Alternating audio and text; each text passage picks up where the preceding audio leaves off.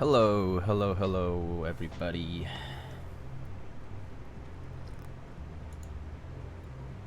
How are people doing? Let's see who's here. Cartoon91, hello. Lana, like stick, hello. Soran, hey, what's up? Pingu, hey, Druas, Obsidian, Silly Pairs. We're moving to sneakers because the sneaker people are doing keyboards now. Am I a sneaker person? Hey, is it Friday yet? Hey, Koi, Blackie Grit, hello. Hey, Obsidian, thank you so much for the 6 months. Thank you, welcome back. Jeff Leopard, hello. Vano, Zeth, hello. One Drunk Man, hello.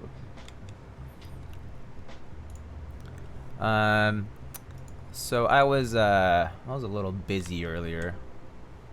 If you guys wanna see what I was going to just do, let me just share my screen. I'm gonna be today I'm gonna be doing a bunch of different things. So let's start with things I need to do. So if we go on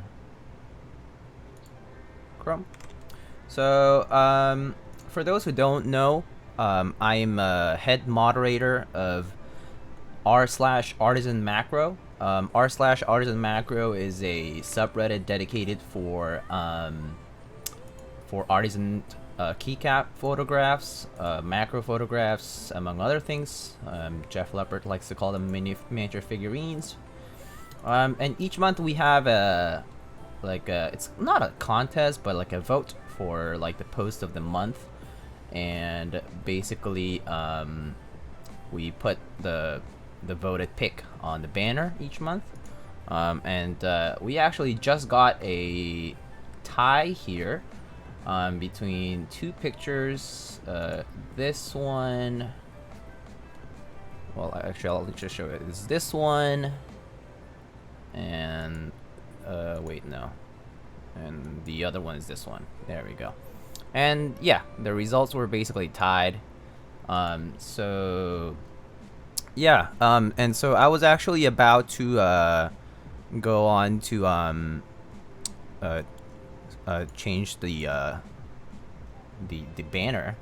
So I just made the banner for this. So in my case, I just need to choose the file. And yeah, and so I basically change the banner every month, and that's what we do. So because we got a tie this time, we're just gonna be updating it like half of the month and then the other half of the month. So for example, like I upload this picture. Oh, it's too big. I need to export it with a smaller size. That's kind of... okay. Actually, you know what? I'm gonna have to do this later. I forgot that there was a 500 kilobyte limit. But I can show you the picture itself. So the banner is gonna look like... Well, let's see. Is it... Can I put it here? There we go. So that's gonna be our new banner this month.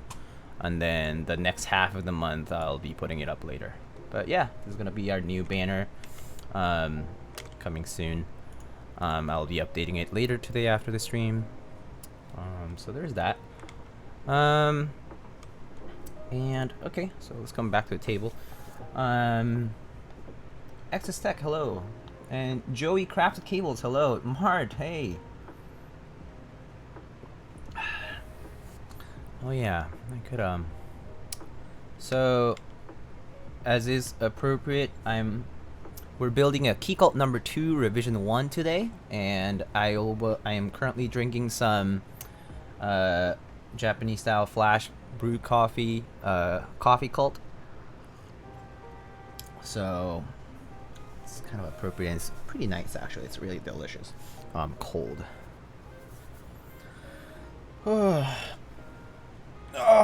I'm pretty tired. It's been a rough few weeks for me. But I've made some changes. For example, I got a new stand here for our camera, so it's sitting a little bit higher this time. Just had to fiddle around with it a little bit, so it's sitting higher, which is why you see a wider view of the desk. We're gonna be unboxing a few things, and then we're gonna go on to the build. So let's unbox a few things first. So first, I got this package. Actually, I'll be right back. I need to go get something really quick.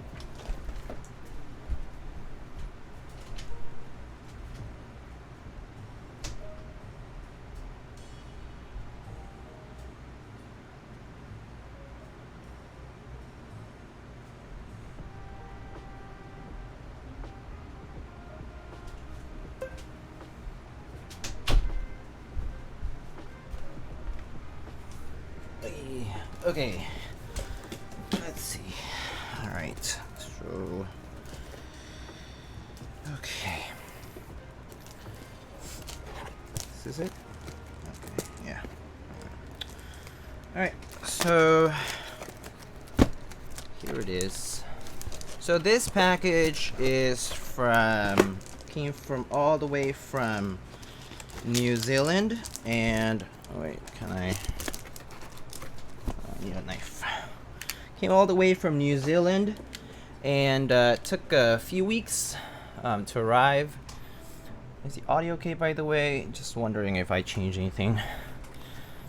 Fleeceman, hello. Disco Crocodile, hello, hello. Hola, ¿cómo estás? Hello. Navies? No. So it's an even more exciting package. Let me see. Where does it open?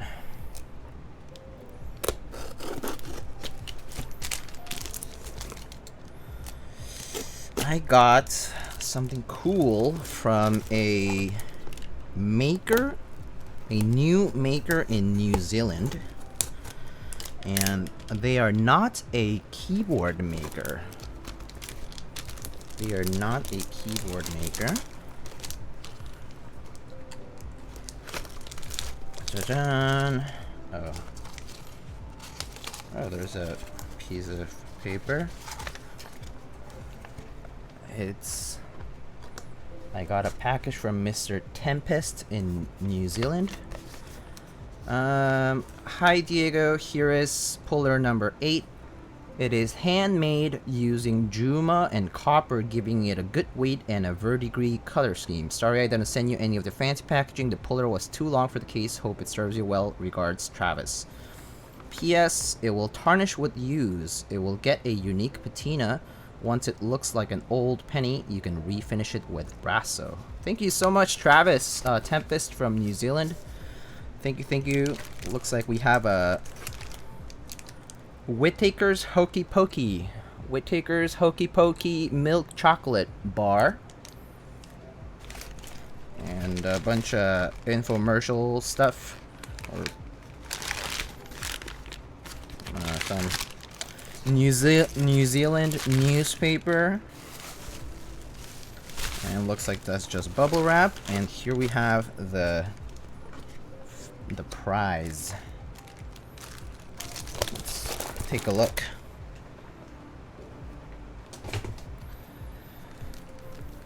Let's see. Voldy, hello.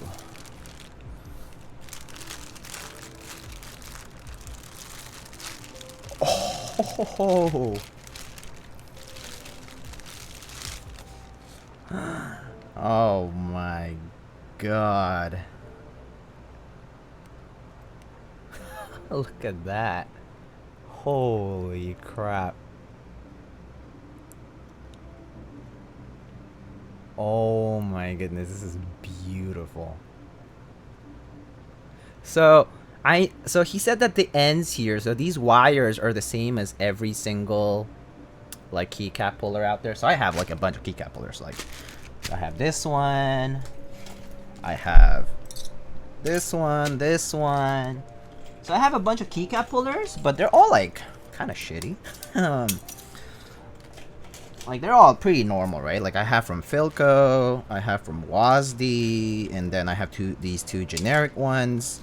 Like I actually brought some, like I brought these two from the office because I'm working from home now. So, but basically these all are kind of like, you know, very light and stuff. I actually don't like the WASD one so much; it's a little bit too thick, and the wires are too pried open now.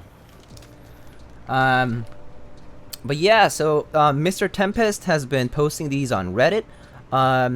So for those who aren't aware, he will be so he won't be selling this directly, like through a like through himself, you know, like he won't be selling these from his home and then sending them out from New Zealand. He's actually sending so what he's been doing is that he's been making a bunch in bulk, and so that he can send them over to Keyboard Treehouse in Australia. So this is like where AE Boards and Idyllic and a bunch of other makers are housed for a storefront, and these will be in stock.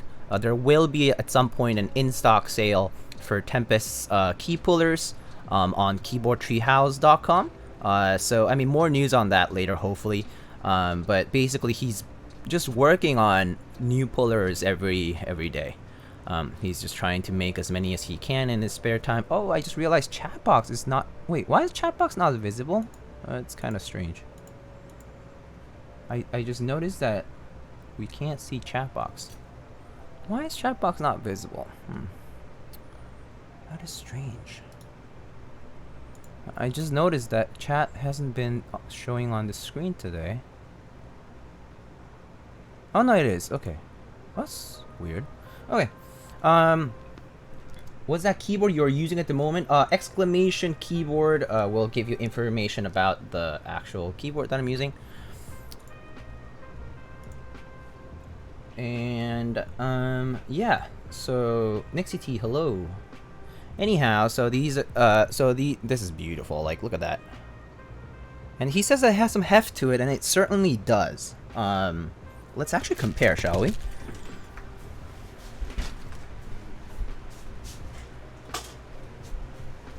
Ooh, I'm so excited.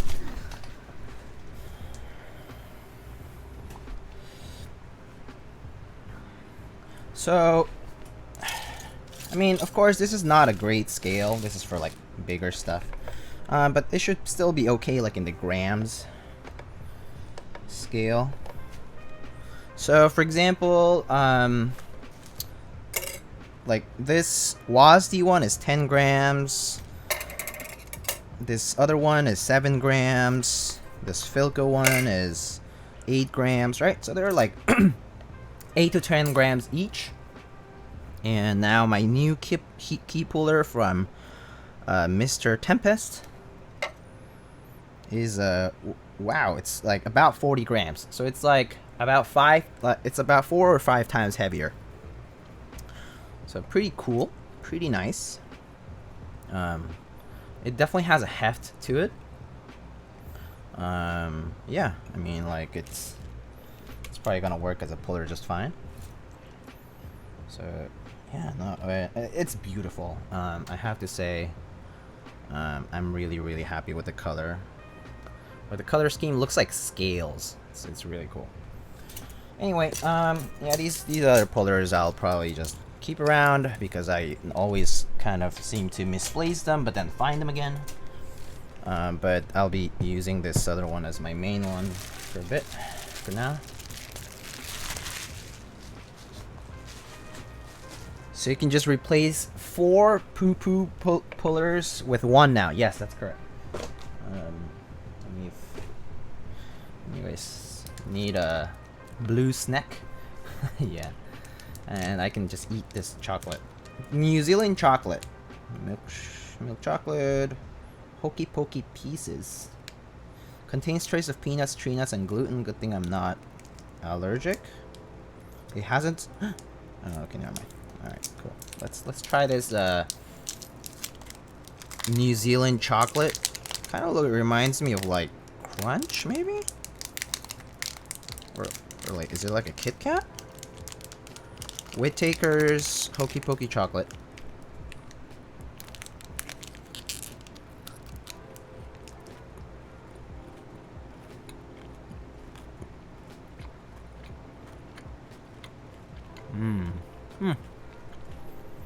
It's pretty good.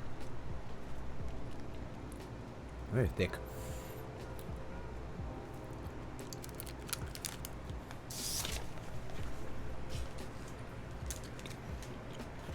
It's yummy.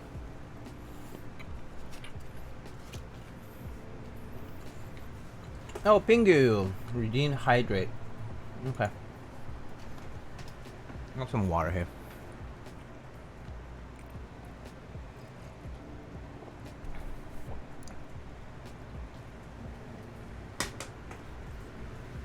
Okay. Same weight, less clutter. Yeah. I just measured my custom keycap puller. It weighed at 0 grams to paper clip. Any recommendation on lube stations? Thinking of picking one up for future build / lubing. I would recommend. There are some lube stations on Prime keyboards, primekb.com. So you could probably check those out.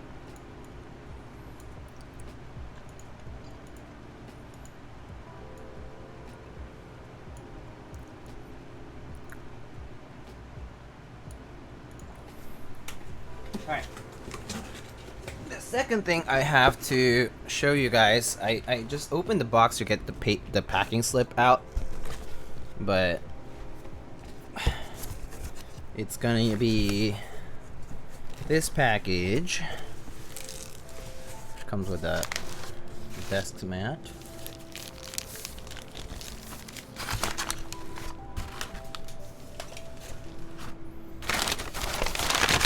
And indeed, it is GMK Bingsu. Wait, I ordered child kits too.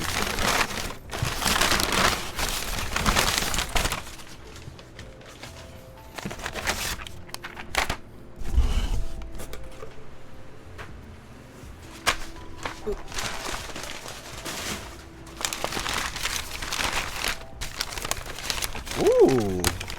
Oh, look at that. Hangul alphas and spacebar kit in our little potato starch trays.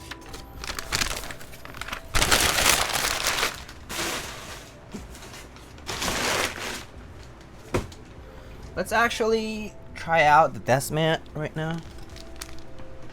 Kind of want to see it, so let's try that.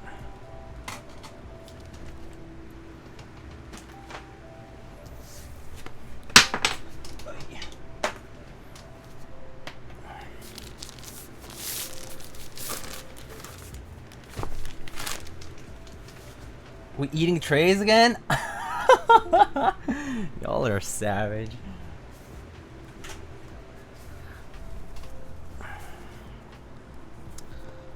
Let's remove one and put one over.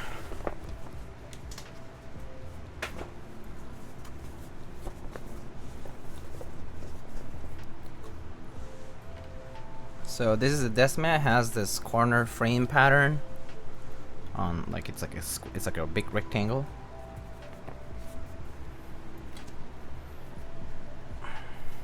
Sorry that it's not centered with the camera, but you can get the gist of it. Ugh.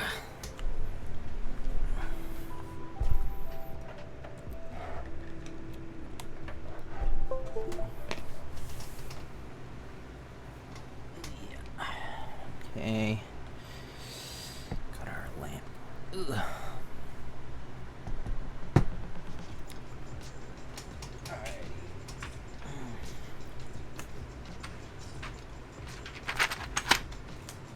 Let's check out GMK Bingsu.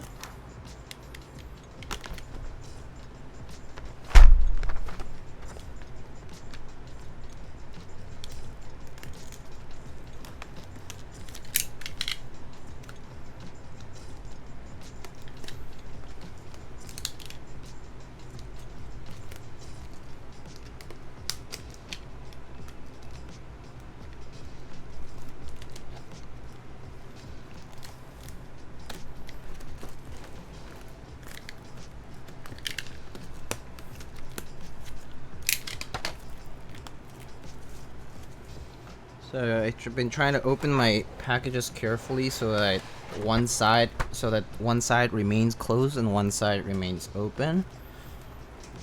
Because the new trays are such hot garbage that I kind of want to make sure that they don't fall out.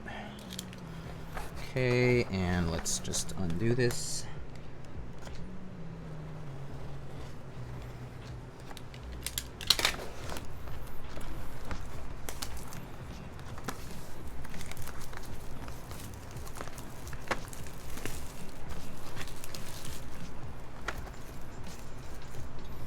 Alright. Jajan.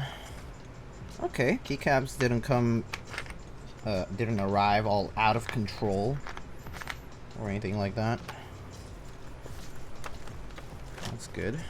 Alright. So that's what Bingsu looks like. Is it too bright?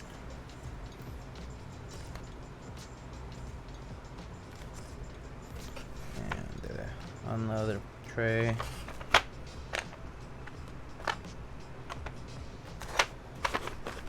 Looks very good. Eat the tray? Yo, stop having me eat the tray every time. And I'll open these up later. Do I have a plastic bag for these? If I do, I'll put them over somewhere else. I think I have this. This could fit it.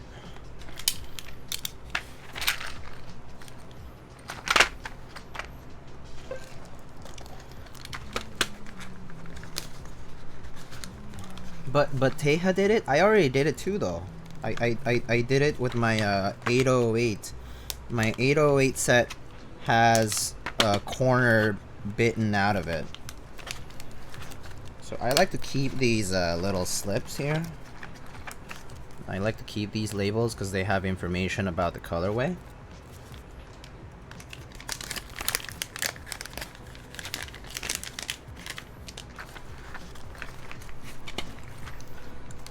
Rind Papier is whatever brand they're using.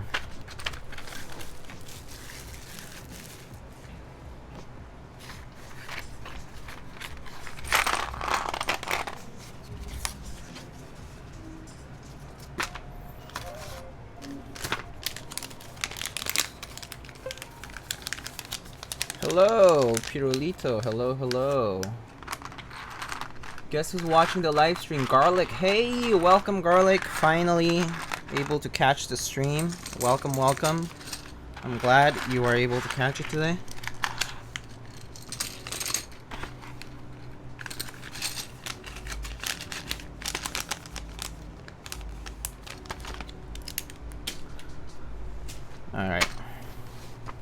I'll put this away for now.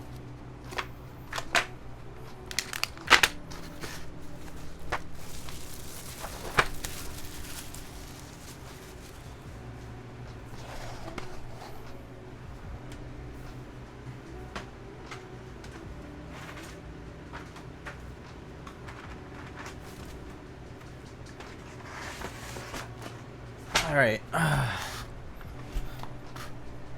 Oh, yes. Nice pull, you say, but here is the actual puller. Any tips to flatten the desk mat with wrinkle? I'm afraid that the iron might melt the rubber. Just throw it in the wash and lay it out to dry. Yeah, throwing it in the wash and laying it out to dry is not a bad idea. It'll flatten out by itself after a few days. Yeah. And yeah, putting heavy objects on it will help. For sure. Yeah.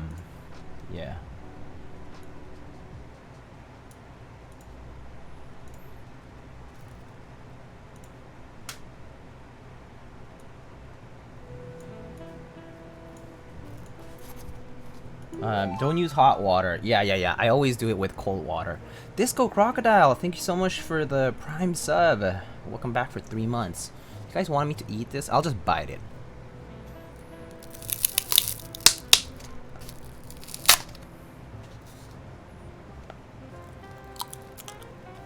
Ew.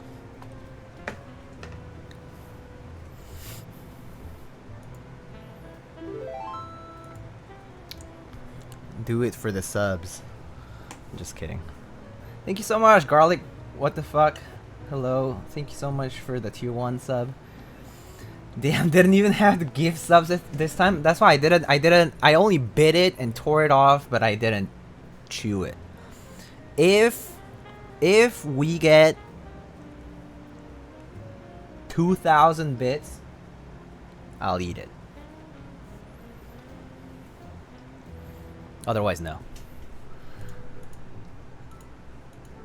Diego only...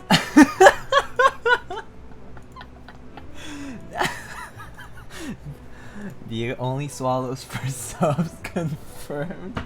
Wow, that's toxic. Anyway. So... Alright, the main guy of the show. Whew. Let's try that. Alright, as promised, the day I catch a live stream, I'll sub. Keeping my word. Oh, thank you so much, Garlic. Thank you. You're very kind. Okay, so we have switches, which you can find the information on, and Zeal stabs, it looks like. You can find the info on the switches, on the command exclamation keyboard. There's a card. I don't need the hex key. There's some screws. I'll need that. We'll need we have our PCB here, brand new, and our brass plate, and the rest is extra PCB and extra plate. Okay. Maybe I will check that card out. And obsidian. I'm hitting 1:30 WPM and to help the cause. Obsidian, thank you so much for the 1500 bits. Thank you for helping the cause, the honorable cause. All right, let's take this out of the box. Ugh, it's heavy.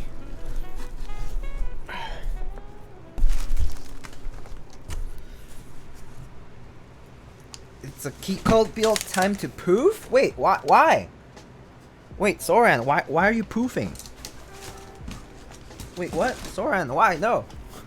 Don't go. Why are you leaving? Is it too boring? Probably too boring. Wow, Salvin with the 1 bit. Wow. Is that all you have after all your CNC and keyboard making services, Mr. Salvin, feeding my family, putting the food on the table. He has to buy another yacht. No money left to donate. Oh dear. Alright, so here we have our card. You do not clean brass parts with alcohol or other solvents. And it's gonna be a brass when keyless number 2. Sticker and thank you card, which I've done before. We can put this on the side. Alright.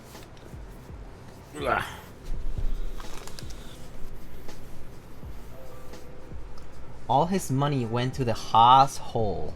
True. Oh. Mr. Salvin, thank you so much for the 5 gifted tier 1 subs. Wow, thank you so much.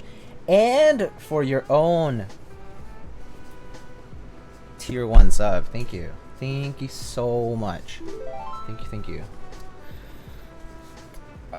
Dodge subs. So here is our Keycult number 2 TKL brass when keyless. I dodge it all just like I dodged the KC raffle. Well, we are still 499 bits away from tray eating, so no tray eating until we hit the mark, as promised. Thank you so much for the tier 1s, for the 5 gifted subs though, Salvin. Thank you. I want Keycult just for their packaging. Keycult's packaging is very, very nice. So we have our custom cut foam here. Let's open it up. Ooh. So I can wear gloves. I can wear work gloves or no work gloves. Work gloves or no work gloves. Work gloves are kind of nice, but at the same time I kind of don't like the feeling. I'll just wear them for now. I'll wear these work gloves. Hey Katana, what's up? What's up, man? How are you doing?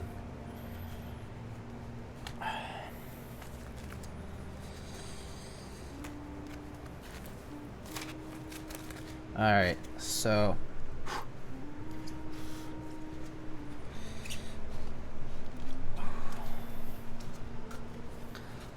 oh, so heavy.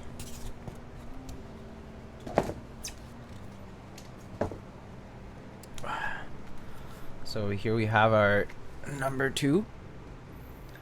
There is our engraving on the inside. And the daughter board you can see. Is that yours? It's for a client. Oh, did I not write that it was for a client? It is for a client. It should be in our command, but if not, here is the infamous brass bottom with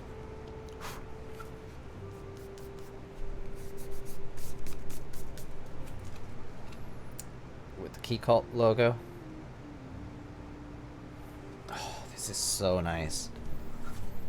Unbelievably nice. This is my first time seeing a number 2 in person, other than the ones that Mr. Zach and Jorge brought to KeyCon last year. So I'm very excited to build this today.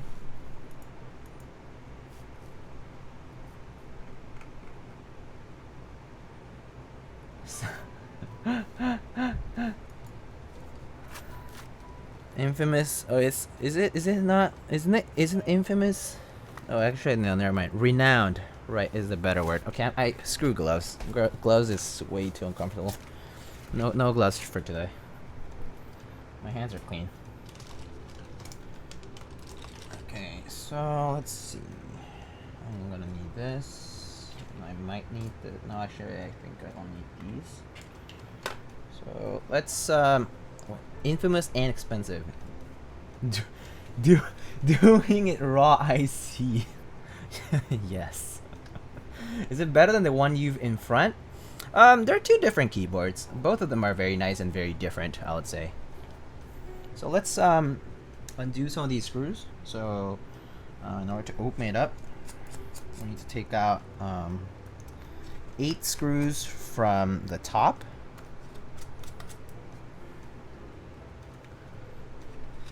So when you undo these first 8 screws,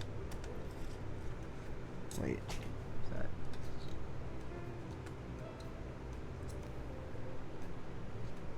Okay. Wait, is that a bigger screw?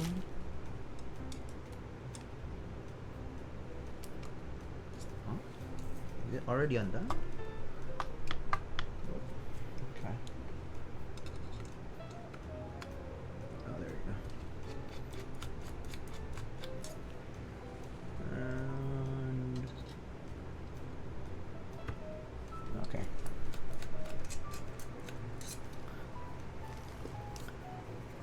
Huh? Anyway, so you undo those 8 screws, and basically that undoes the top and mid piece away from the bottom piece, okay?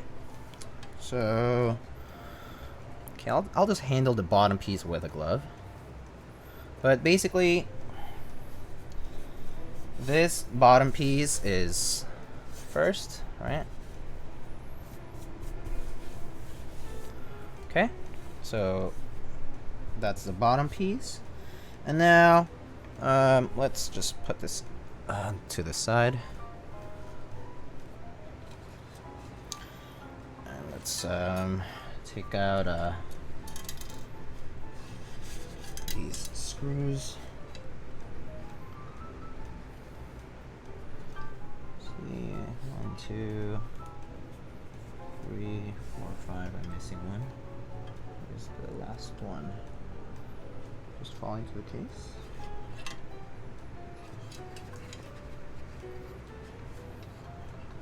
Maybe that was it, actually. Okay, and then you basically flip it over. So after you flip it over, you have screws here that attach the top piece to the mid piece.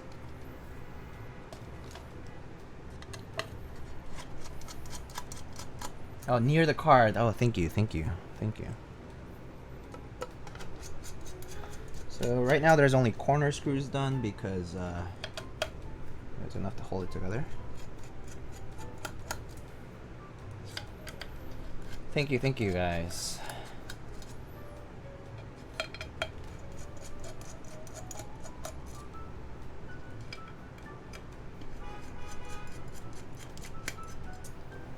Okay, and then so you undo those, and that will have the okay, I'm gonna have to flip it over again.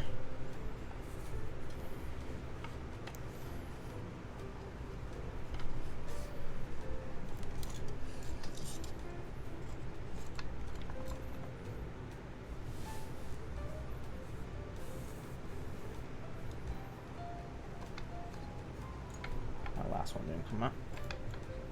There we go. So that undoes the top piece from the mid piece. So there it is. So let's show you all the different parts now.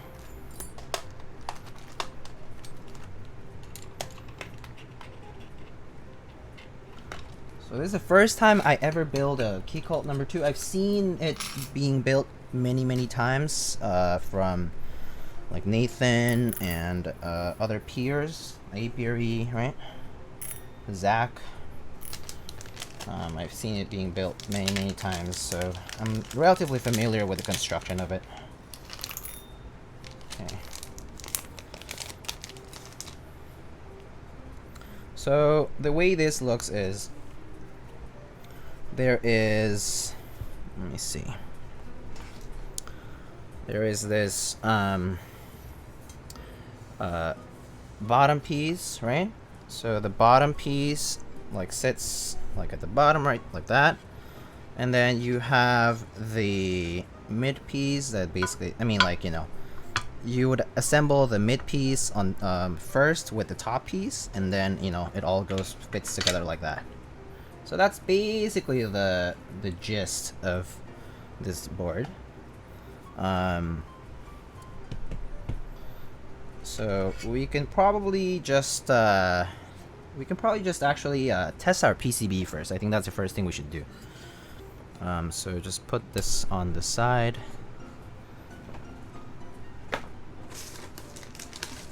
Get our PCB.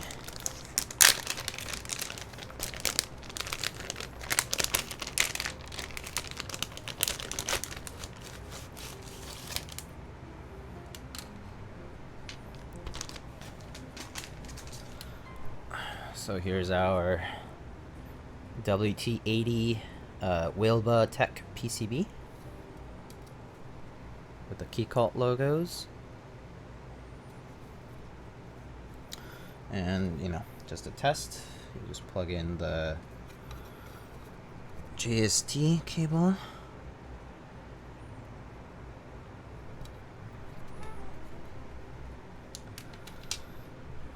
And get our USB cable over here.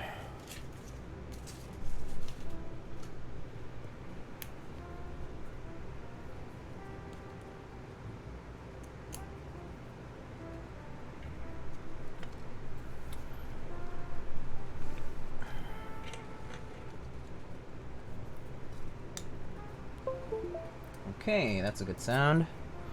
Now let's just make sure that it's flashed.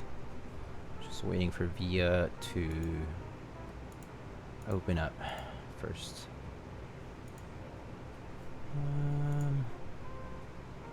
Okay, VIA should be open. Okay. Wilbatech. Okay, great. Okay, so let's see, layouts. We want 7U bottom row today. I normally do this one as left Windows key, left control goes here in the caps lock position for me, and the rest is pretty much okay. Maybe I'll do this right alt. Yeah, the rest is fine. So that's fine. And then key tester. Now let's just test it out. Hola, hello, duck boy.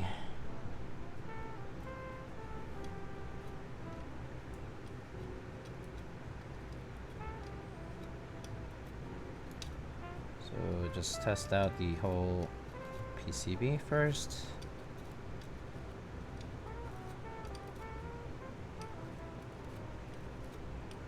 I mean, it's brand new, so it should work, but you never know. And things might go wrong.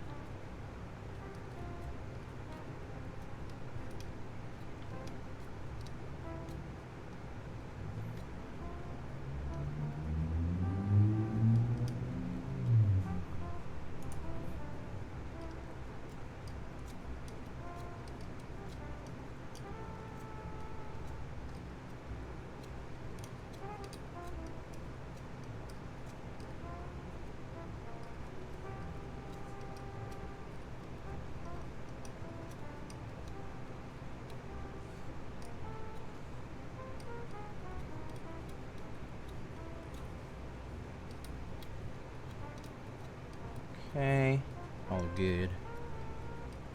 Alright. On spacebar, wait, right alt, and spacebar. Okay, oh wait. And left shift. Okay, great, it all works, which is good. Okay, so I can now just carefully unplug this.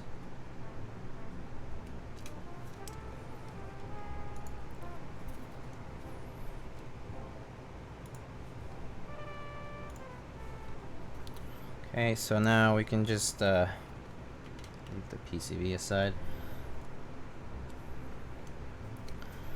And then okay. So just to show you what the bottom piece, I mean the mid piece looks like, there's a engraving here with number 2, Keycult. Keycult. And then there's a small engraving here with the serial logo. I mean with the serial number and stuff here.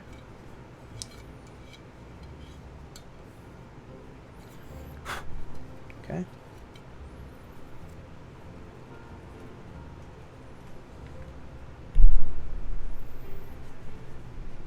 All right.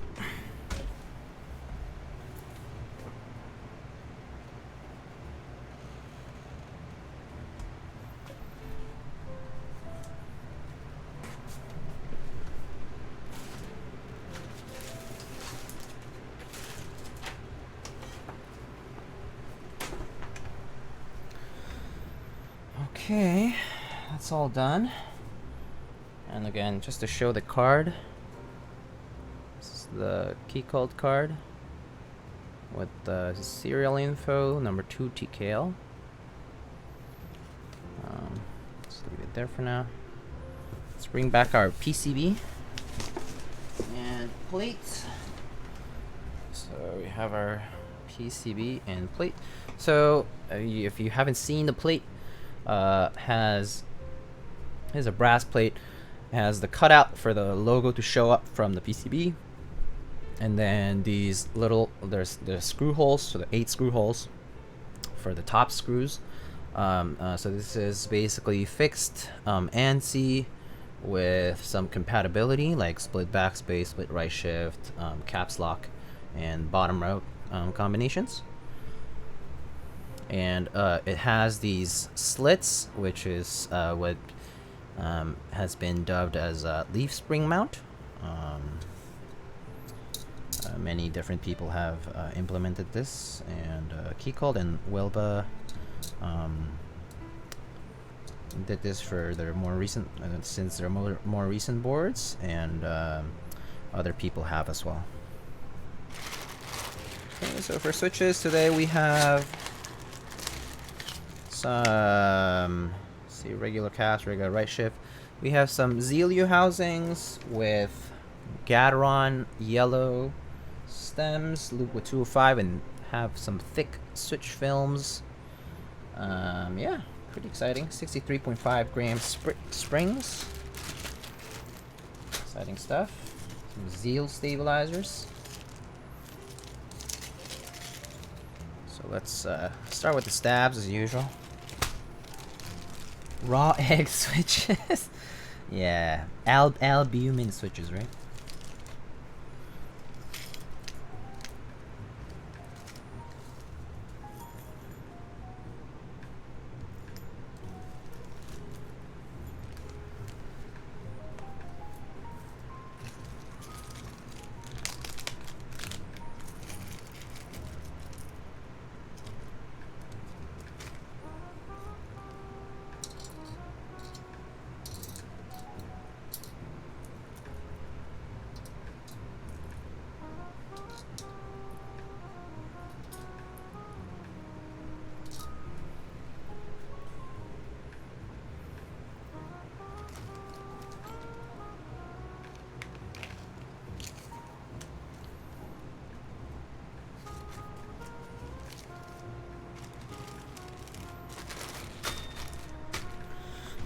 Okay, let's get our tub of lube. Actually, there's a brand new desk mat. I kind of don't want to stain it, so let's use a piece of foam or something to not stain it.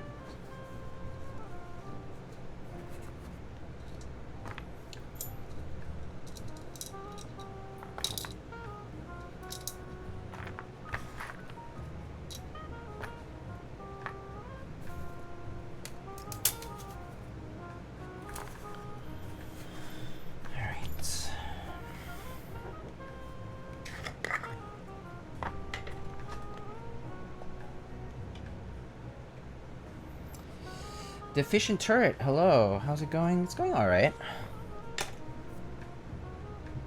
Just starting off with the build, really. Not much, though. Hopefully this is a good time for people abroad as well, like in at least Europe. Should be a friendly time. Probably not for Australia or for parts of Asia. It's probably like 3 a.m. or whatever.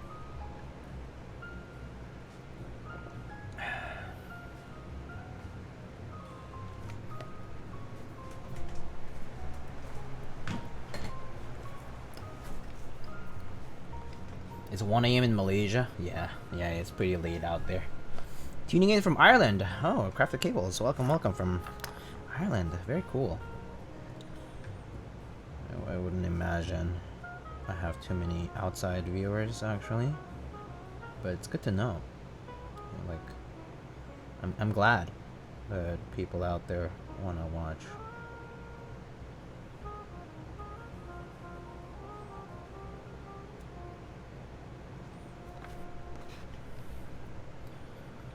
Alright.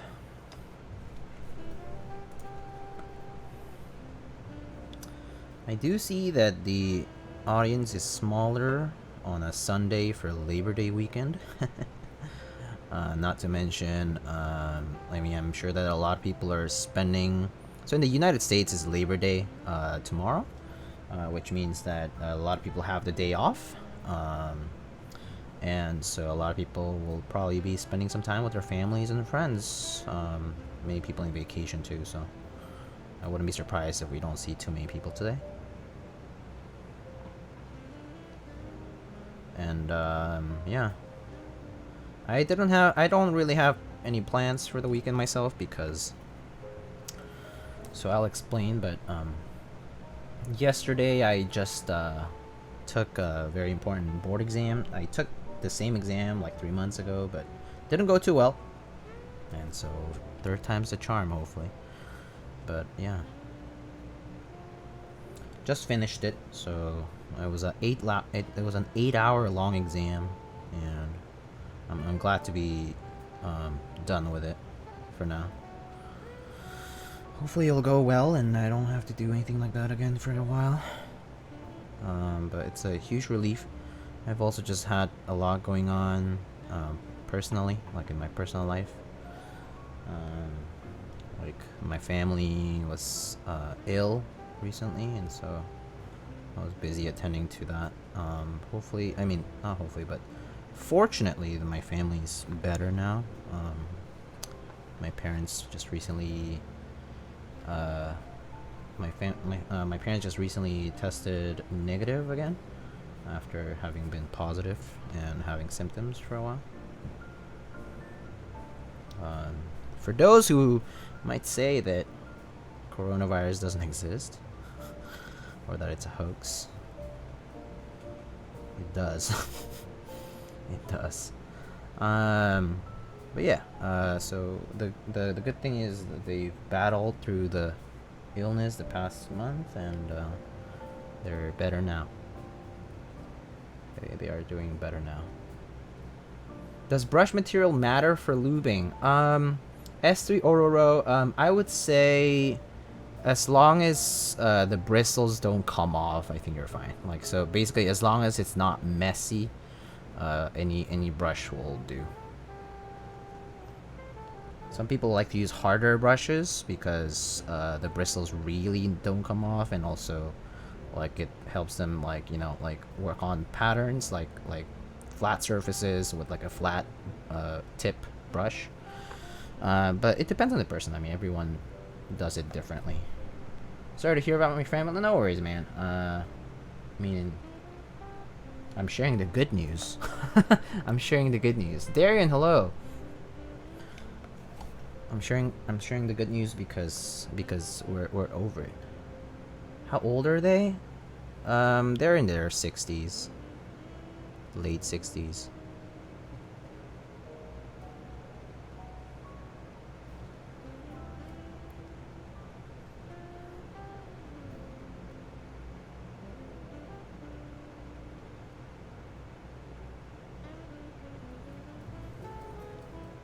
That was good fortune then, I suppose. Yeah, no, absolutely. I think we acted quickly enough that it was manageable and at home. So yeah, I was like checking in daily and checking in twice a day actually. Once in the morning, once at night. So I have siblings, and I told my siblings to that we should like do. So I think something that worked out for us was make a system. So when you're checking in on your family, if there's a lot of family members, one thing that worked for us was I basically made like an Excel spreadsheet where it was like a family like health like symptom log, and so that way we would log like the last time we called home, because it was just my parents on their own. Like my brothers live in different places, and so we all live away from home, and so it's harder to manage that way, right? So we would arrange for like delivered food, like, you know, easy to eat stuff like food, and like I mean like soup, and like you know, just easier stuff like juice, and like we would have that delivered to their door, and we would basically like log everything, like log the last time we called, so we didn't call like, you know, so like 3 people didn't call like in a sequence, like, you know, within the same hour or whatever. So like that way one person calls in the morning, checks in, logs like whatever they say, like, you know, like in that case like it would be like how they're feeling, like how, like, you know, like how's their mood, and like how, like if they have any like particular symptoms, if it's gotten better, if it's gotten worse, how's their energy levels, all that stuff. And we would write that down. So I asked my brothers to write that down every time they called, and so it was really helpful to do that, because that way, even if remotely, you have a very accurate, you get a very accurate view of what's going on. Like you can see the progression of things, and so that was really helpful. Like in like attuning to like what they really needed, even if they didn't like have to say it, because, you know, sometimes they were too tired to say it, you know. So yeah, we had good fortune that both of them felt ill, but they were not like equally ill at the same time, meaning that when one person was in a worse shape, the other wasn't. So that was really nice. Yeah, but yeah, it's all better now. But yeah, I learned a lot of things about like remotely taking care of like people.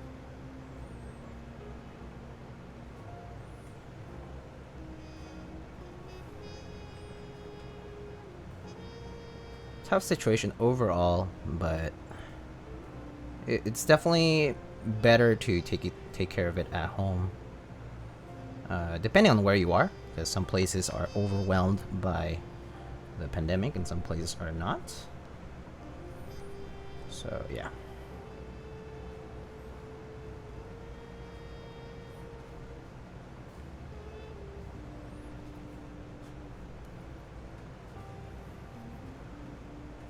But that said, that aside, yeah, things are nice now that it's the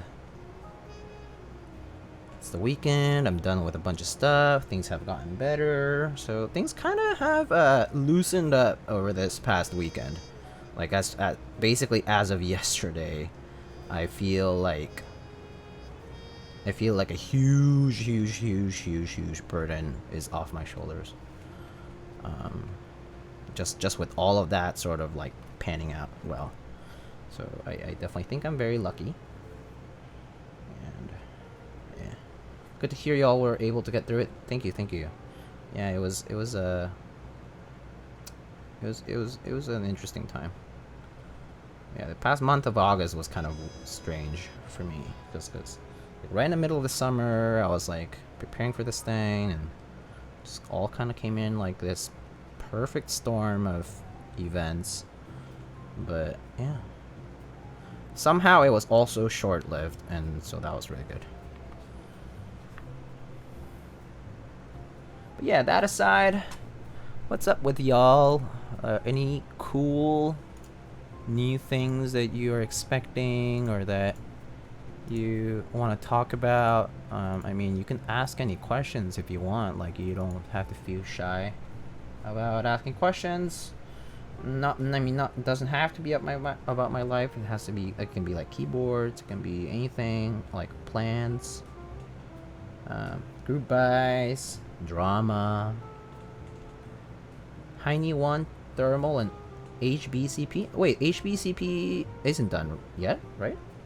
Like, what's next on HBCP? Is that black PPS on your board? No, it's Palm Keycaps, Socialite. It's OG Cherry Palm from a Cherry keyboard.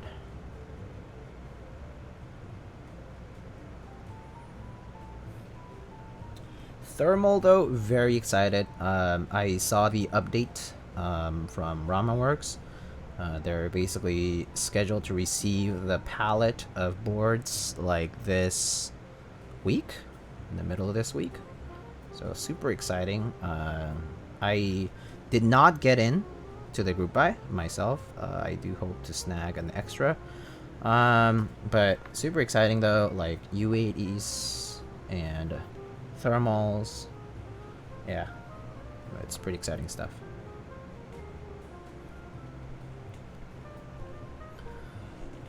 I think it's mostly shipped. Heine's giving me an extra. Oh, sick. That's great. HBCPs are pretty nice too. Although I saw that some of the plates, I think, was it the PCBs or the plates? They had some issues, but hopefully that's kind of like revised or resolved. I forget what it was, but it was like on Nathan's stream and Aberry's stream. They were having a hard time with something. Some plate PCB assembly related stuff at some point. Plates need to be filed for stabs to fit. Oh yeah, that's right. Yeah, stab cutouts were off or something. They sound tremendous. I mean, it happens. That kind of stuff happens. I mean, it's kind of interesting to see it in a time when I feel like we've kind of nailed down the way we do plates and PCBs, but at the same time, you know, it happens. Like the queue. I'm not sure if you remember the last time I was building a queue. I had to file the plate too for the stabs to fit in a reasonable fashion.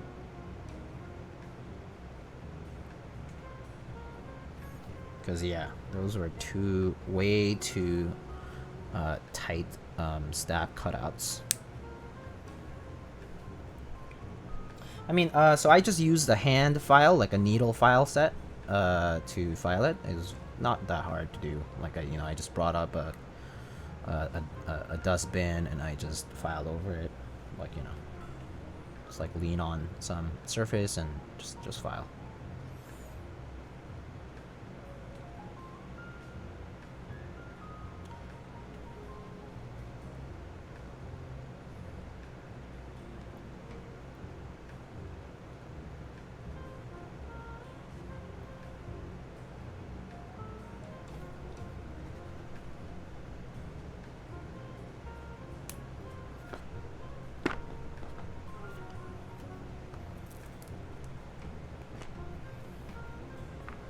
Yo, Sensei Ja, hello. What's up, man? How you doing?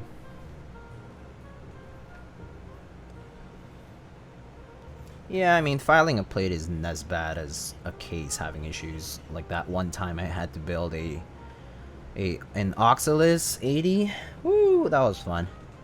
We had to file the PCB because it just didn't fit on the board. So that was a fun time. That one was actually like, ugh. Like, do I file the board or do I file the PCB? Like, what the... Like, I mean, it was just a mistake. It was like a design mistake. So, like... That one was definitely much more work. Was it the burgundy one? Yeah. That was the only one. So yeah, it was the burgundy one. Happy Sunday. Happy Sunday indeed. I hope your weekend has been good so far. Got any plans for today and tomorrow?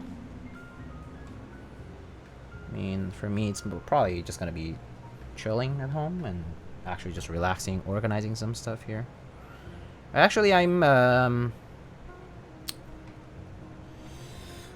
so I've been thinking about whether I want to do a subathon or some bigger event. But the thing is, for me to do that, I do have to accumulate a bunch of build stuff as well as have the time to do it. I'm not sure right now. It's a good time to sub because it is September, and so subs are cheaper. And yeah. So I've been debating doing a subathon personally. My first one probably, and I'll probably cap it at a certain number of hours, probably like a day. Doing homework and studying. Oh, I see. Wait, so are you in school right now, Sensei Ja? Like, are you in has your semester or quarter started? Was the exam you took at home proctored? No, not at home. I had to go to a testing center, like with a mask and everything. So it was a proctored testing center, like Prometric. You know, like Prometric is the one that is used like in like a lot of places for most of the big exams. Anyway.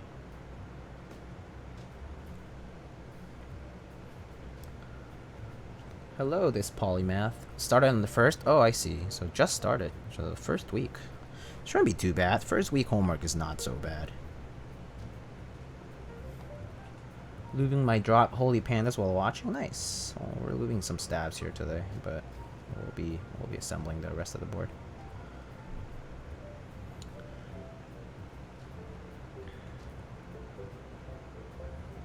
I do have to lube a bunch of switches actually. I do have to lube for one build for a client.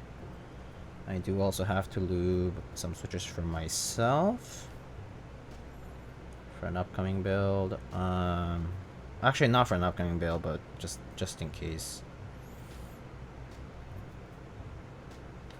I don't have specific plans for those switches yet though.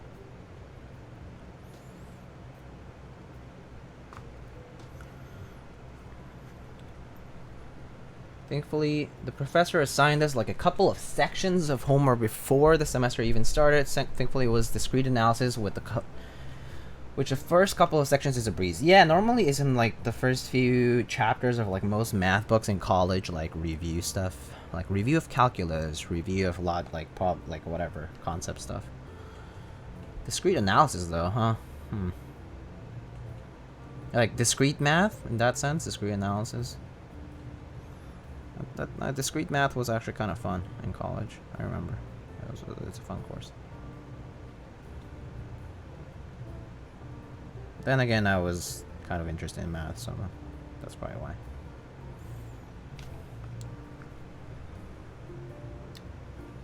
I'm dreading lubing these PCB vintage MX blacks, I suppose, or clears, or is it blues?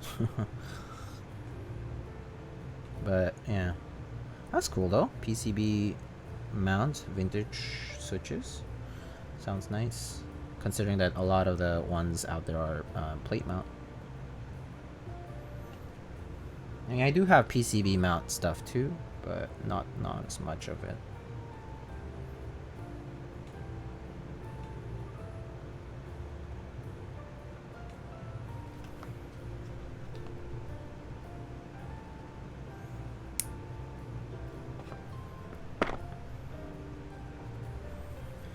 Discrete analysis for computer engineering. Oh, I see. Like gates. Oh, okay, never mind. Well, that I also took something like that for EE. So yeah, got it though. Boolean stuff. Like knowing, like yeah, that stuff I remember. I struggle with the exam for those classes though, if I recall correctly. The P-sets were okay though. The exam was kind of tough.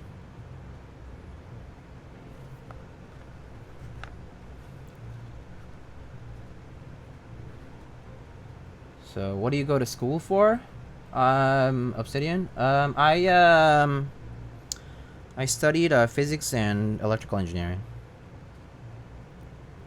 So I worked as an engineer. I worked as a contractor for a bit. I like R&D, and then I came back to school for medicine.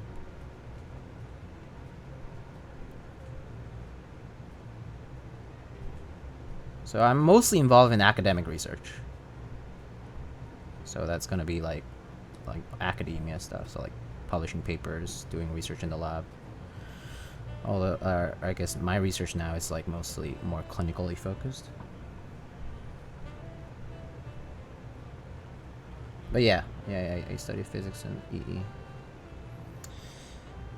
I actually, when I first came into the hobby, like 4 years ago, like 3.5 years ago or so, I actually thought that I was gonna learn how to make PCBs. I never ended up doing it though. I don't know why. Oh, that's right. I remember now why. Because I hated my job. That's why I didn't do it. I was too busy. I was too preoccupied hating my job that I never learned how to make something new. Oops.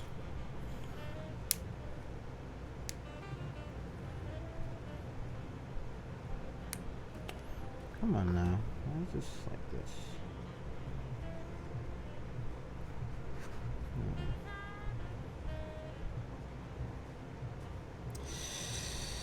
I have a bad feeling about these tabs. What is that? Okay, we'll see.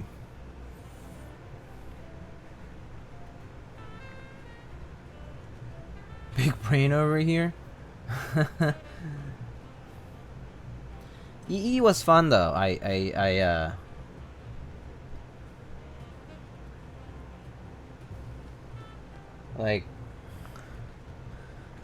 like keyboards for me was a huge stress outlet. It was a creative and kind of like stress outlet for me. Yes, retail therapy is a thing too. So yeah, I did get into keyboards and sort of see relief in getting new things and trying them out. But it was definitely driven by wanting to do DIY. Like, I've always been interested in doing DIY stuff. I used to do cycling, but like I would, like for parts, I would recycle parts a lot and tinker around with them. But like for keyboards, I thought, well, it's like more EE sort of oriented, and I really thought I was gonna end up doing more EE kind of stuff, but I never did. Because yeah, I hated my job. I had a terrible schedule for work. Like, I would go in at like 7 and would come out, like I would basically work like 7 to 7. And like the pay was like meh. Oh, like the compensation didn't feel as good for what I was doing, so yeah. Oh, redeem hydrate. Thank you so much, guys. Sorry about that.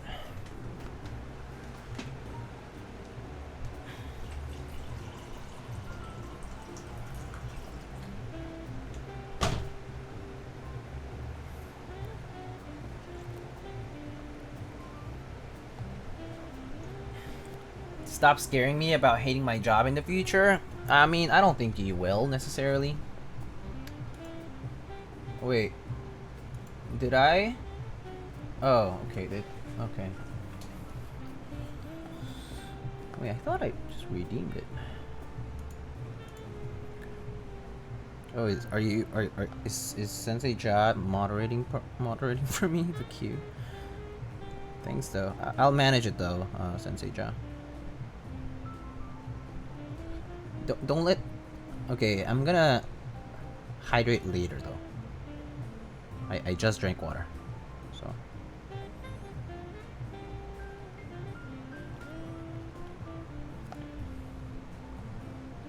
Drink that water. No, you're gonna get you guys are gonna make me go pee too soon.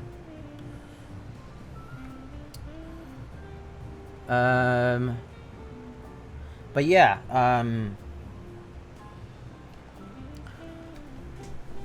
it was not so.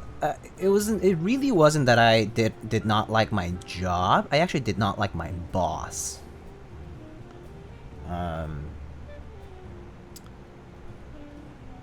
Because he was very incompetent.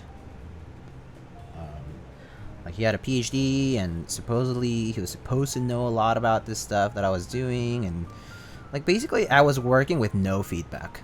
That was the most frustrating part, doing work and then not getting feedback. You know, like when you want to learn stuff and when you want to like move the project forward and you don't get feedback, so things get stuck. Also because like things need approval, like things need to like go through certain hoops. Not to mention because I did work like in R&D, like in academia and stuff. Like along with academics, like a lot of our projects would get stuck because of like people wanting to publish or like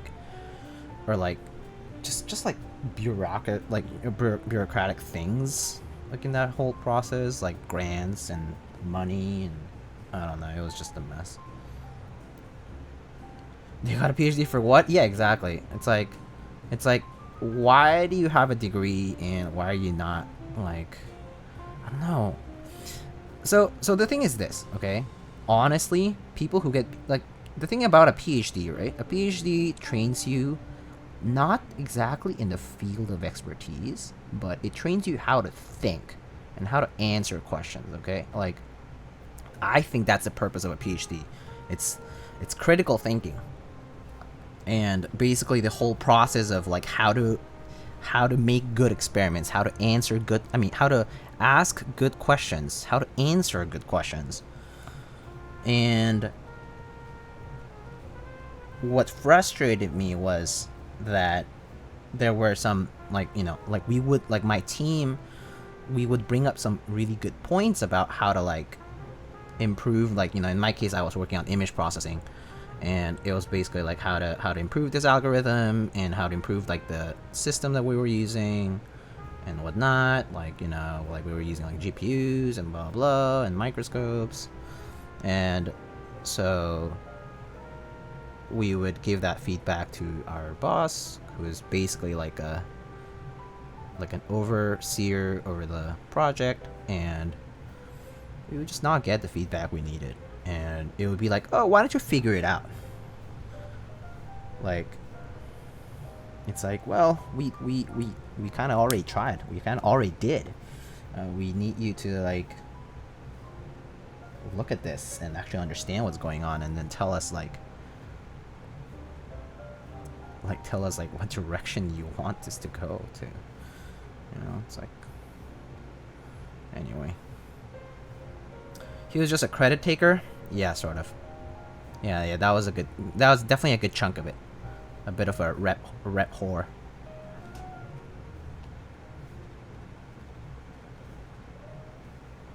Like, definitely prided himself in doing collaborations with certain individuals. But yeah, there were always unfortunate things like that. But I mean, I didn't take it too personally. I made some really good friends and connections, and I actually did appreciate the time that I was there because I learned quite a bit still, despite it being frustrating. Did anyone win the JO1 raffle? I did not participate in it, so no. But hopefully, maybe other people here did. It's just not the layout for me, though. The JO1.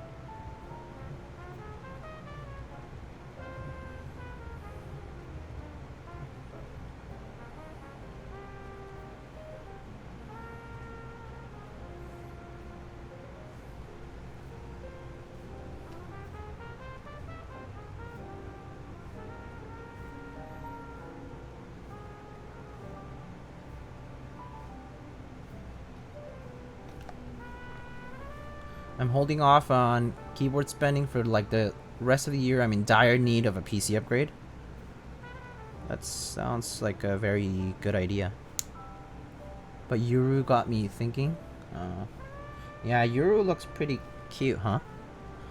I also thought about it because I like the modifiers. I like that color. I like that red color on the alphas and modifier keys. But again, I could probably live skipping it. So I'll go from there.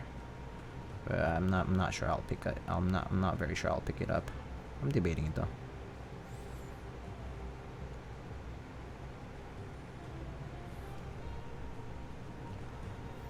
Now is the time. 8700s are 220 used. 1080s are 220 used. Yeah, that's crazy, huh? I have a 1070 on my machine. Actually, do I have a PC parts command? I don't think I do. But my PC parts are kind of meh. Like I think I have I'm pretty sure I have a link for this. Let me see. First of all, let me find my hand sanitizer. Keyboard over PC? It depends. At some point, at one point, you'll hit a bottleneck. So like sometimes it's not worth upgrading your PC because like you need to upgrade everything about it, and it's very costly to do that. PC part picker. Pretty sure I have a list. Oh, here it is. Yeah. So is this it? Hold up. Let me see. Keyboards don't lose half their value after a year. That is true. Yeah, so like here's my list. Like that's my PC parts list, and I built this in. Oh wait, am I logged in properly? That didn't send, huh? Wait, test. Huh. Wait, my chat. Hold up. I'm gonna restart the chat client.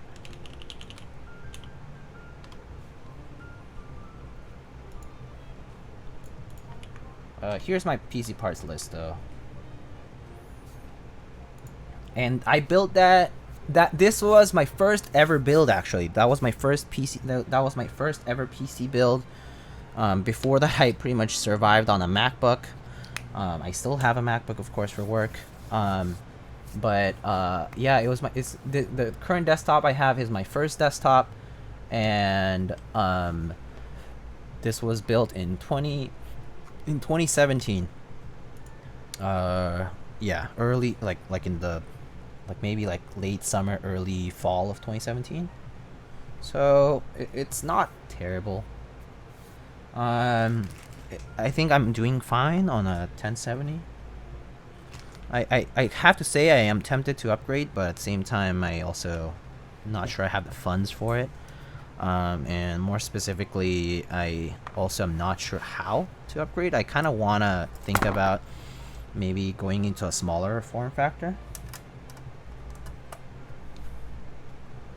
So that's been something I've been wondering about. I've got the same monitor, fantastic one. Yeah. I really do like the monitors that we're using. Don't let DQ sway you. About what? Oh, you mean about small form factor? I mean, I was thinking more like micro, ATX. I wasn't thinking mini. Mini might be a little bit, or is it mini? Whichever the smaller one is after that. Just get a 3070. Mini ITX, yeah, mini ITX, that's right. Thank you. I kind of want to get an ITX build. Yeah, ITX sounds nice, but according to my research, ITX seemed like you need to compromise quite a bit for things to fit in and to get proper management done. And it's kind of expensive. So I figured, might not be worth it. I got the same fans for my CPU radiator. Cool.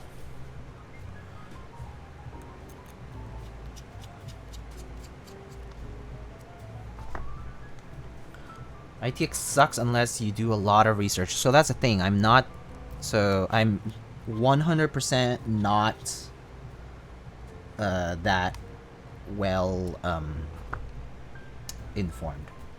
Like I only know so much about PCs because I've only built once, and I never like I have kept up with, like, I don't keep up with the times when it's not relevant with like what I'm doing, you know. And so like I honestly don't know like how much like I improve on things, or like how much, like, you know, what do I need, and like what do I really need to focus on, you know.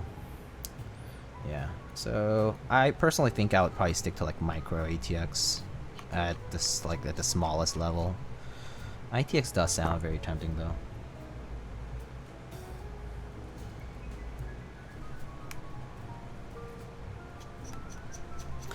I mean, if people are willing to help me with a new build, at some point I will kind of like ask for the help and like have a budget ready for it, but for now I don't think I need it. Like I'll be honest, I don't game that much, and I also don't I'm not a resource hog, is what I should say. I'm not a resource hog, so like I don't find the desperate need to upgrade. Like, I'm not rendering like crazy stuff either, so like I don't do videography. I don't do like at most I would just do some gaming, but it's also like you only get so much out of it. Save your money unless you need it. Yeah, exactly. That's how I feel about it. I'm just gonna wait for the next iteration and I'll be fine. Like, I won't have an issue waiting. There's no issue for me. Unless you're playing games, GPUs are... Yeah, exactly. It'd be nice for LAN parties, but I didn't want to do the research and willing to fuck up on thermals and stuff. T1 case was something I was considering. Simple build would be enough for me. Yeah, I only want a smaller build form factor because I want to go for something that's kind of like more space saving on, like, in my very small room real estate. If that makes sense. Yeah, no, my current build will be just fine for a while. I like the clean aesthetic though. Like, I'm not about, I don't need RGB, I don't need flashy features, I don't need a bajillion slots on things. So, oh god, this is gonna be tough, eh? These switches seem interesting. Yeah, admittedly, these are also very tight. Oh god. Woo! I can feel, I can foreshadow the pain that will come from putting these in this brass plate and PCB. What switches are these? It's in the specs, exclamation build. It's all on there. They're basically yellow stems in Zealio housings lubed with films and a spring swap.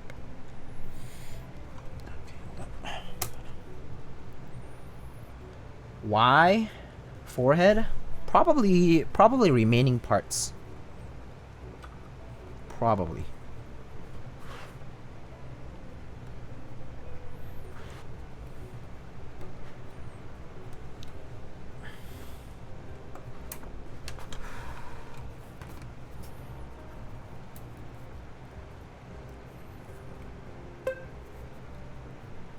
I won't join the JO1 raffle? I see. Oh my god, okay. I'm gonna need gloves because it's too... I don't want to hurt my nails. I won the... Oh! Congrats. Congrats.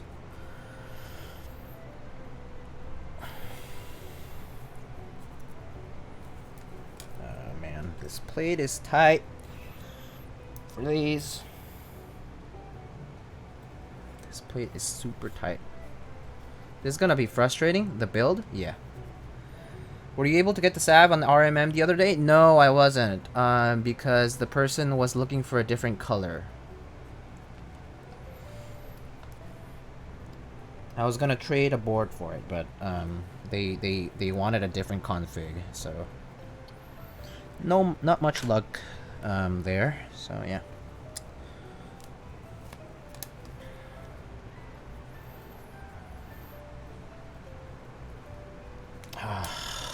Does this mean I have to pop in the switches on the plate first?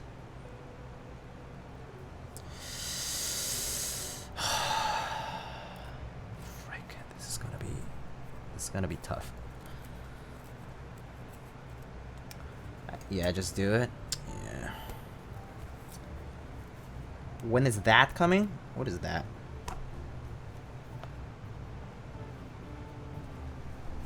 Save your fingers. And these brass plates are pretty tight. Yeah, I can tell. This is gonna be a frustrating build in terms of lining up this stuff, because there's like a million pegs. That's gonna be frustrating. And I don't want to like bend the plate down either. Oh god.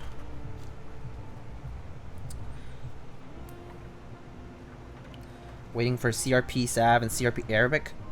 Yeah, CRP Arabic ran a couple of times, right? So round 1 and round 2, and then Sav. I don't know if Sav's gonna happen anytime soon, but I mean, I don't think I've seen any announcements for one.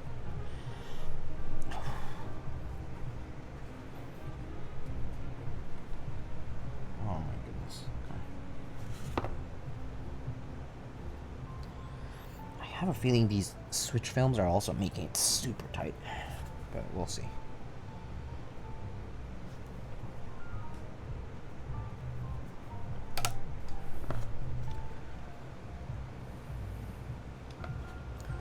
One point 1, 2, 2.2, and now 3. Oh, I see. CRP sets coming up soon? Yeah, I don't know. What's the best strategy to fix warp? My left shift and backspace are memed on my CRP. Hot water. Hot water is your best bet for PVT. Hot water, and then like put a book or whatever on top of it. Like you basically make it like, you know, boiling water. You like either what I normally do is use like a baking sheet, like a baking pan, like a tray, then put the space bars or whatever in there, like with hot boiling water, and then just put like something heavy on top of them, so it uses the hard surface to flatten out, and then just leave it like that until it cools off.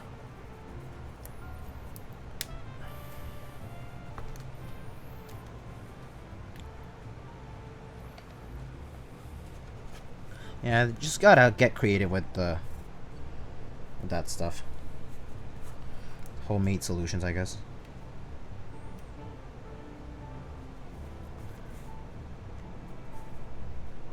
Like people say, like a hairdryer too. That works. Hairdryer can work too. Just a little harder to control, I feel. Okay. Hopefully, having like a handful of switches is gonna be enough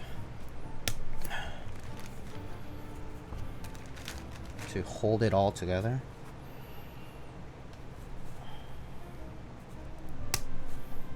Yeah, these brass plates are super tight. Okay.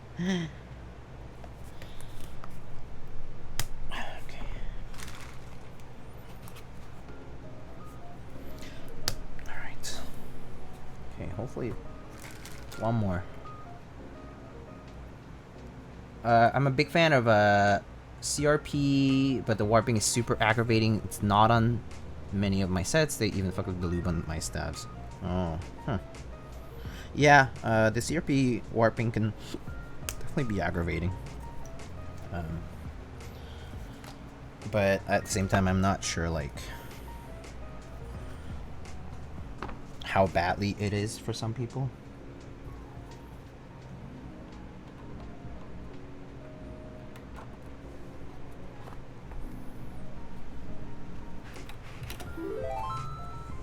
Hey, Saturn OG!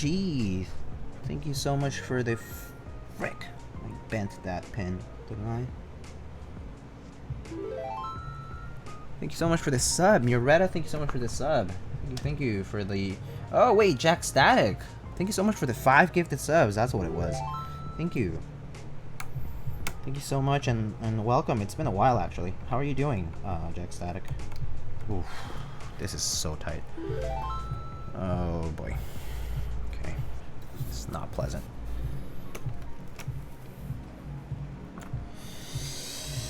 Okay. So have a very good feeling that I might have to resort to putting in all these oh man, these pins are gonna totally bend. I'm not gonna be able to save all of these. Can I? Yeah, let me try again. Let me see if having at least a handful of switches is enough to keep it lined up and parallel to the overall plate. See, start slow here. Okay. All right.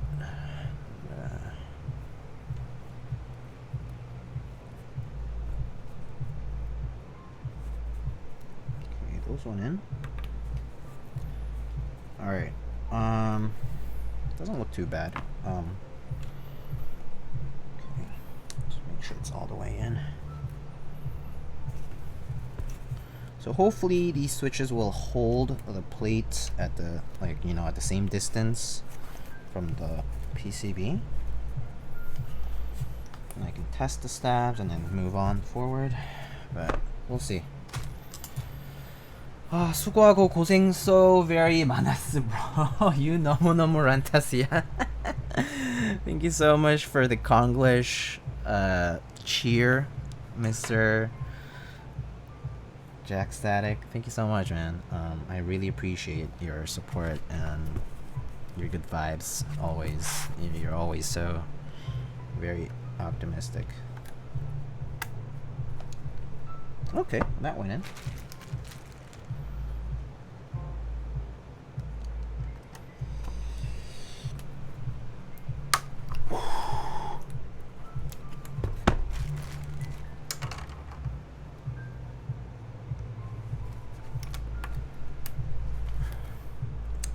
I think this is gonna work. Okay, good. Oh god.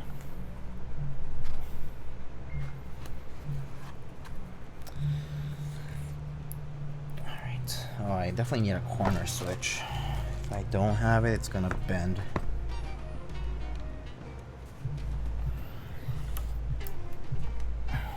Okay, that should do it. Alright. Hopefully our stabs are okay. So let's test it out. Push in with a keycap? No, yeah. So it's not that my fingers hurt right now. It's because the switch cutouts are pretty tight, and what happens is that if you don't have enough switches in the rest of the plate sinks before it clips on, like before the switch clips onto the plate. If that makes sense. Hopefully these are okay.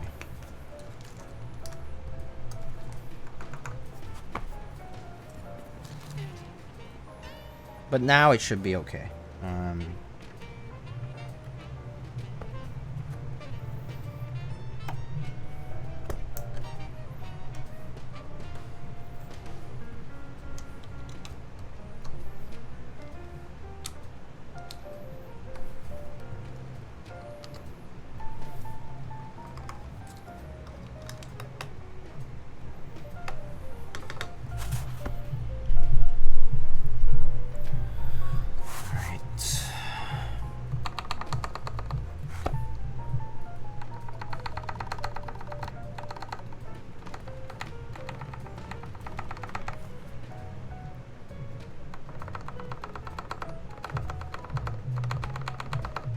Wow, there's a party upstairs.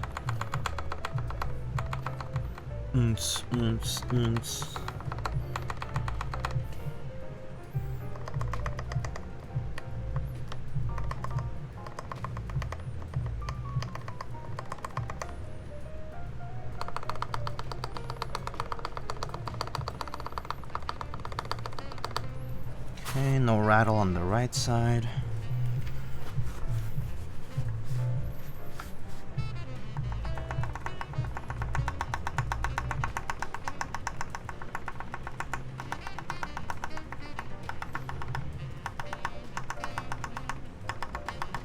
Okay, rattles, no rattle here. Let's try putting one more switch over here.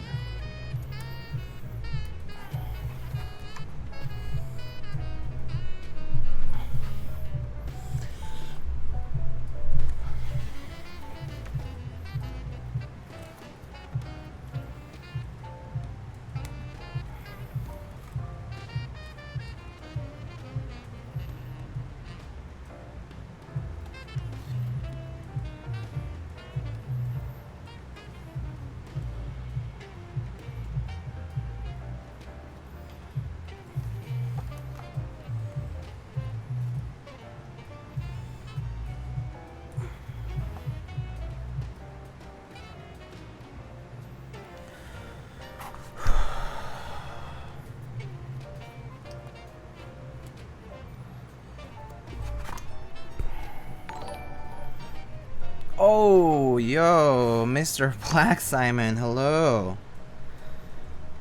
Oh, damn, show us your knob? I don't have a knob. I have a knob on my door. Hola, hello. Hello, Mr. Black Simon. Show me your ISO. Here's the ISO. It better be plugged in. I mean, I can plug it in for you. Upas, hello. Are you the same lightning that posts to our custom keyboards? Yes. I am the same lightning that posts to our custom keyboards. It's not plugged in, SMH. My dude, it was plugged in, but I had to unplug it to test the PCB just now. Press the button, please. I actually don't remember what the button does. Oh, it doesn't do anything. Oh, it's push to talk, but when it's not now, but yeah. Okay. Is that an OTD? No, it's a LZGH V2. So yeah, how's it going, Simon? How's your stream? Gat Yellows, Zealio, Zealio housings on Gat Yellows, yeah.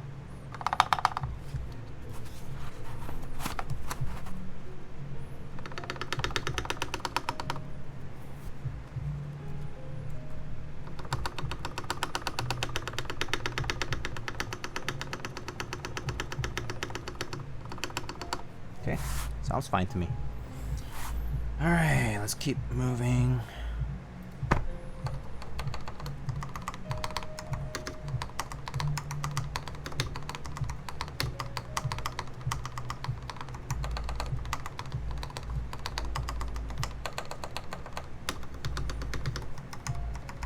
Okay. Is this how Michael Jackson built keyboards? One glove style? That's right. One glove to protect your hand from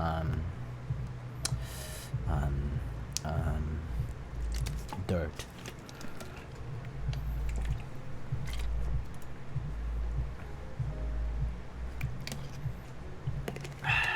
Imagine buying JWK.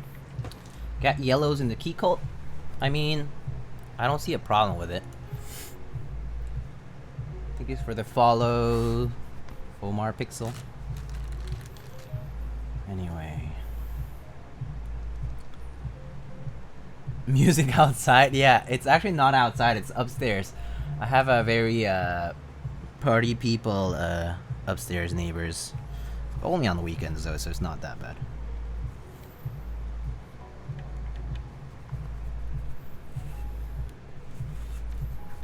That switch pin doesn't look lined up to me. SMH not following lightning already? Thank you guys, thank you.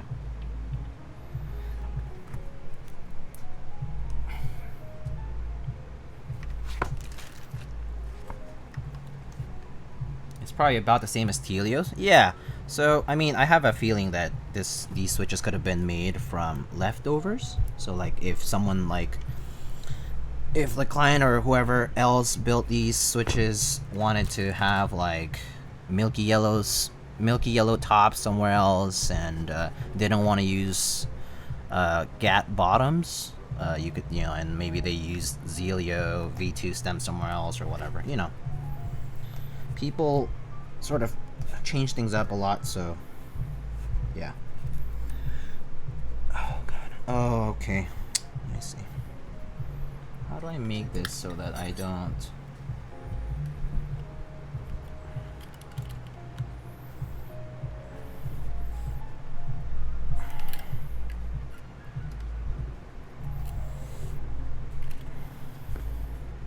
Okay. Just needs to go in a little bit more. Oh god. This row is gonna be tough. Oh, it's hot. I'm gonna turn on the AC. Sorry for the fan noise. That plate looks tight AF. It is. It is, especially for these Gateron housings or Telio or Zealio housings or whatever. Yo, Rope. Thank you so much for the. Oh wait, Sensei Ja. Thank you so much for the. You should save your money, man. Didn't you say you're saving money? Save your money. It's okay. Thank you so much though. for gifting 5 tier 1 subs to Rope and Chubbies, Puv MTD, One Drunk Man, and Deanington. Zelda notification sound, yeah. I'm glad you noticed.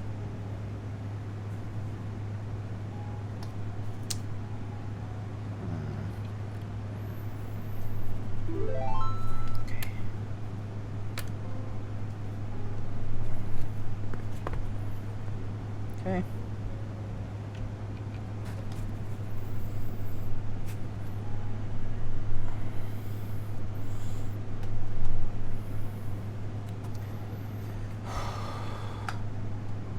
And putting in these switches is really tough. So I'm having a harder time because this is like sinking as I'm pushing. Just not letting me do a great job of pushing these in, these inner ones in.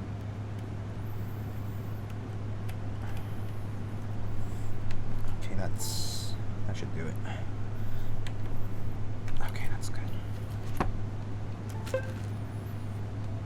Give me two, of course. Ooh, but I got a sporty boy. Thank you.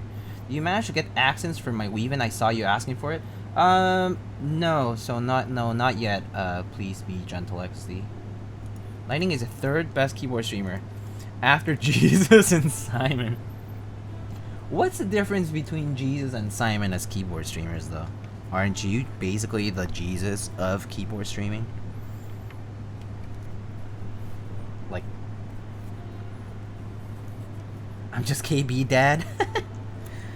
I mean, I have to say I like your videos on YouTube, Simon. I mean, I think you bring up very good points. Like, the whale review was pretty good. I agree. It's not a keyboard worth more than group buy price. As far as like machining quality and all that, all anodizing and a bajillion other things go, definitely very expensive board. 200 subs.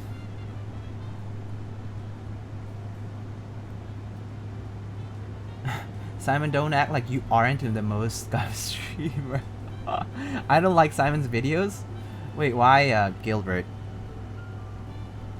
I think his videos are pretty informative, though. At least someone is making videos. Unlike other people who are doing other things like Glorious Panda reviews or something. No shade though. I love them. Just fuck.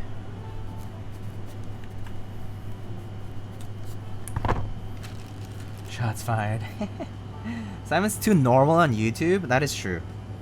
Compared to how he is on Twitch, Simon's way too normal on YouTube.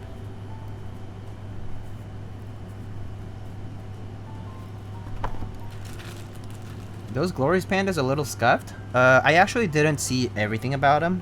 What's scuffed about him? Yell suit. I mean, to be specific, like not just them being like from Glorious or whatever.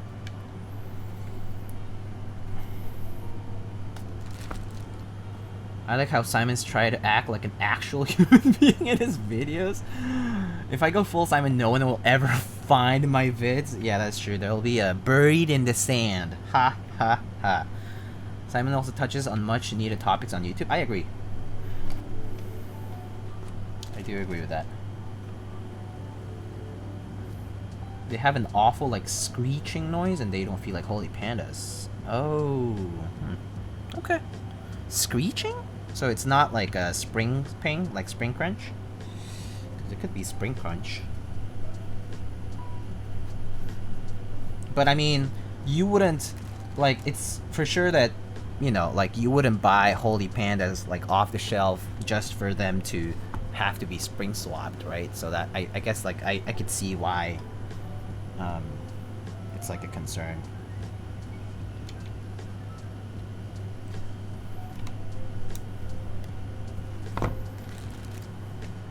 Zenith comes in green and don't need to first come first serve, so I went Zenith. Yeah, I went Zenith too. I like the Zenith.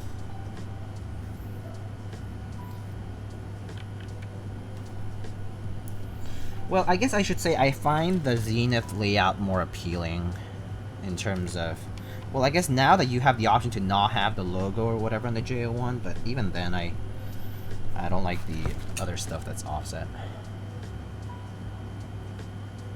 I'm spending my Tuesday stream lubing holy pandas. Oh. For God's sake, it's in the name. Glorious panda is not holy pandas. Yeah, I guess that's true. They self declass or unclassify themselves from being holy pandas. They press one switch and they yell ah. Not even Jesus Panda. What's my favorite switch? It's okay to say JWK even with Simon in here. He won't say JWK. I mean, I'll say I like, okay, so my favorite switches, it depends. So I'll say like MX style. I prefer linears, so I enjoy like smooth MX, like reds, blacks, whatever, right? Like if it's smooth, it's good. Like it doesn't have to be 1987 West German vintage black with Mixdorf air and whatever resist, like diode. I don't care, right?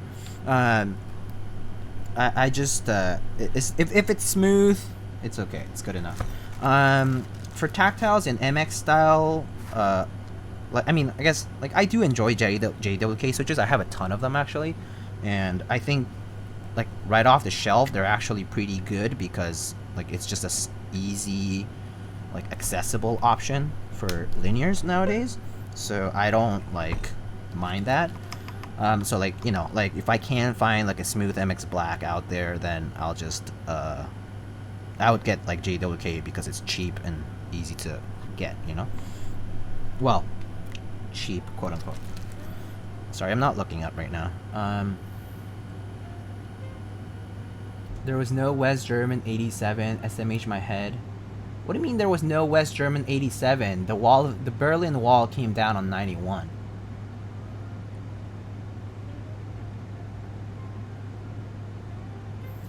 Want to sell Nixie Air? German fetish. Damn, we talking about Black Simon's favorite switch command? 60 cents accessible. I mean, accessible, quote unquote. Right? And, for, yeah, so, linears wise, yeah, JWK is fine. Like, I don't mind it, personally. I've kind of reached the point where I have boards built with like MX blacks or whatever, let's say, that are pretty smooth and I like them. So I've been reusing my switches for the past 3 years. Like I've just been desoldering them, putting them on a different board, desoldering them, putting them on a different board, over and over again. So like I'm happy with the few batches I have, so I don't look for more. And then so for MX Tactiles, I like Ergo Clears and MX Browns best personally. Mod M's are also pretty nice if you like get them at a nice weight, and actually a Mod M like default weight is pretty good too. But Mod M's are pretty good MX Tactiles in my opinion.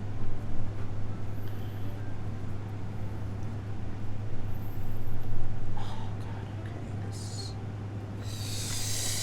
Alright, let's see. Just make sure that everything's actually in there. Doesn't seem to me like it is.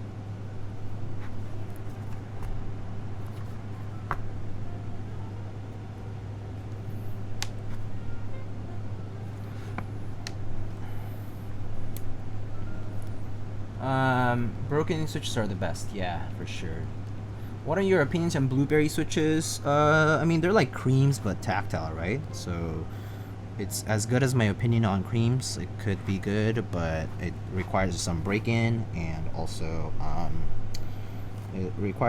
and, like, they seem to only work with the weight they come with. So, if you're not okay with that, then it could be a bad thing. Sorry, I'm just trying to figure this out. This plate is so tight. But yeah. But favorite tactile though, Topre. Topre 45 gram is my favorite tactile. Along with SKCM Alps Orange. They have a nice weight that I enjoy very much. So SKCM Alps Orange is pretty good. It's like kind of reminds me of like an Ergo Clear, but for Alps, and I enjoy it. Okay, that looks better now.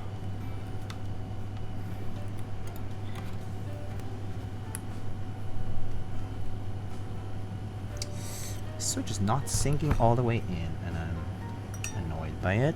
Where's my switch puller? I have a feeling it's not fully closed.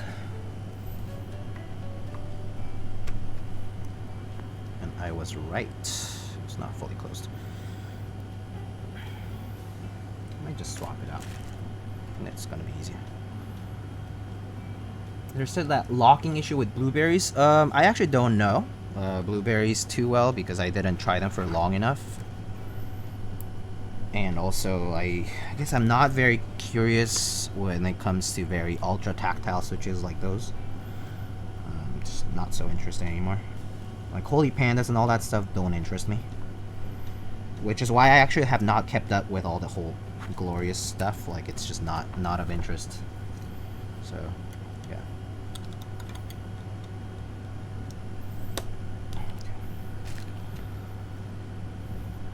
Everyone says blueberries are scratchy, but I think they're just loud on the upstroke. Yeah, that sounds exactly right. So, it's the same as kale creams. Kale creams are also just loud. But they can be smooth when you break them in.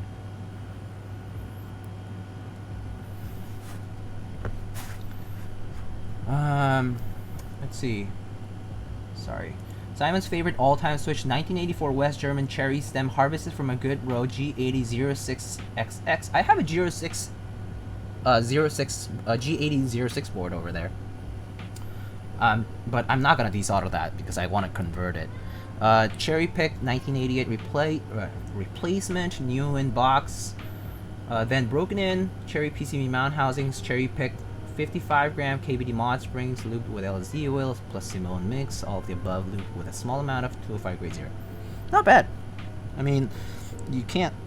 Can you even find KBD mod springs nowadays? I don't think so, right? So TX springs are as close as they get. And Sprit springs, unfortunate situation with Sprit, but still good springs.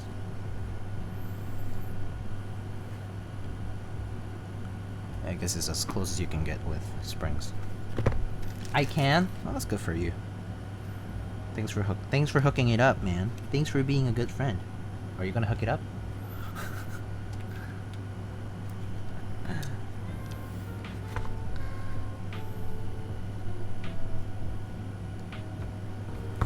Uh-oh, Sprit? Yeah, I mean, yeah, Sprit is a...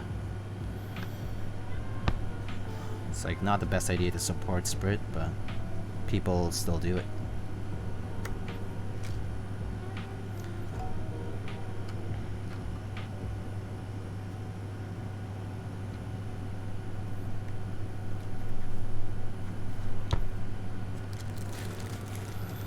Don't support Spread even if non-direct he's a naughty boy.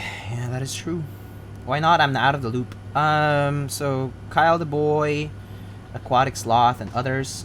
So Spread basically has been known to basically not ship products. Like, people have ordered and never gotten their springs, while it's like wildly inconsistent. Like, you can see people, like, you can of course see like vendors like Originative get their Sprit springs, or like other vendors, you know, but then like individuals have ordered from Sprit and never gotten their stuff over the years. Like, it's not a 2020 thing. I'm talking about like since like for the past like 5 years. Like, it's on and off. Like, it's like a lottery. You have to RNG your shipment. Your shipment gets RNG'd in Spritz's backlog. So based on all that, right? Like, it's people are like, you know, it's like it's inconsistent. So like, basically he's scamming, but he's also disguising himself as not by saying, oh, I mean, he doesn't say anything. He never like announces anything by saying like, oh, like, you know, my order delivered, so I don't think he's a bad guy. But what about your friend who didn't get his, like, you know, like their springs? And I think it just kind of blows. WTF, that is weird and stupid. Yeah, I mean, it's kind of sad that it is that way, you know.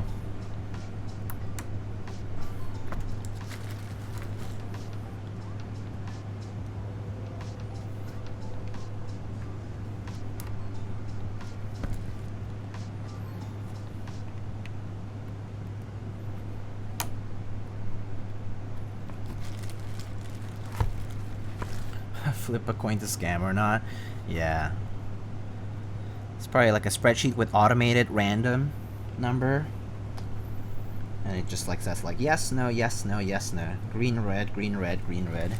Ship to those with green, don't ship to those with red. Easy. Keep profit, or keep full revenue. And cycle it over. So sad. So bad.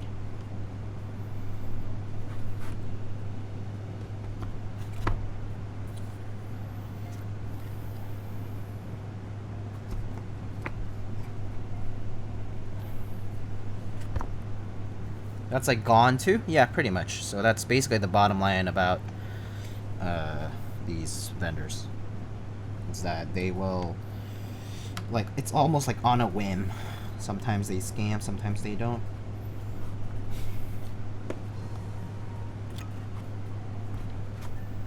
Man, this plate is so tight, it's so bad. It's not bad, it's just extra work. I just want to make sure everything's nice and flush though, so it annoys me when it's not.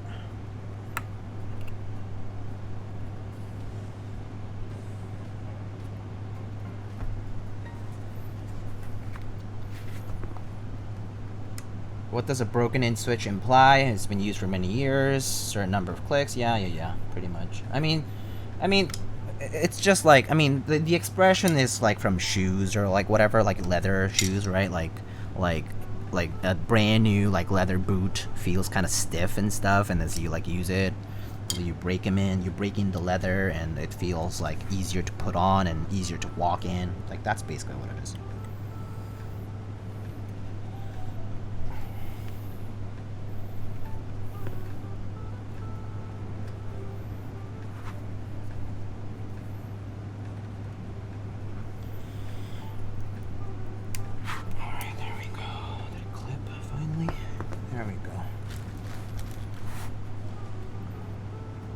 So pretty much the sides of the housing, the stem rubs against, shaves down, and forms to the stem. Yeah, sure. You could think of it that way too.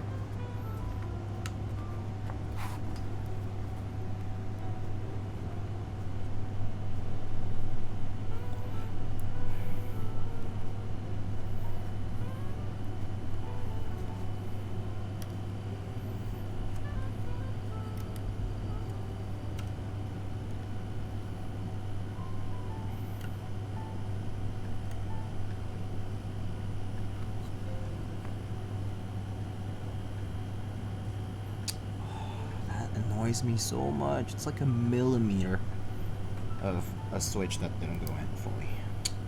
Come on, I can see it in there.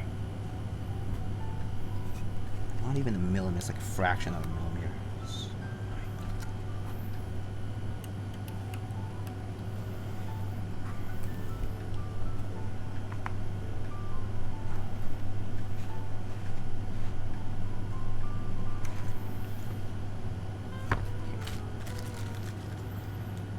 good luck shaving plastic, especially if lubed. Yeah, so that's why like people recommend just breaking them in by not lubing and just pressing on them.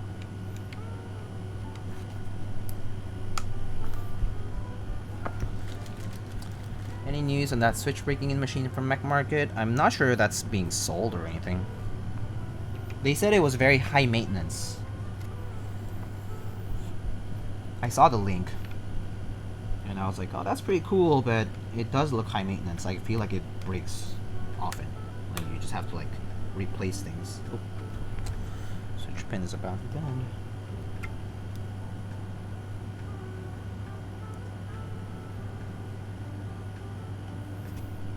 It'd be interesting if they did a DIY guide. Yeah, for sure. But don't you think it would also be counterintuitive, at least in terms of them wanting to use that to their advantage in terms of like a business potential? Although I mean, I think it's it would be interesting though, nonetheless. DIY project. I'm sure I'm sure you would have to understand motors and know how to tweak it, because the real accomplishment in that is that they tweaked it right so that it optimized, like, you know, they could optimize as many presses without breaking that whole mechanism.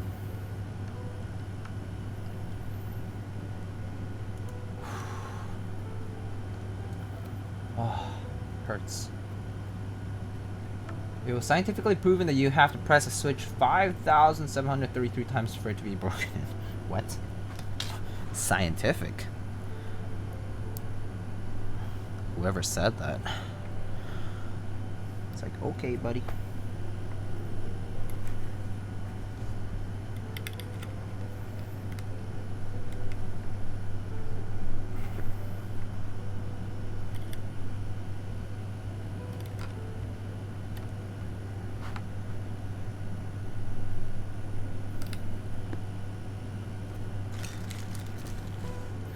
I'm back, so just still being a pain? Yeah, literally.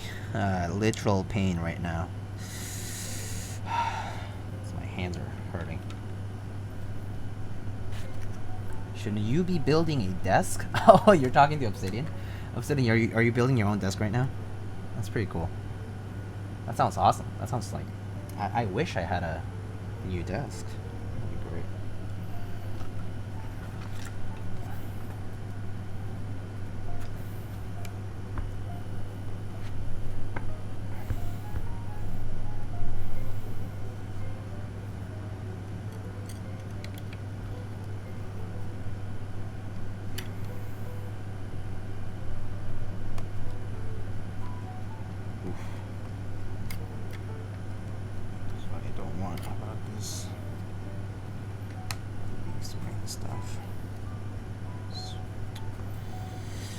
Oh, this number row is gonna be the toughest part of this build, I think. Just gotta make sure all of the switches are seated in properly so that they don't look like they're misaligned. It's gonna be...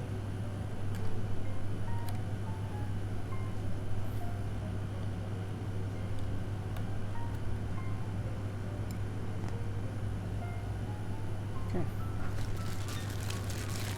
Oh wow, views jumped double. It was because Mr. Black Simon was kind in rating, so we got some extra viewers from Mr. Simon's stream. So thank you, Simon, if you're still around. If you're not, I'll thank you later.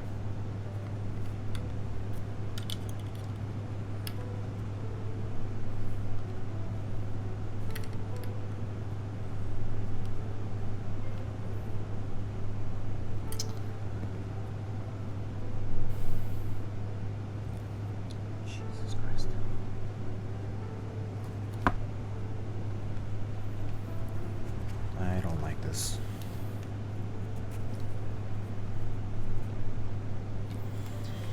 I don't like this.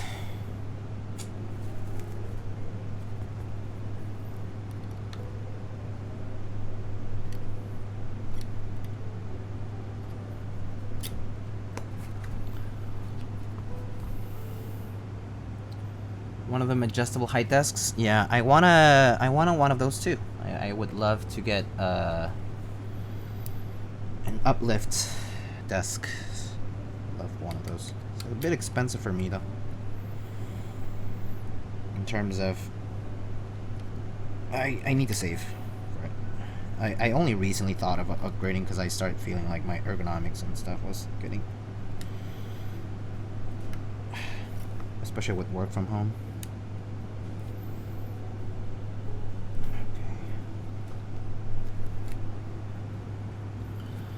Hey there, Yuri, for the win. It's going, it's going.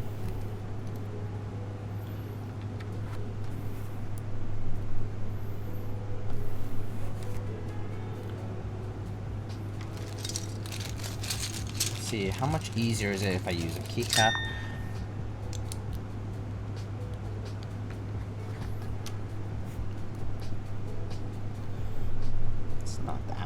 Either. It still hurts like hell. What's giving so much trouble? Is it because it's a Keycult? No. What's giving me trouble is that the brass plate is very tight for these Zealio housings.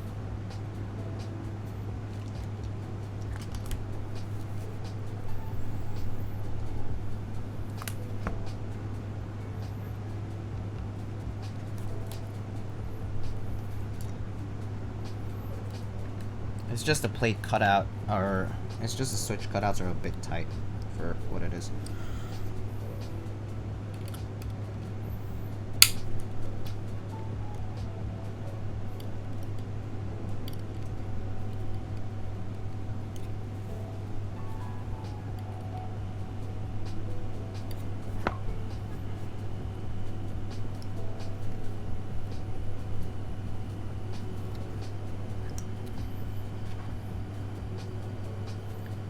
Time for someone to come up with a switch pusher? No, no, no. This is just a little bit of a tolerance sort of thing. Like it's just, yeah.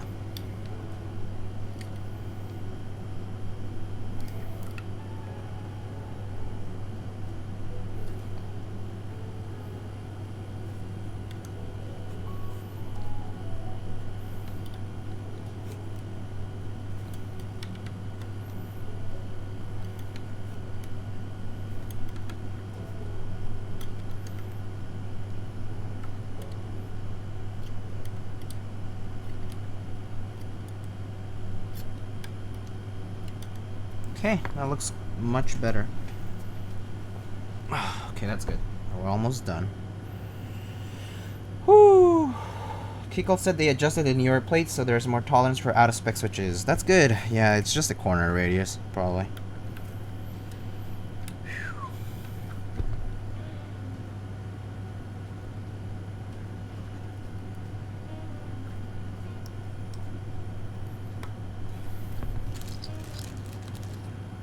This is why. Yep. Yep. It's hard. It's a compromise, you know? Like, it's like if you adjust to fit a certain switch, then other ones will fit loosely and so on. So you have to make a compromise at some point and, like, figure out where the perfect middle ground for that is, or not settle for a middle ground at all and just try to go for what seems to be the majority. So, you know, it's tough. It's tough. Better tight than loose, yes indeed.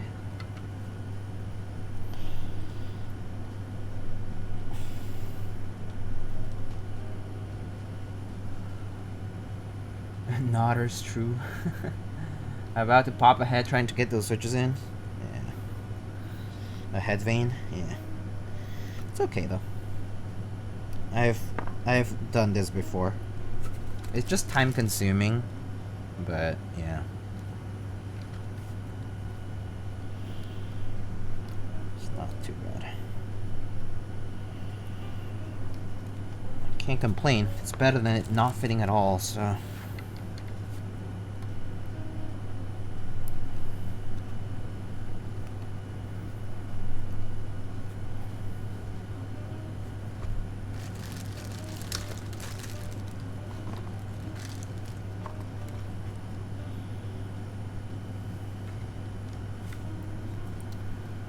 Was dealing with this in a canoe aluminum plate, had to use tweezers on the side. Yeah, exactly. That's basically what I'm doing with this like spatula, right?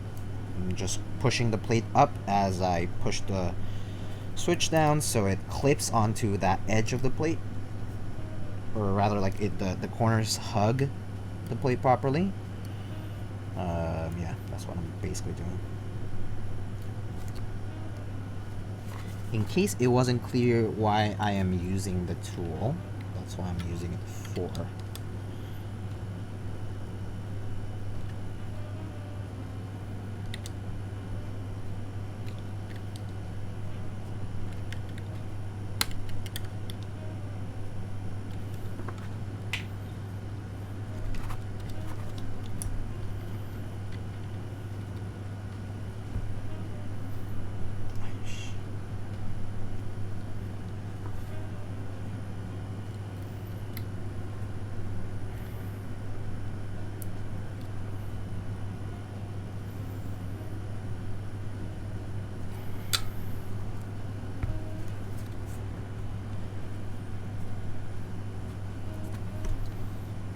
The split plate to bend so.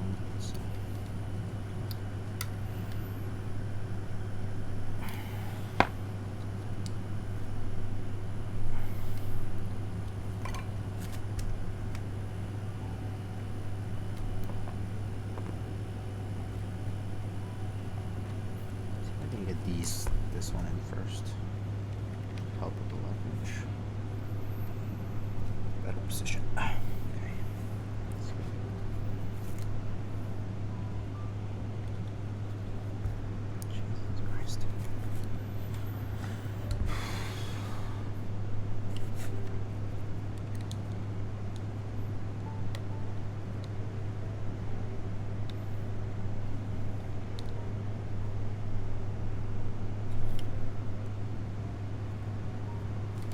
Just use a rubber hammer. A rubber hammer would actually just end up bending the plate.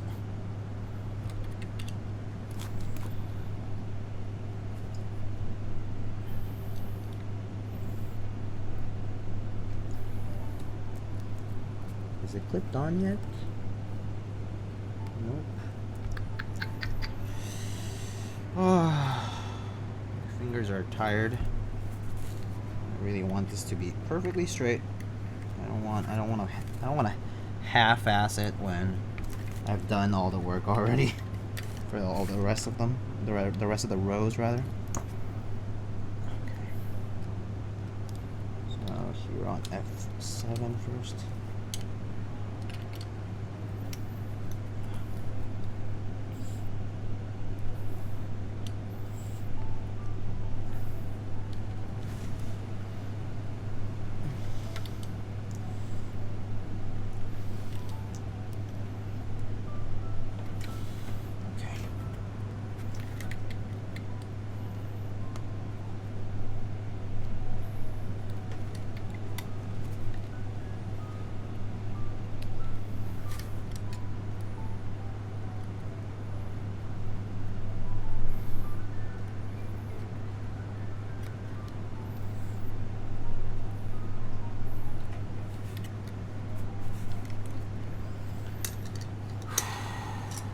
Oh, nice. Jax gave me a sub. Nice.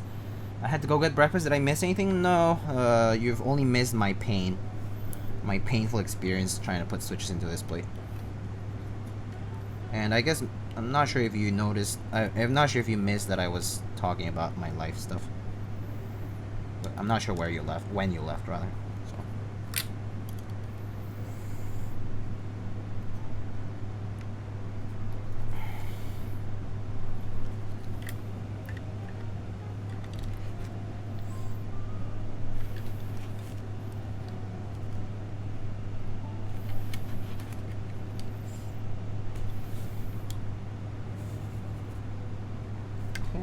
Oh, that looks good.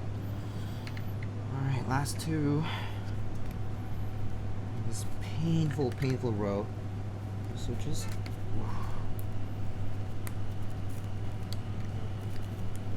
That one popped out, didn't it? Jesus.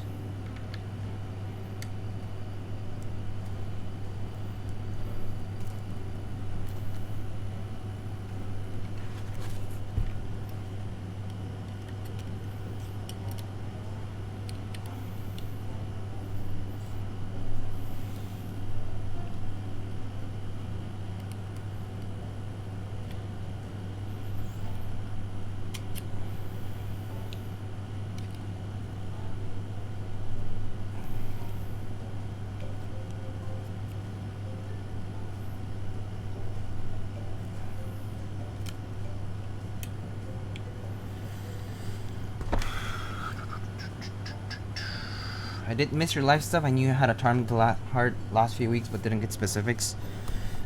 Specifics, my parents were sick. They recently tested negative, so they're better.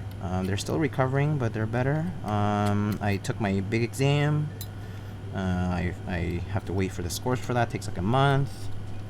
And just life. Life's been hard the past like year. But yeah, things are better. That's all. That's about it.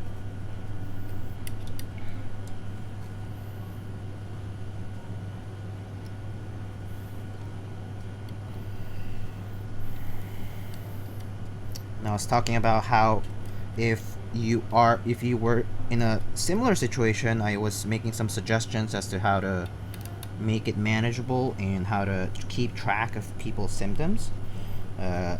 What my brothers and I did was like a spreadsheet where we would log every time we called and log symptoms and stuff, so we can see the progression of it, along with not bombarding, like in my case, my parents with phone calls. If that makes sense. Oh, I hope they get better soon. And which exam again? It's the USMLE. So it's a medical licensing exam.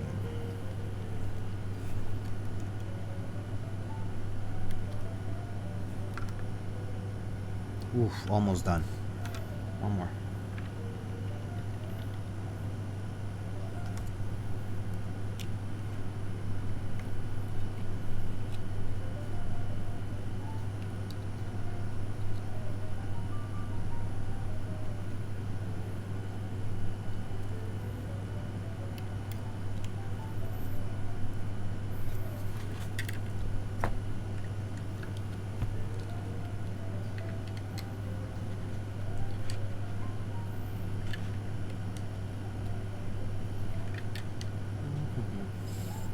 Oh yeah. Woo! Fingeroos. Hurt my fingers. Oh god. Okay. All done. Nice and now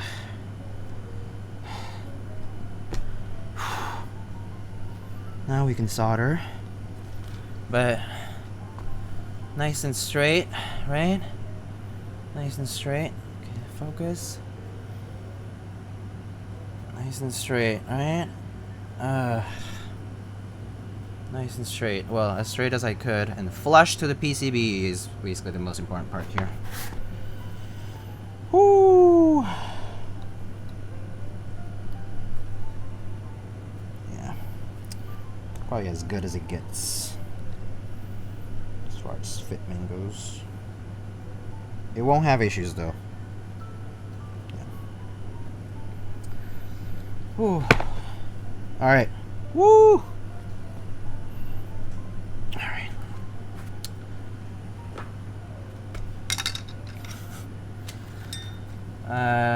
Glad to hear that your folks are alright. I'm sure you aced your test because your brain is huge. Well, Jeff, you see, my brain might look big and stuff, but I failed the exam a couple of times. And so, third time's the charm, right? So, I admittedly failed the exam before, and so I was retaking it, and I retook it, and I felt better than before. So hopefully it pays off. Whew. Chill dude throwing space bars around. Hydrate. Thank you.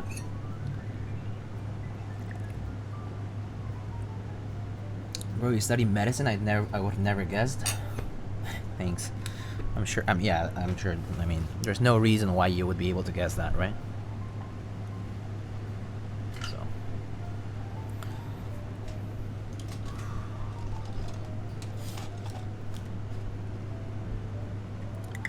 They probably just mixed up your test results twice. So actually, I thought so too. So I requested a regrade of my exam. Spent, I don't even know how many dollars they charge you for that shit. For them to just tell me, sorry, but our assessment was right and you failed. So that was annoying. It was like a double whammy. I was like, oh, so thanks for reassuring me that I failed. But it's okay. I mean, like, you live and you learn. Oh my god, okay. I need to take a break.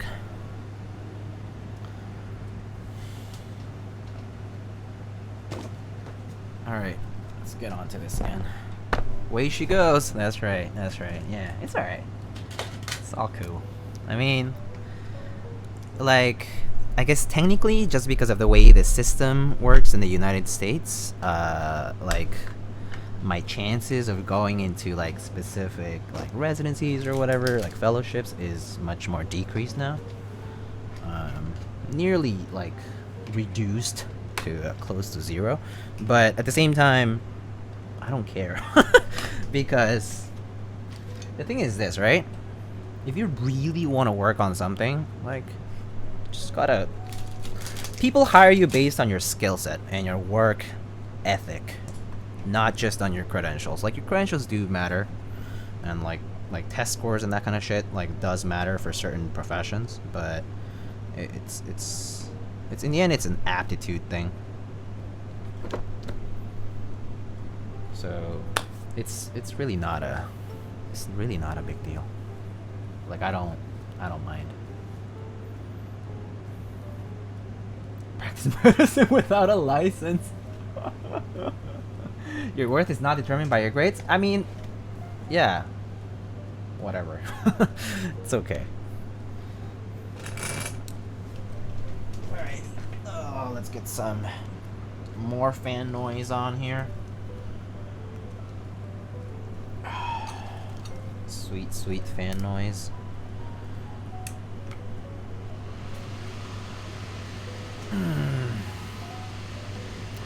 License just means you're in a controlled zone. Not false. Not false at all.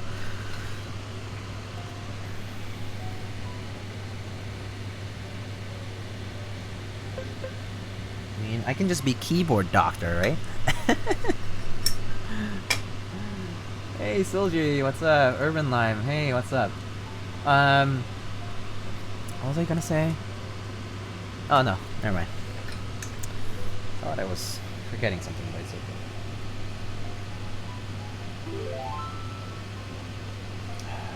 Yo! Fuego! The man of the game! Thank you so much for the tier 1 sub. Welcome back for 3 months.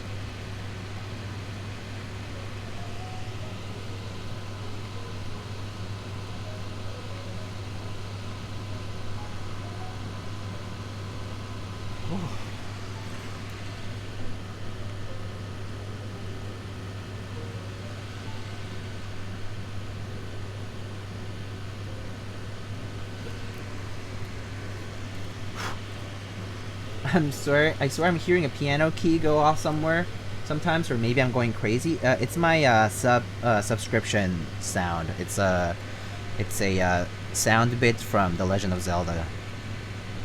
It's like when you do a selection on the game screen. That's the sound from. That's where the sound is from.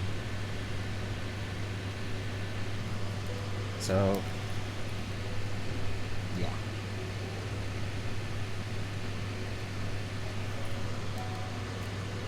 I think he's talking about the very quiet piano music in the background. I'm not sure. Pretty sure the music is very apparent.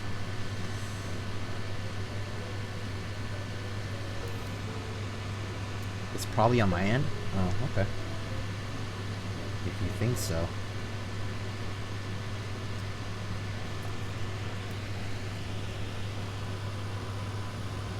Need to reseat that switch. You hear about the re-release of Mario 64 Sunshine Galaxy? Yeah, is that the 3D thing on Switch? I saw. I didn't watch the Nintendo Direct, which I usually do.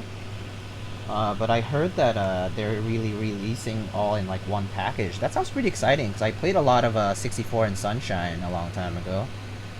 I actually didn't finish. I actually didn't play Galaxy fully. I heard it's pretty good though. So it could be a good opportunity for me to pick it up and play some Mario. Water? Yes, I will do. I should move my water. It's like in the way of the smoke.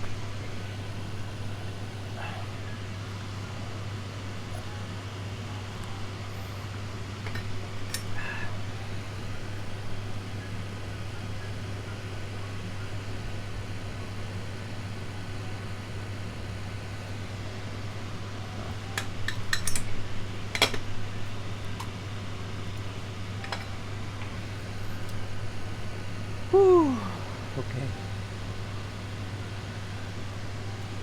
One package and comes out in 2 weeks. I never owned a GameCube, so I'm excited for Sunshine and Galaxy. Oh, that's awesome. I'm a super big N fan, so I did play a lot of GameCube games, but I didn't start and finish Mario Galaxy.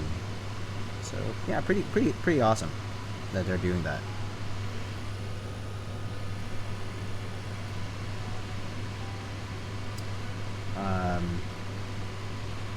It reminds me of the time they also like remastered the Zelda games. Like that was very fun. Like it was fun to play Wind Waker in HD and Twilight Princess. Yeah. I'm a huge Legend of Zelda fan, in case it's not apparent.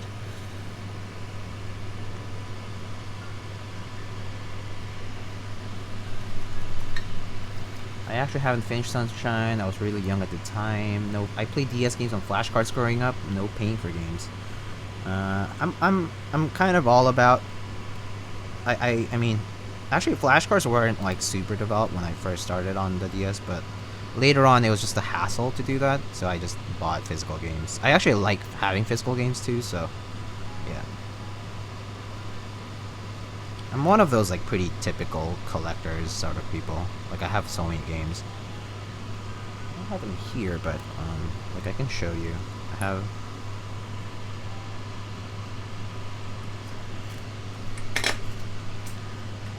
I have them here.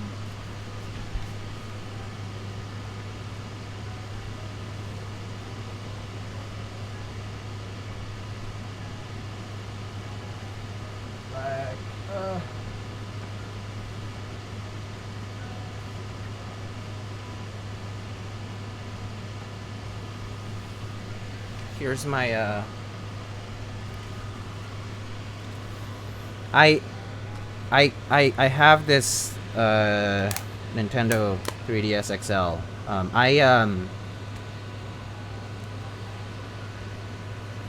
I actually camped out for this one. I went to the release at Nintendo at the New York City Nintendo World store, and I camped out overnight for it.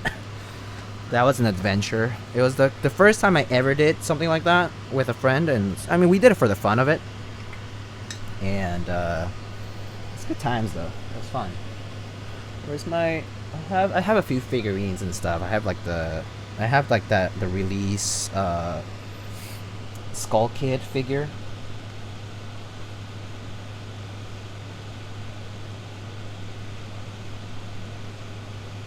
There should be like I'm like it's on my personal Instagram, but like I have photos from like the release back then. This was like in 2015 when we did that.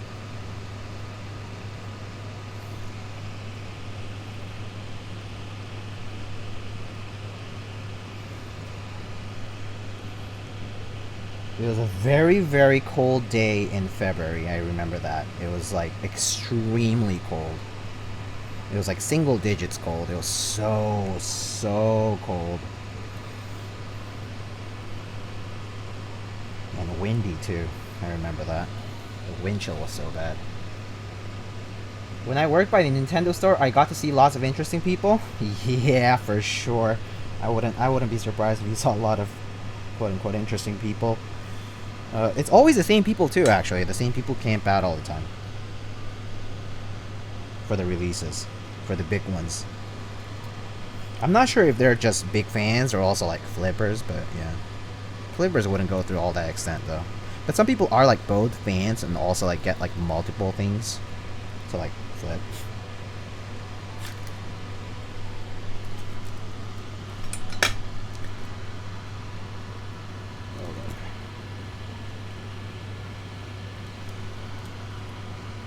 These switches don't look fully seated.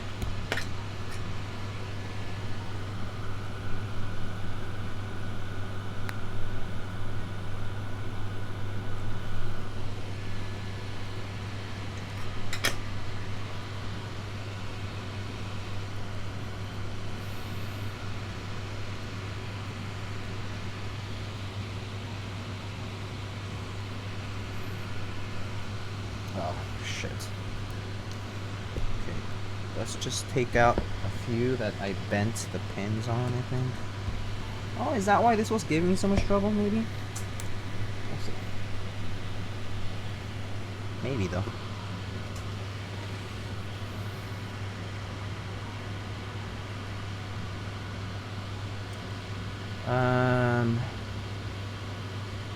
Mr. Song, do you think $100 for a Keycaps no face crescent is overpriced? You should determine the worth of a keycap to yourself, but I know people who would say no and know people who would say yes. So, yeah. I don't think it's a obscene price that I've seen. Like, the retail is like $60-ish. So, take it as you will. Artisan keycaps are obviously a very, very different kind of... Not very different, but... The collectible aspect of it is slightly different from keyboards in the sense that keyboards are this, like, big, singular expenses because... And they have, like, this, like, big functionality going for them, whereas artisan keycaps, like, they do have function, but they focus on art, so... Some people consider it pop art only, some people don't, so that, like... You can't do anything about the difference in opinions. You just have to like kind of acknowledge it and see for yourself where you place the worth of keycaps. Yeah, so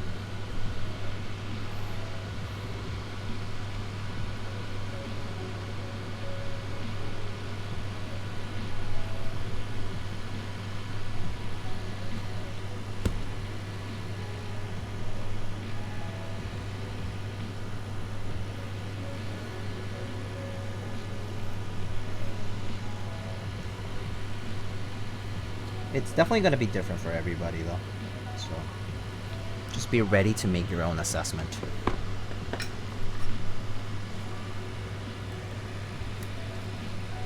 I'm glad I don't work on 6th Ave anymore. That area is too busy for me. Yeah, I don't like Midtown too much for that reason.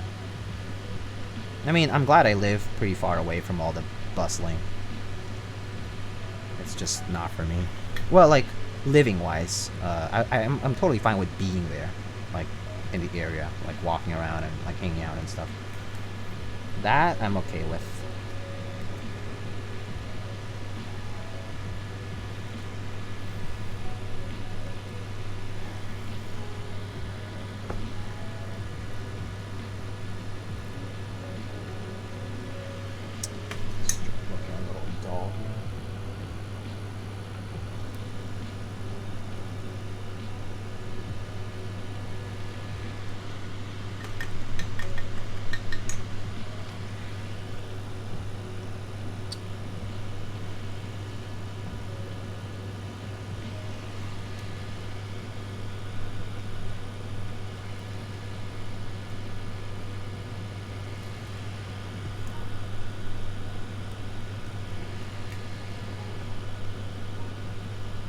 So, in case you guys are curious as to, or maybe you didn't notice, but I started soldering from the middle and then out because I want the plates to not bow in the middle, and the joints would help, would help you with that.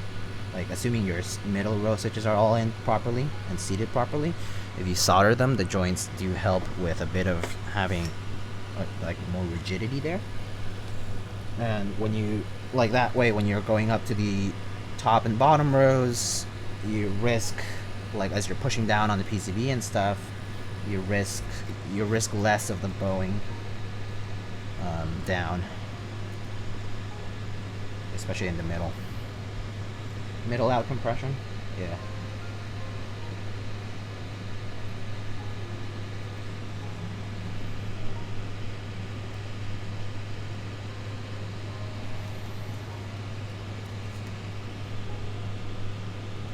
Especially for a tight plate like this, I could see the middle totally bowing, so just have to keep that in mind.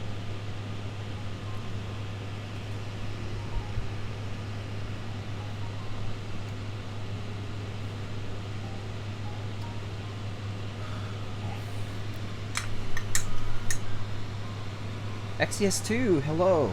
How are you doing today? Good to see you.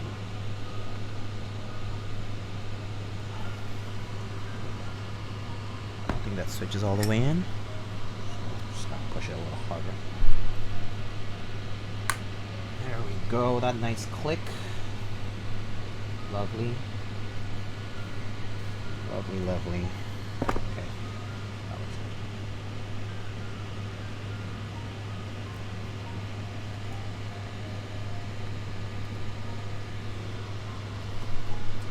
Pretty good. How about you? Definitely feeling better.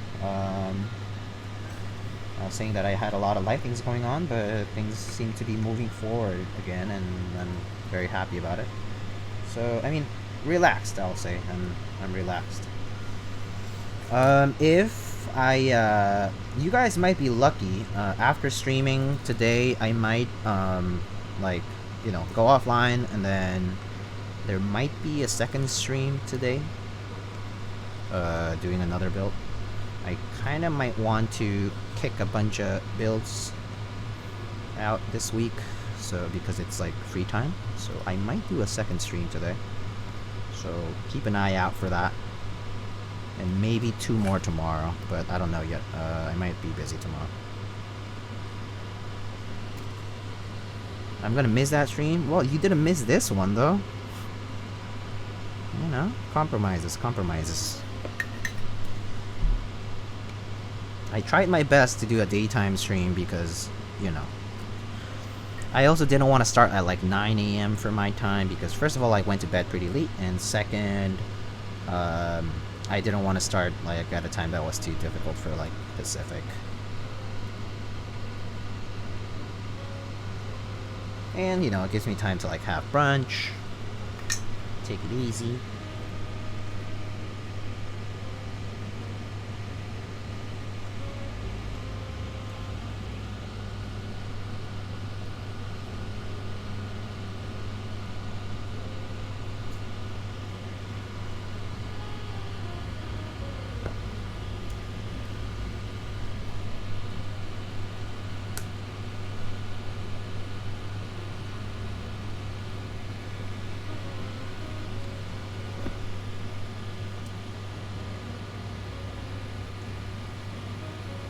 Sorry I haven't gotten to questions.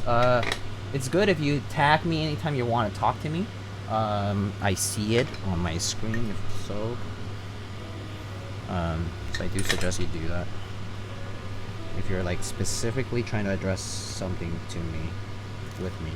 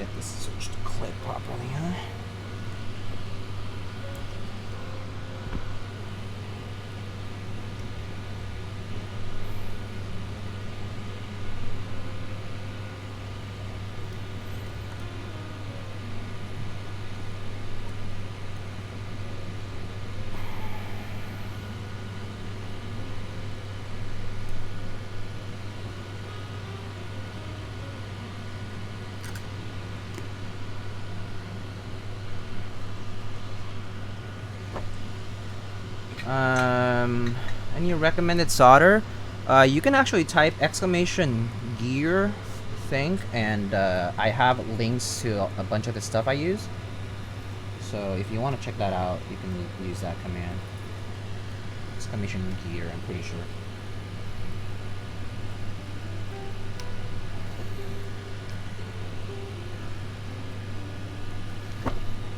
Thanks, Obsidian.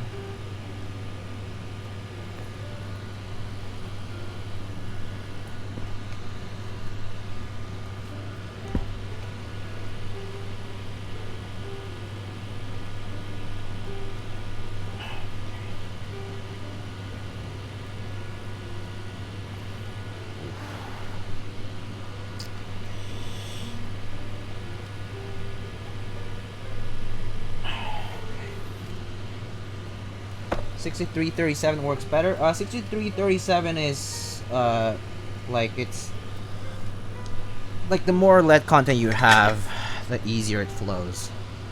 That's why it works quote unquote better. It's not a huge difference though. It's only a 3% difference. Soldering is all about heat transfer, and so LED will help.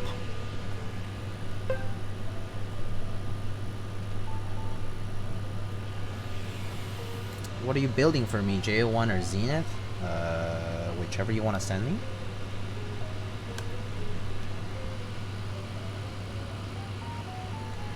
Doesn't matter. Hey, yo, Pudsey. What's up, man? Thanks for the tier 1 sub. Welcome back for 3 months.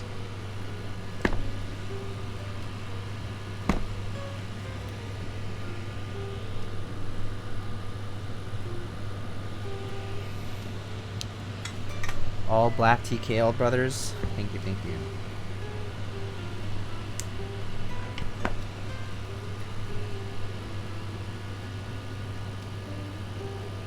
I don't like this switch. Come on.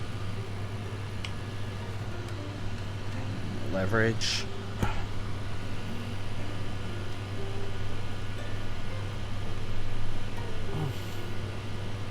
Okay, now it's level. Whew.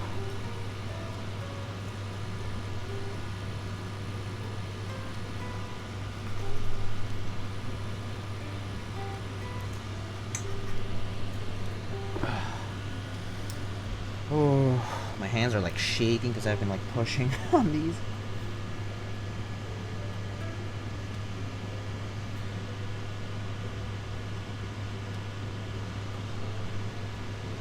It's gonna work out. You can't flex without flexing yourself, right? It's not like it's not my board, but still. Okay. The rest are nice and lined up.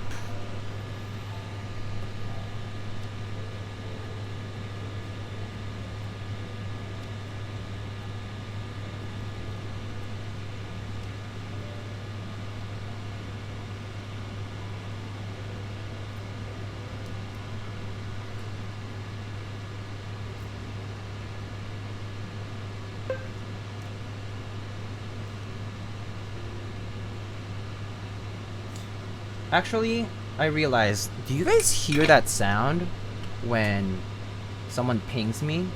I actually didn't realize if I had it on the right audio channel.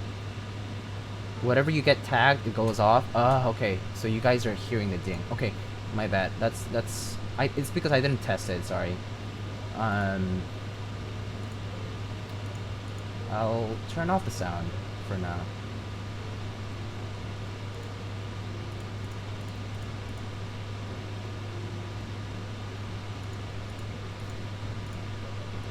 Yeah, sorry about that. I need to work on my audio stuff for a bit.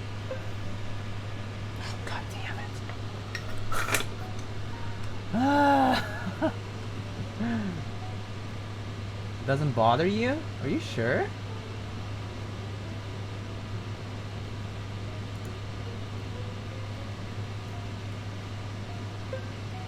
You guys are horrible. Where is it? Where is the sound option?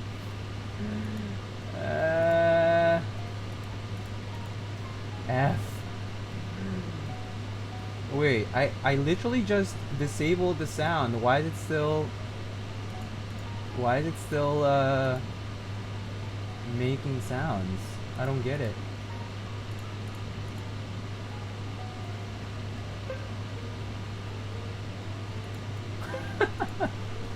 You guys are terrible.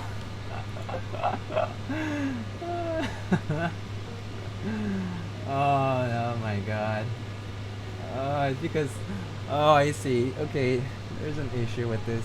I need to go to my sound settings to redirect it to a different. You guys are horrible. Oh man. Don't turn it off? Are you serious? Well, at least I guess you'll know that I hear it. Right? Oh gosh. You guys.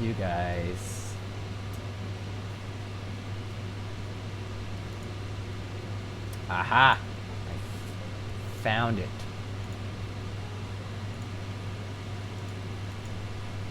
Now you won't hear it. I think.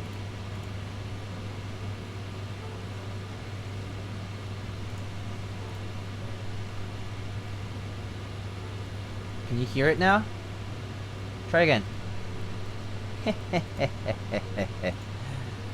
Damn, it's gone. Ha ha ha. Nice try, but stop pinging me also if it's... Okay, I think it's gone now. Ooh, safe.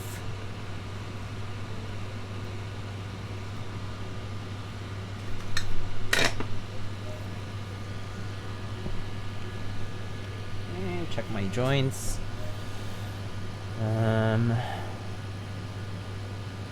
Oh, forgot this one.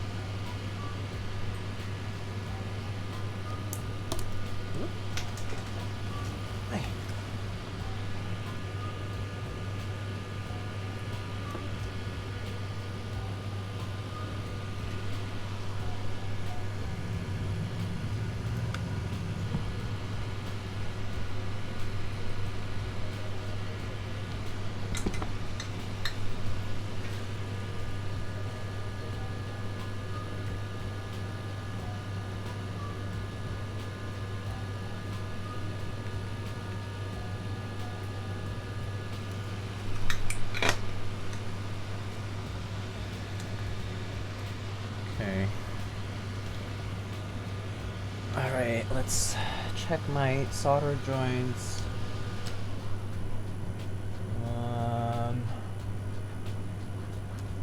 That one's kind of like ugly. Why did it oxidize there?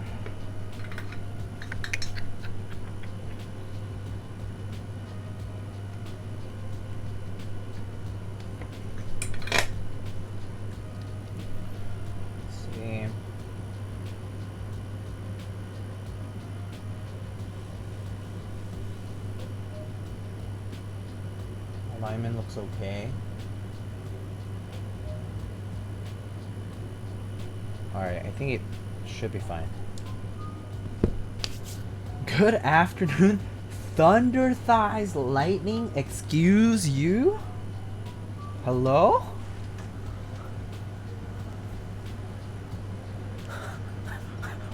What?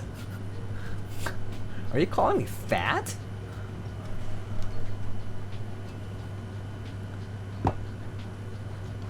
Just gonna make sure I got the right orientation for things.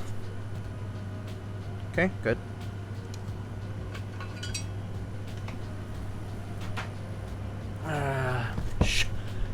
Show us the Thunder Thighs. What? No. I'll only stand up if I have to, or if you donate enough bits to convince me. Yes, I'm selling myself out, right? Lightning fans. Y'all toxic. Alright, so...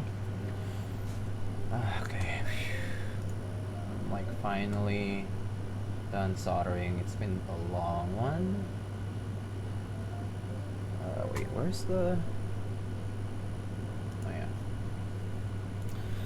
Anyway, I'm just gonna talk quickly about my sponsors while I take a quick break. And also look at...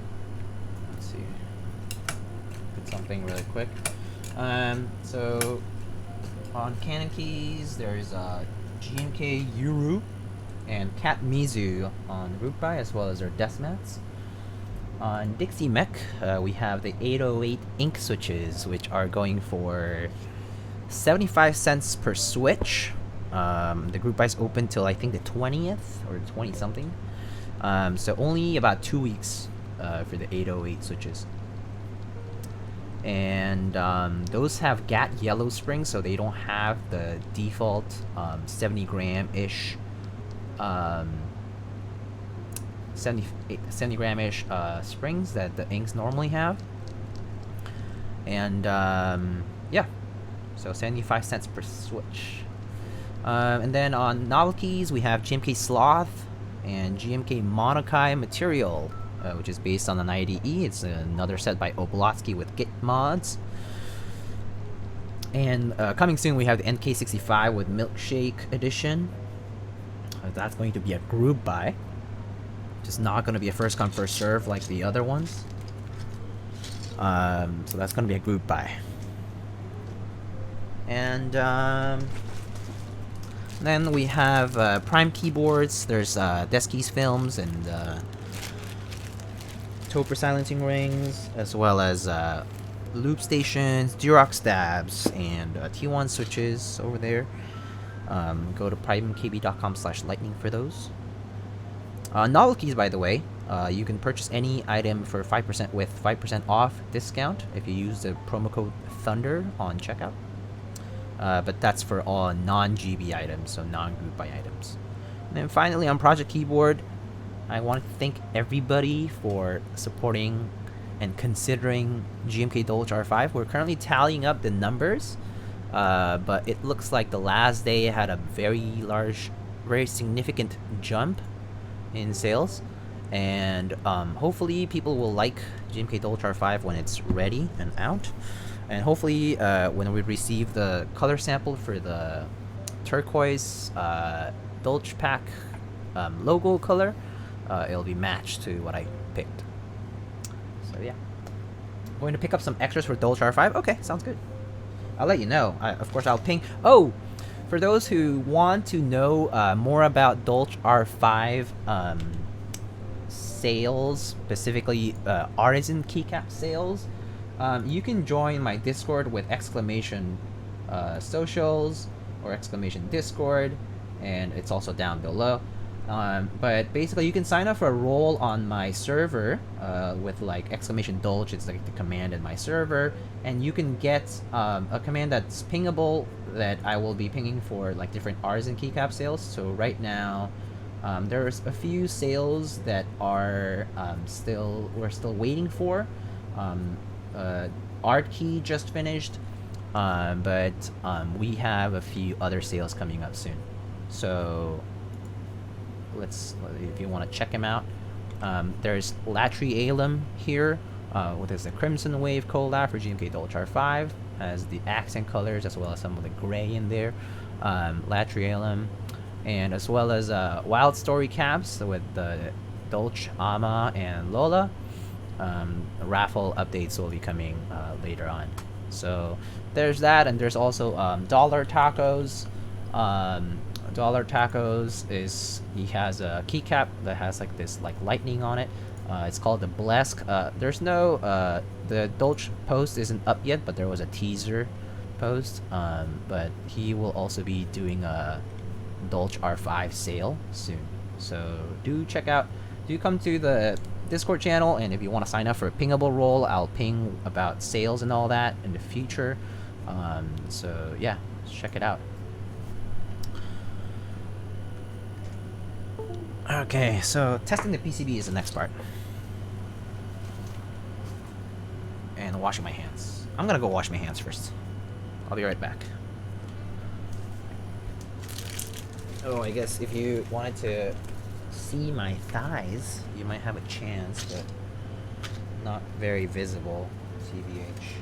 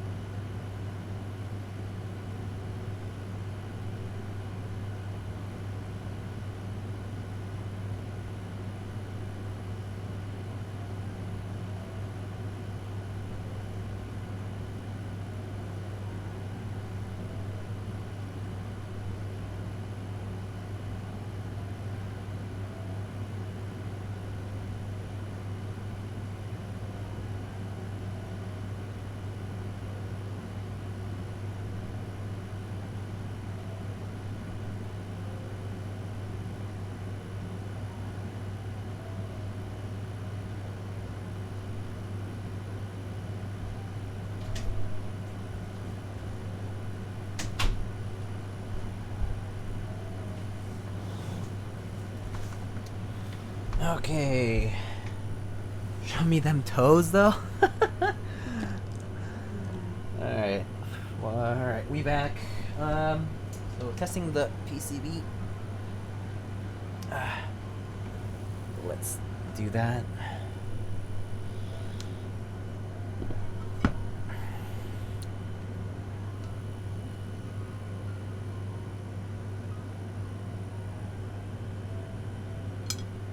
The newspaper emote looks so weird on desktop. Huh.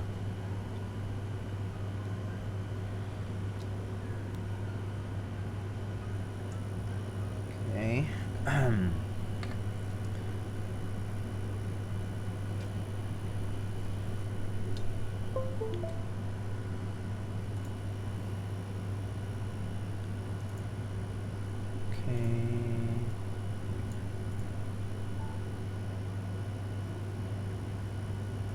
Okay.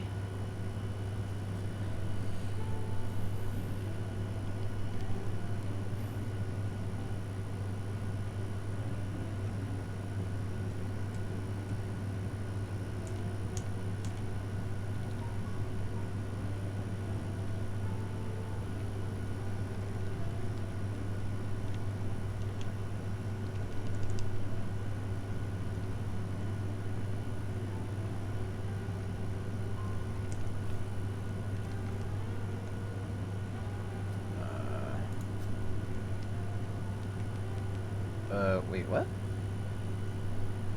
Oh, hold up. Something shorting, probably. Why is that pressing Alt and Control? Did I accidentally put a macro on it? Or is something shorting? Why is that doing that? Do you guys see that? Left, Control, and Alt? Is it configured that way? Huh. No. But why is it doing that? Weird. What's going on? It's shorting. That's a very strange matrix if both of those are shorting at the same time. Yeah, I would agree. Like, I'm not even, nothing here is touching anything either. So it's like the only switch that's kind of acting up, but I mean it's like the most useless switch position, but I have to say that's kind of strange.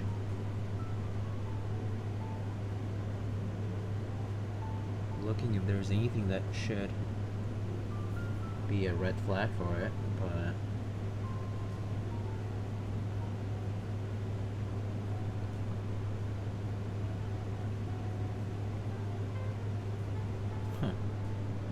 switch to via matrix mode. There's no matrix mode on this, which is strange. There's no matrix mode for this.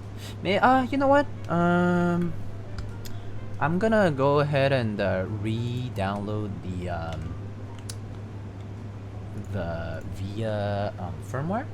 I mean not the program, but the hex file. So I'll do that first. Come on. My computer's like getting slow here. Brutal. Alright. Computer is kind of doo-doo, I guess. Can't handle it.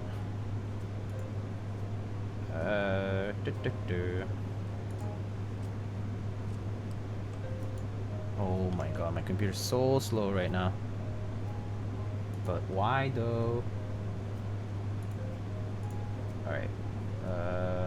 Firmware. Let's see. Wilba Tech WT80A? A? Is this A? I think this is A. Let's just double check. Every VIA design has to have a map entry, but I think it was a recent change to allow swapping between key map and key matrix testing. Yo, can't stick around for stream, but hope stream is going well. Thank you so much, Jay. JJ. Have you tried turning it off and on again? Yeah. Okay, WT80A via.hex. Found it. Oh god, why is this so slow? So slow. Monka S. Alright, QMK.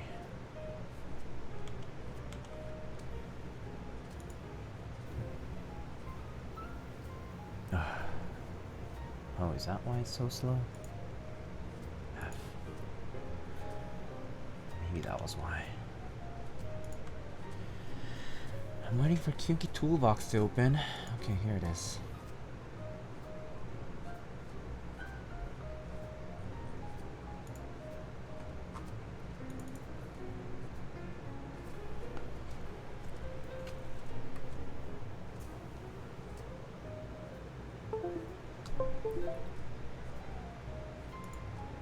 Hello? Okay, there we go. Flash.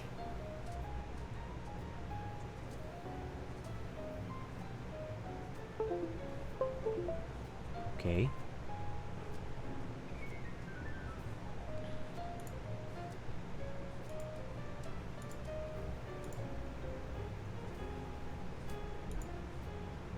Aha! Yay, we have a matrix thingy now. That's a good sign. Oh, let me change the layout. 7U. And let's just make those changes too, actually. Left control, left win, right alt. Yep. Okay. Key tester, test matrix.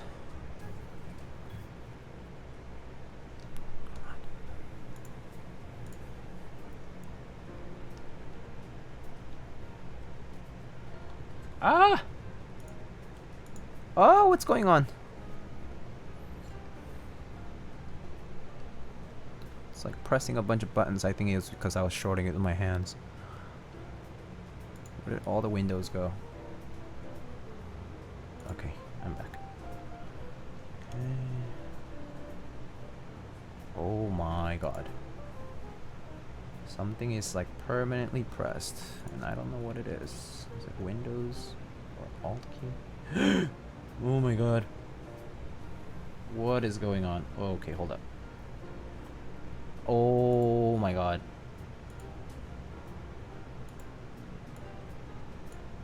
Okay, my windows looks like all zoomed in, and I have like, hold up, I'm gonna have to unplug that shit. And what the hell? My like screen looks like how do you like do you know like in Mac, like there's a way to like you zoom in onto the screen. There's something on Windows that does that. I like pressed it. Oh, like magnification. Oh, here it is. There we go. Oh, okay. Okay. It like opened some magnifier thing. Okay. Okay, computer was going like whack. Let me just make sure everything's okay here.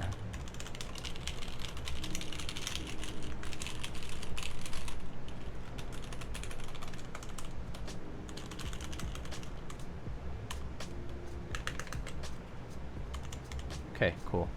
Alright. Things are back to normal, I think. Okay. Please don't do weird things.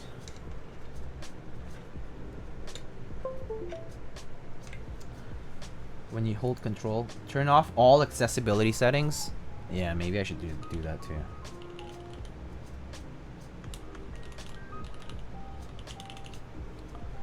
Ease of access settings, is that it? That might be it.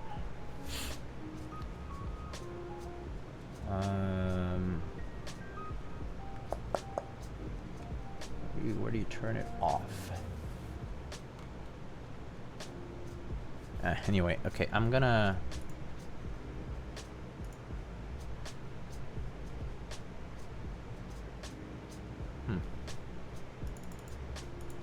Yeah, whatever. Alright, let's get back to testing this guy. That was frustrating.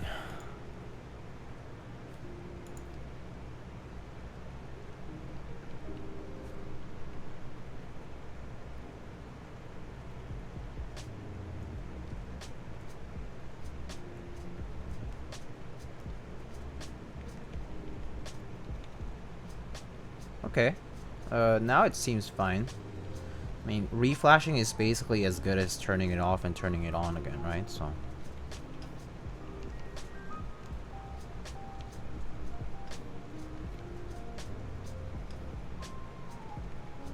Okay, cool. That works. And let's just make sure that nothing is... Oh, see that? See that though? Let me see if it detects it like that on... Oh, so that's... Huh. Check this out. Check this weird thing out. It's when you can hold control, I think. Oh, never mind. So look at this. Here on switch hitter, it only detects it as alt. But on VIA,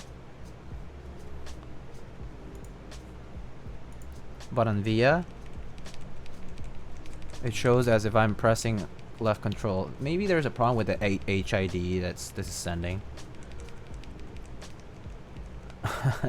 That's funny though. Probably something in the WT80 VIA stuff in the repository. Okay, that's fine then. Looks like we're good to go finally. Yeah, it looks like it's only in map mode. Yeah, exactly. So I'm not too worried now. Okay, save. Back to the build. Oh my gosh, it's already been 3 hours.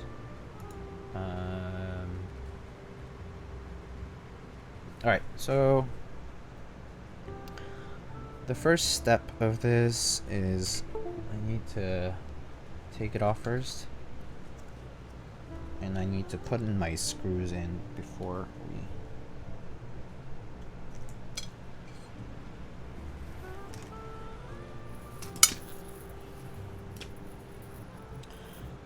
Wait, hold on. Which screws were which again? The long ones go here. Do they? 1, 2, 3, 4.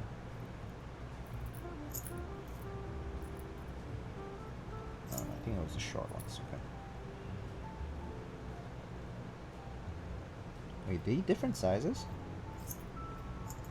I think that's where the daughter board. That's why.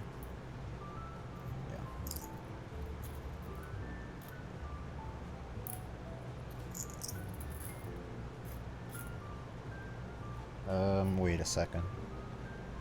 Which screws go where? Let me just double check that.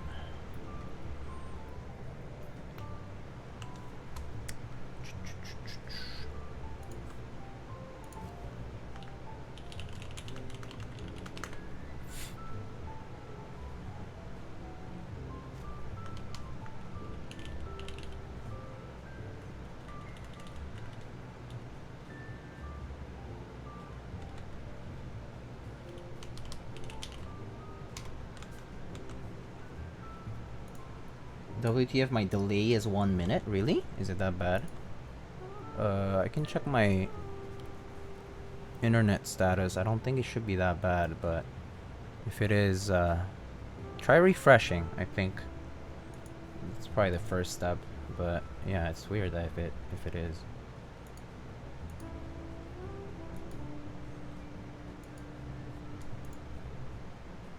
Come on, where is it?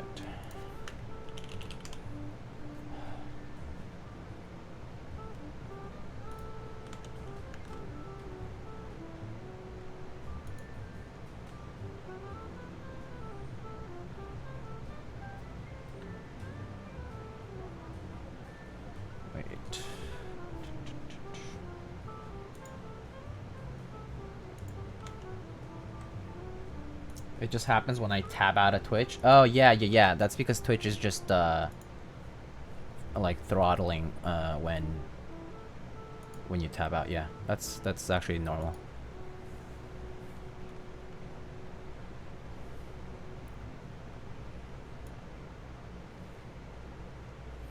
Okay, I just want to make sure which screws are which, because I unfortunately just noticed that there's different sizes for that. There's like a medium size and a small size.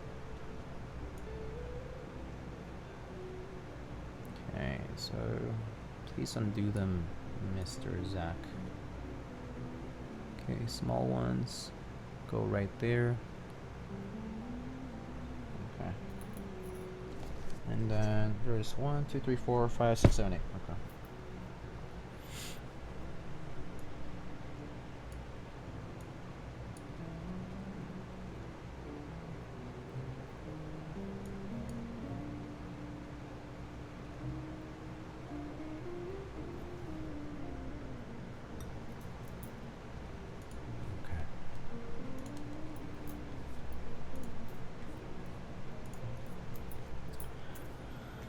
Alrighty, I'm just making sure I'm not missing any screws. No, okay. So, no, these are not it. These ones.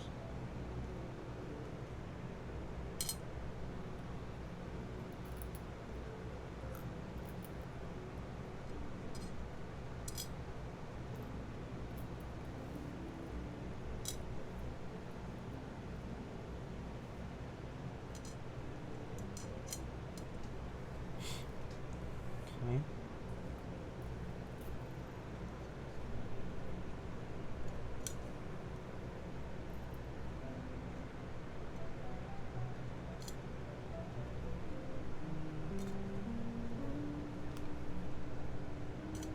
Okay, so all those screws are in.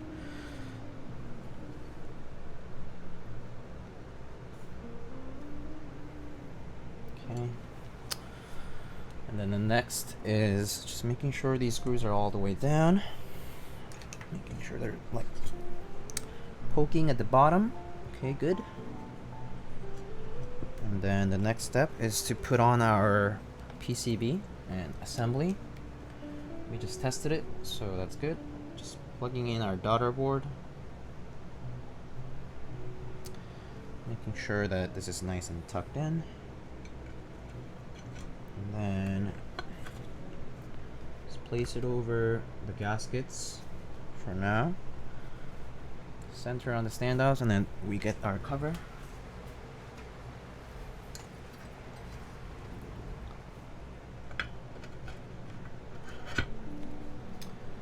And then we need to hold it all together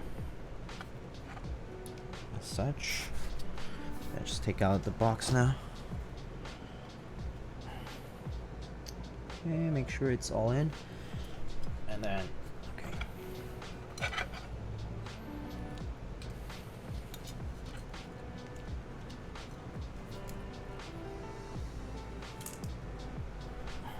Okay, I guess those ones might fall out. Whoops. Oh, my bad. Sorry. It's my first time assembling it, so it's my mistake. I didn't have to put in those 4 screws from here. So those I can just... Oh no, wait, that's right. Okay. It won't fall out, so...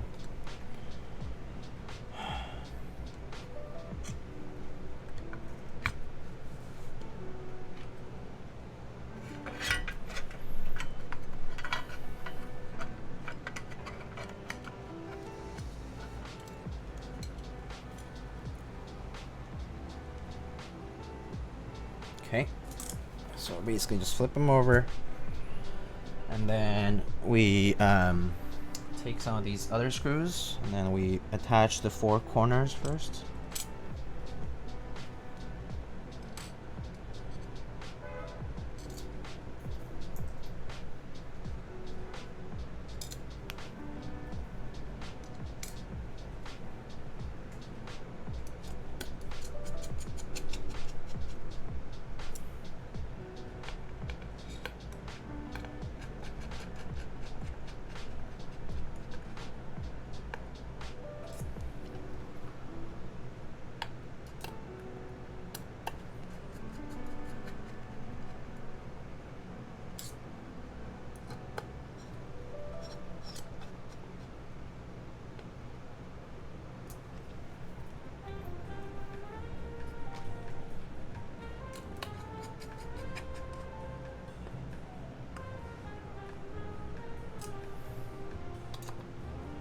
Okay, and then now that's done, and then we can flip them back over again.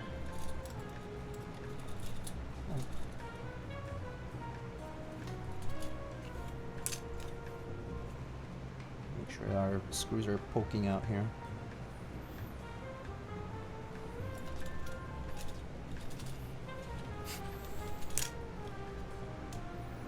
Alright, they're all there. Okay. And now we have to take some keycaps. So let's think about what would you like me to use? Keycaps wise, I have. Well, actually, you know what? Never mind. Forget about it. I'm just gonna use whatever I have first. Which springs are those? 63.5 should be from Sprit.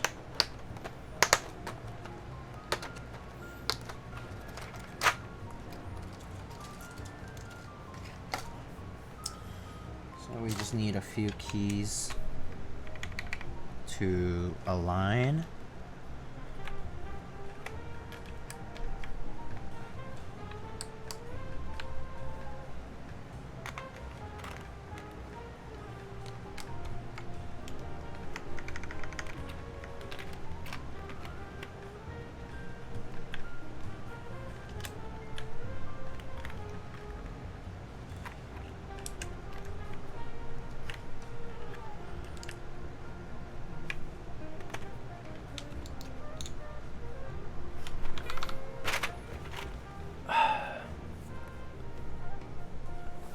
Alright, so now just make sure it's lined up.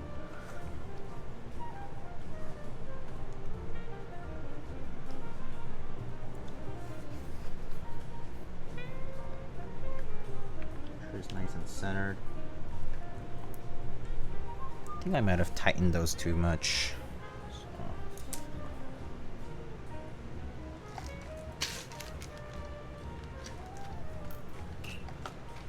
Tight on.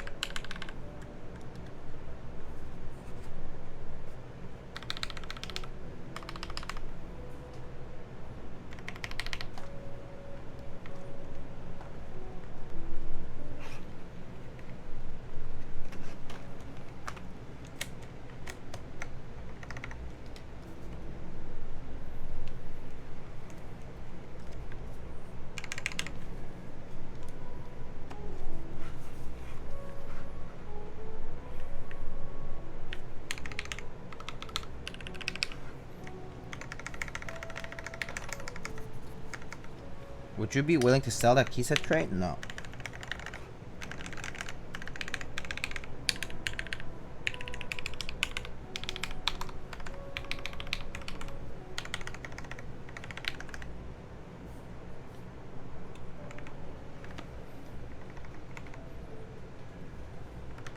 I'll sell you a potato starch tray.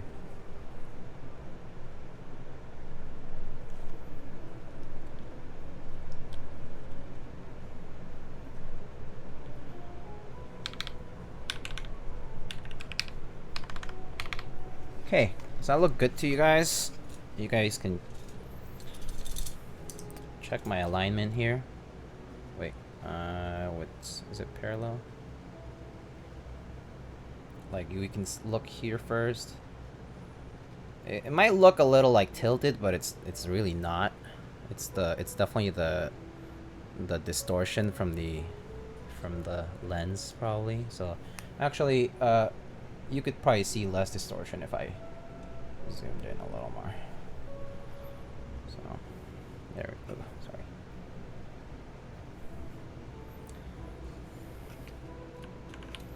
Yeah. That look okay.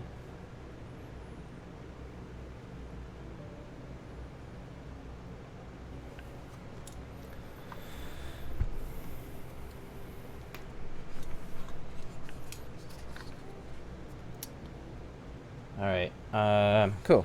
So I think that should do it for alignment.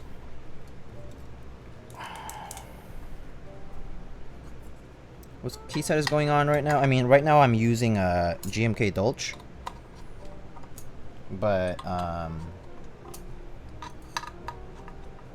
we can use GMK Bingsu as well. I have GMK Oblivion also. I have a few other sets.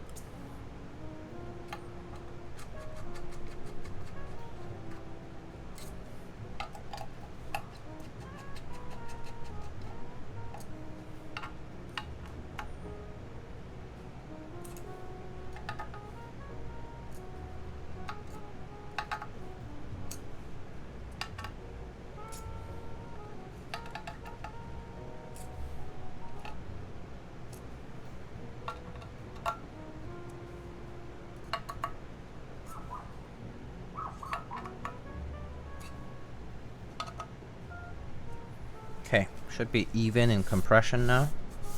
As far as compression goes, where are the gaskets?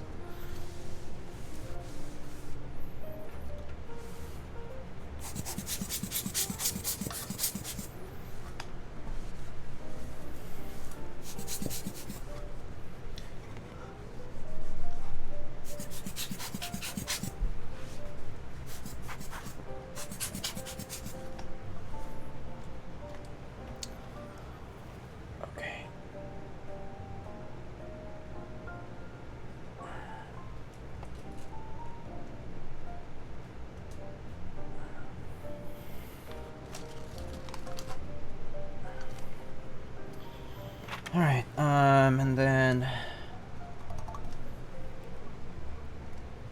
let's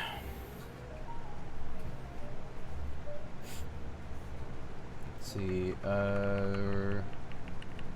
we attach mid to top, flip it back over, just check that all the keycaps are aligned, which looks good. Yeah, looks good. And then finally, we just need to get our mounting block screws are all down here.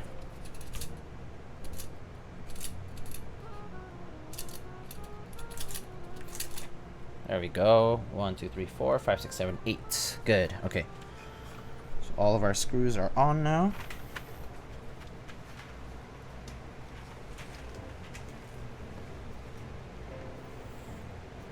And then we just need our brass bottom.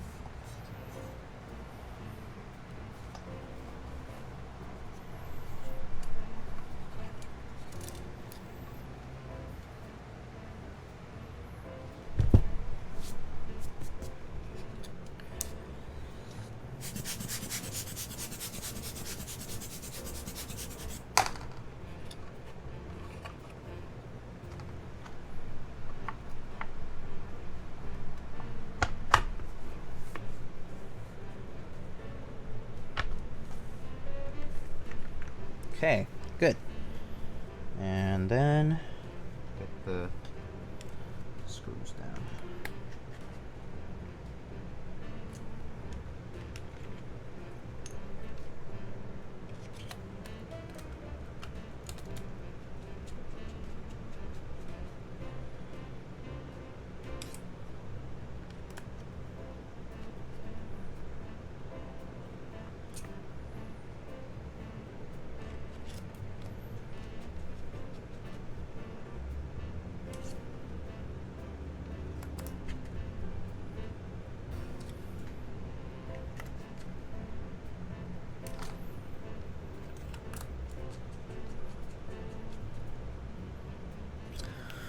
Alright, and we're done.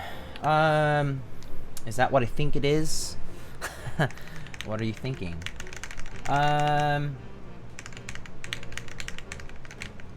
So anyway,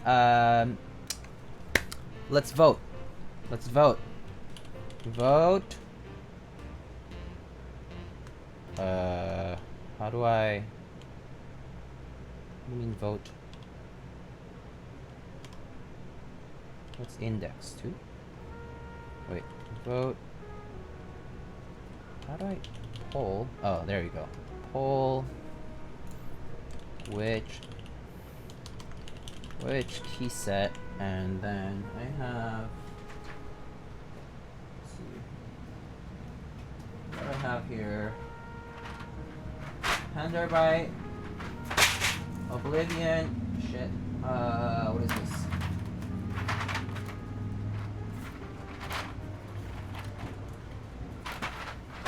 NCR die subs, Violet on Cream, Bingsu. Okay, so Bingsu, Dolch. Goddamn. Bingsu, Dolch, Oblivion. Let's just check out Handerbyte and basically OG Beige. Allow additional votes? No. Let's do that for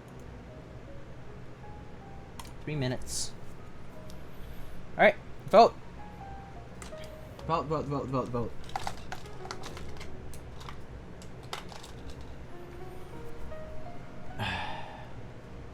What is the top board? It's an LZGH V2.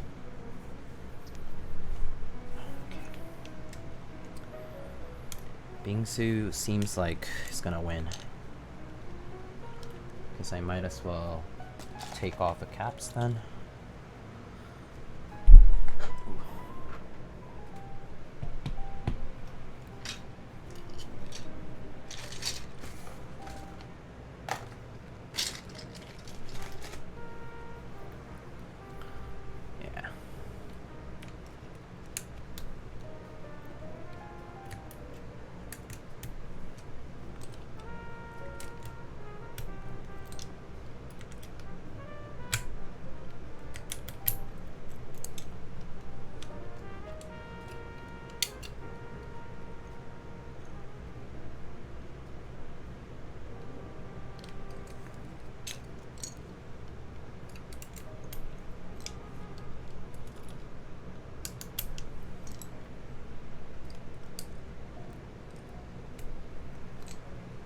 Bingsu best list. I mean, Bingsu will be nice if you wanted to see it on the board finally, compared to like other pictures out there. Like if you wanted me specifically to put it on. And Dolce overall is gonna look really good on this.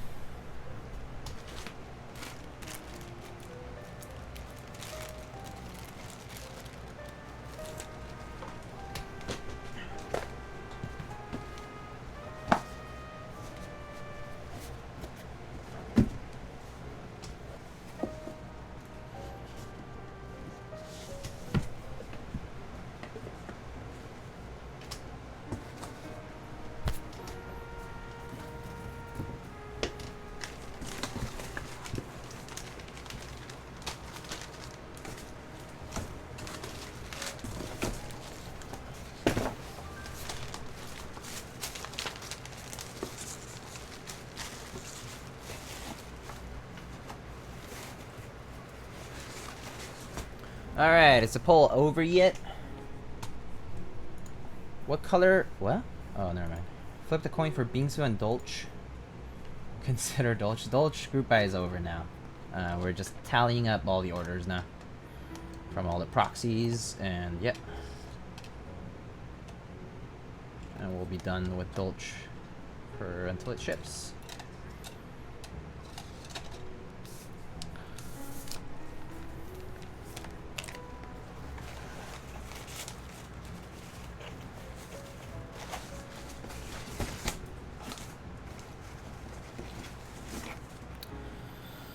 Can you make Dolce go fast?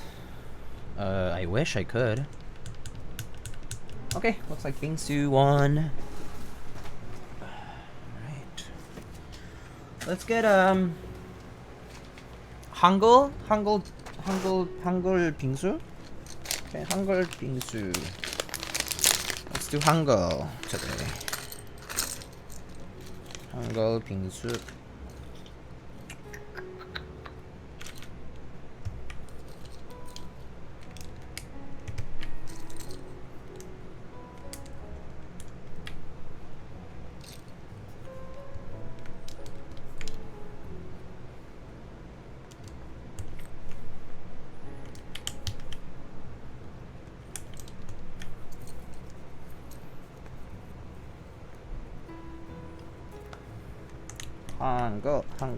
Hangul.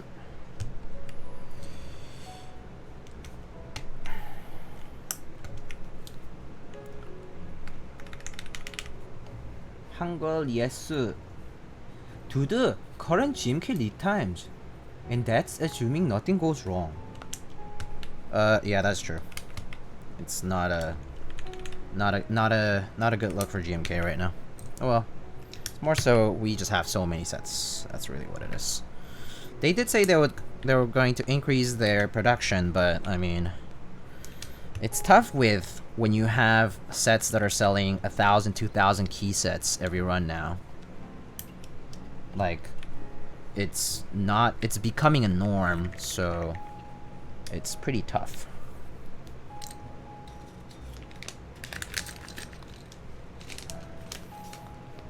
Who is Nam? I actually don't know who that is. The emote person. I don't know who it is. I assume they're a big Twitch streamer. Oh my god! I remember with key sets would only hit MOQ. Yeah, me too. Right? Yeah, no, it's crazy. It's crazy to see it change.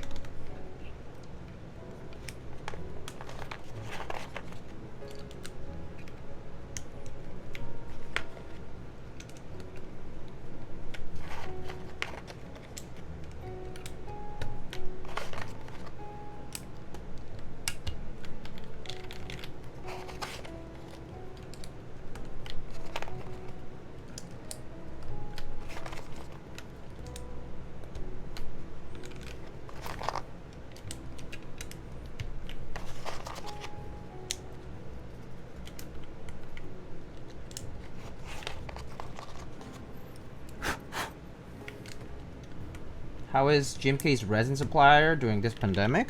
No clue. No clue. I assume not.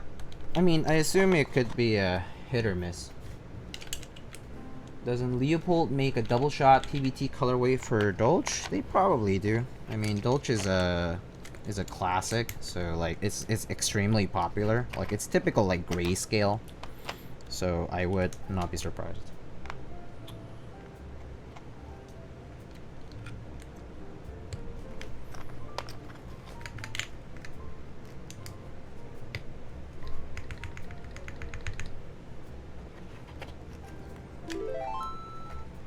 Dr. Huru, thank you so much for the tier 1 sub. Thank you.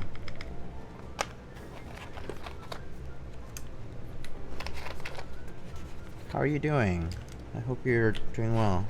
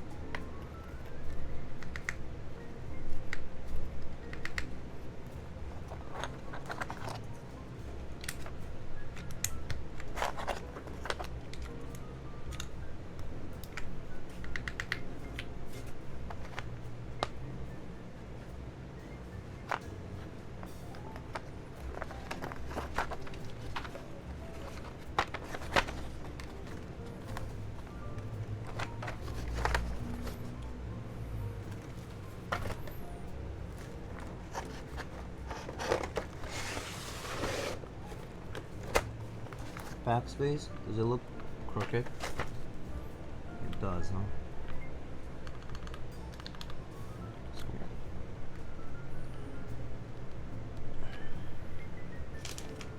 Let me just double check. Is it my alignment maybe? Hold on.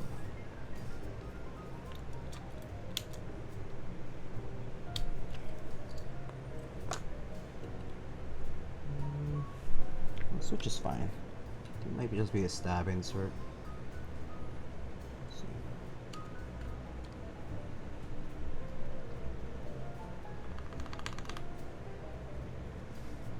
It looks straight from this angle, but I don't know if it looks off for you. It's also there's some distortion because the lens is really far up this time. Oh, so heavy! Holy shit! Oh my god. So it should look better from this angle, though.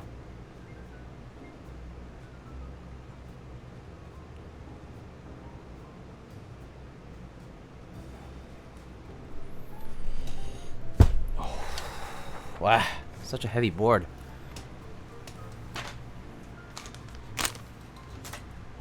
All right. Alrighty, let's get this guy out of here.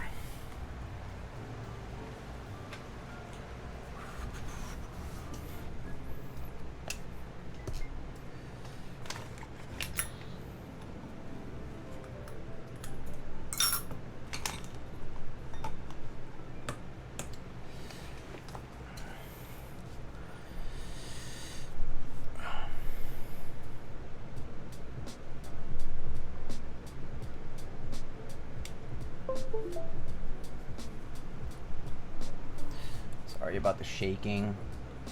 It's my fault. All right. Let's just try it this way. Yeah, I see it. Okay. Now we're done with that. But you know what would make that even better? A shishi. I'm not sure about that, but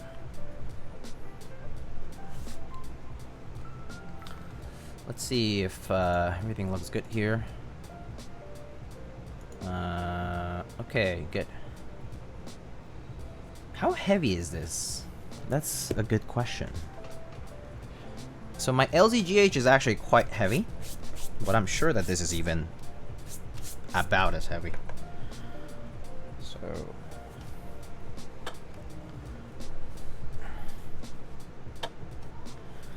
all right, let's wait.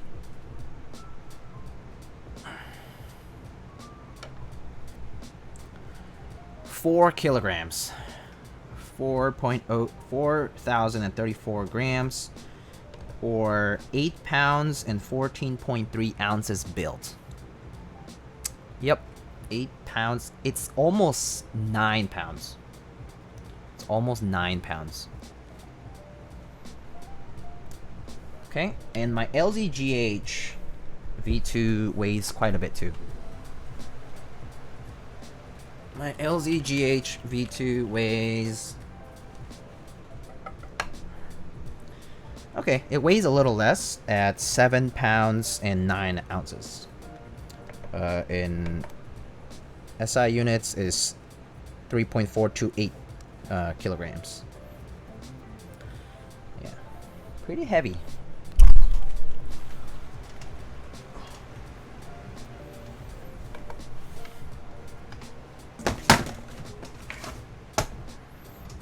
So heavy boy, heavy boy. Okay, let's type on this, shall we?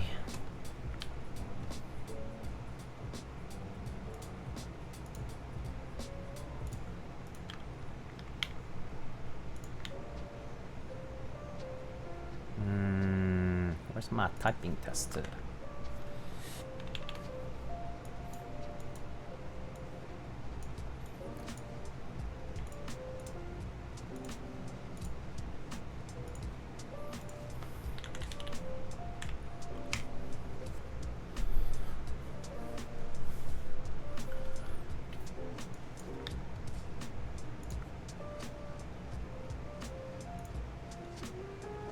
Oh. Oh. Nope. Nope, nope, nope.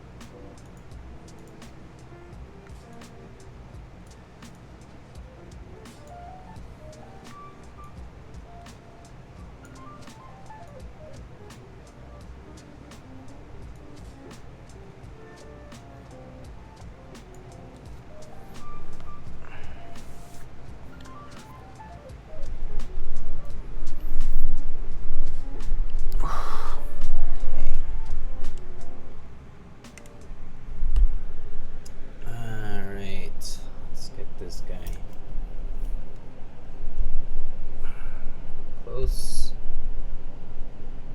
up.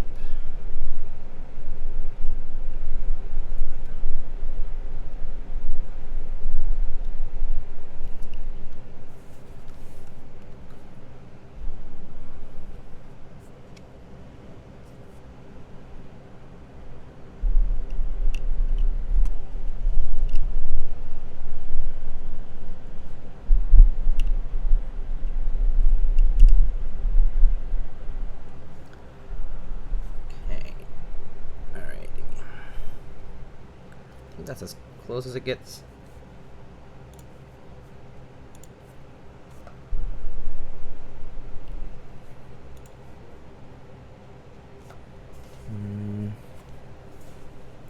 It's actually to hear it though.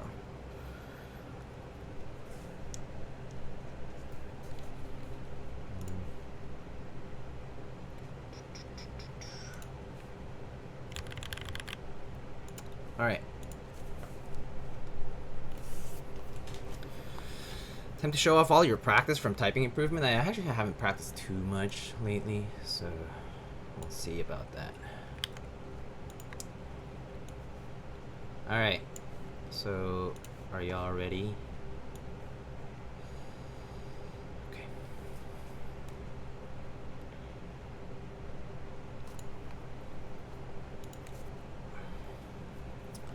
Alright, so this is a Keycult number 2 revision 1. This is the first time I build one. Very cool board. I love the look. But I'll show off the board after this. but built with Zealio housing switches with Gateron Yellow stems and 63.5 gram sprit springs, with switch films and 2.5 grade 0. Okay. 167 there. No way. No way. No way. No way. All right.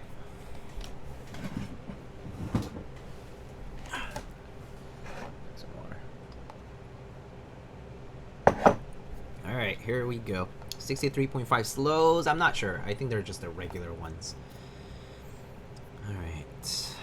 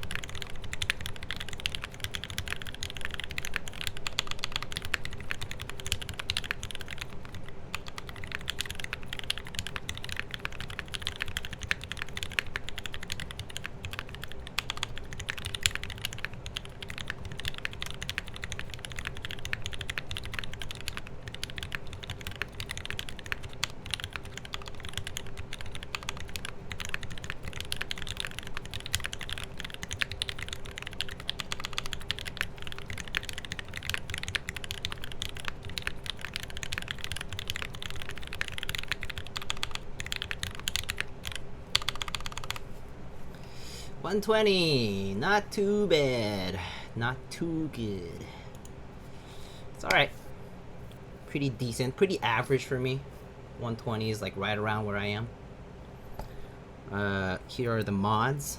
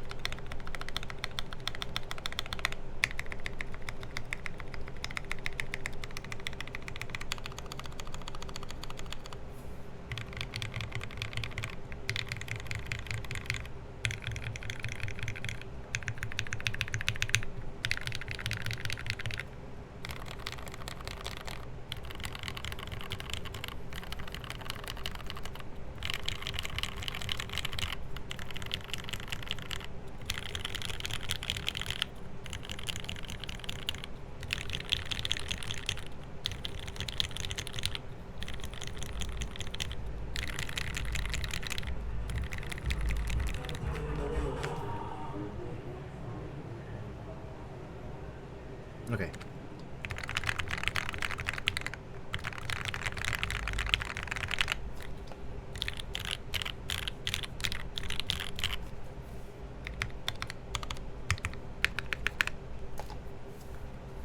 So that's what it sounds like. I must say...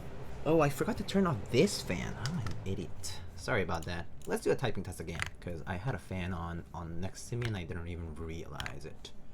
So let's try again, shall we? You'll hear it better. So that was my fault. Do you like Cherry MX Black or any equivalent heavy switches? I don't like them that heavy. I prefer them like 60 to 65 gram tops. Like 67, 68 is fine. But I definitely don't like heavier than like 68. It's just too heavy for me. But it just makes me feel less efficient too. All right.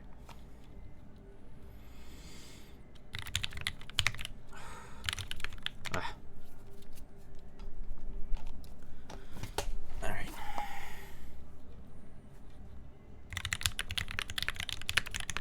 Ah, come on.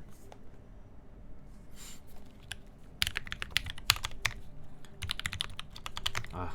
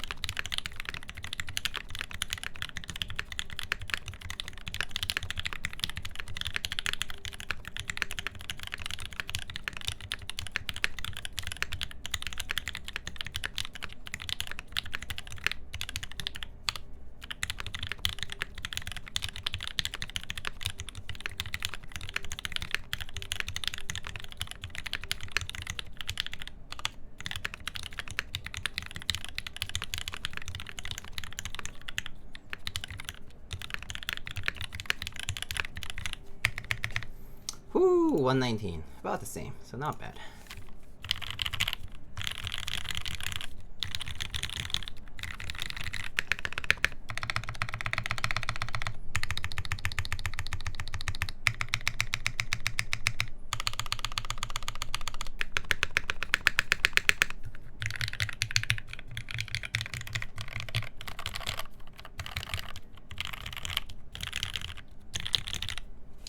Yep.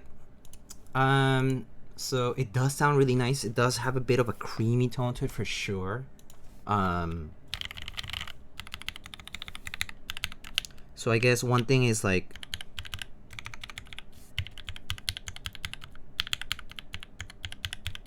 the alphas feel kind of consistent wherever I press and wherever like I hear them. Like it feels very consistent and nice. Huh. Oh, never mind. And yeah, they feel really nice, and like it, I can definitely tell that the brass plate is like cushioned by the leaf spring a bit. Like it's not a huge amount of like movement. Like it's not like a very like harsh displacement that you can tell apart, but it definitely cushions it. Like so I can definitely tell it like when I'm bottoming out, it's not so, it doesn't feel very stiff. So very nice. I do like the sound. It's a very consistent sound, and I really do like it.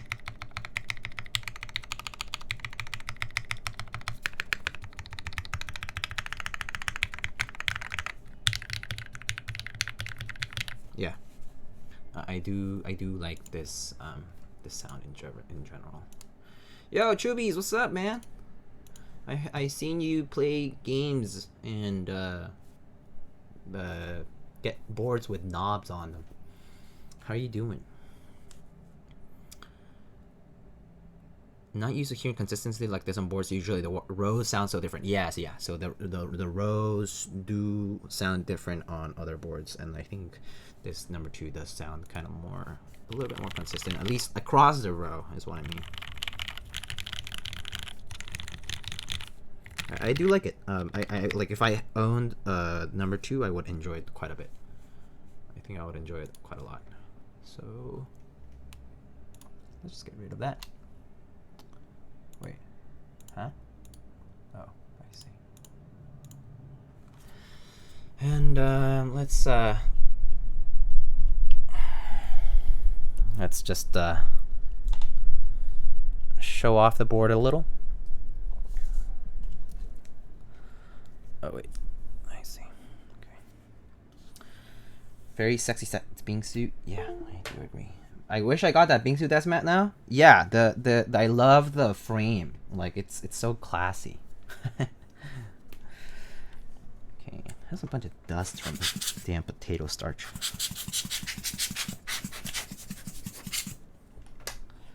All right.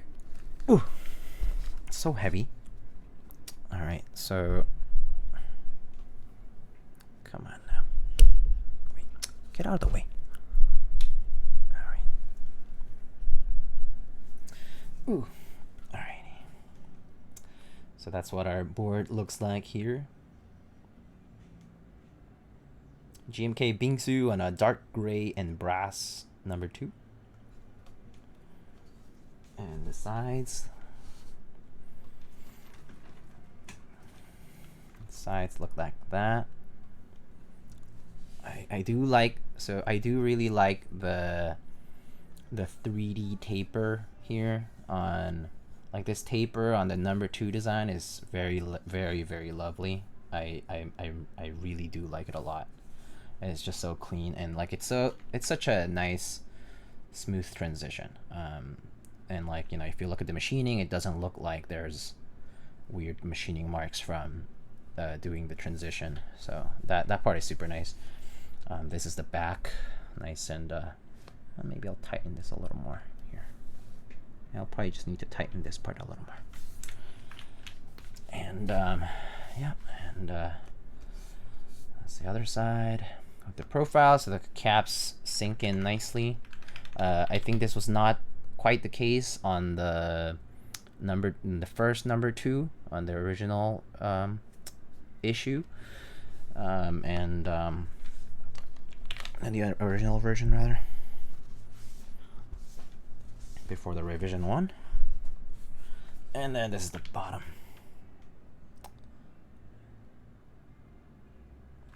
So yeah, it looks and sounds really good. I really do like this dark gray. It's a very pleasant dark gray.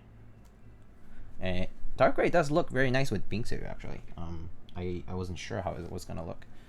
I do like it a lot though.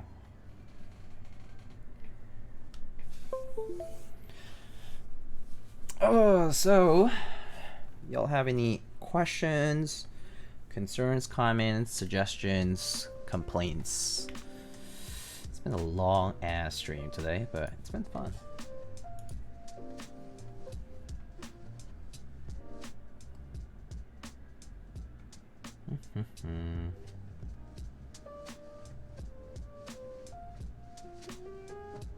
4-hour gang? I know, huh?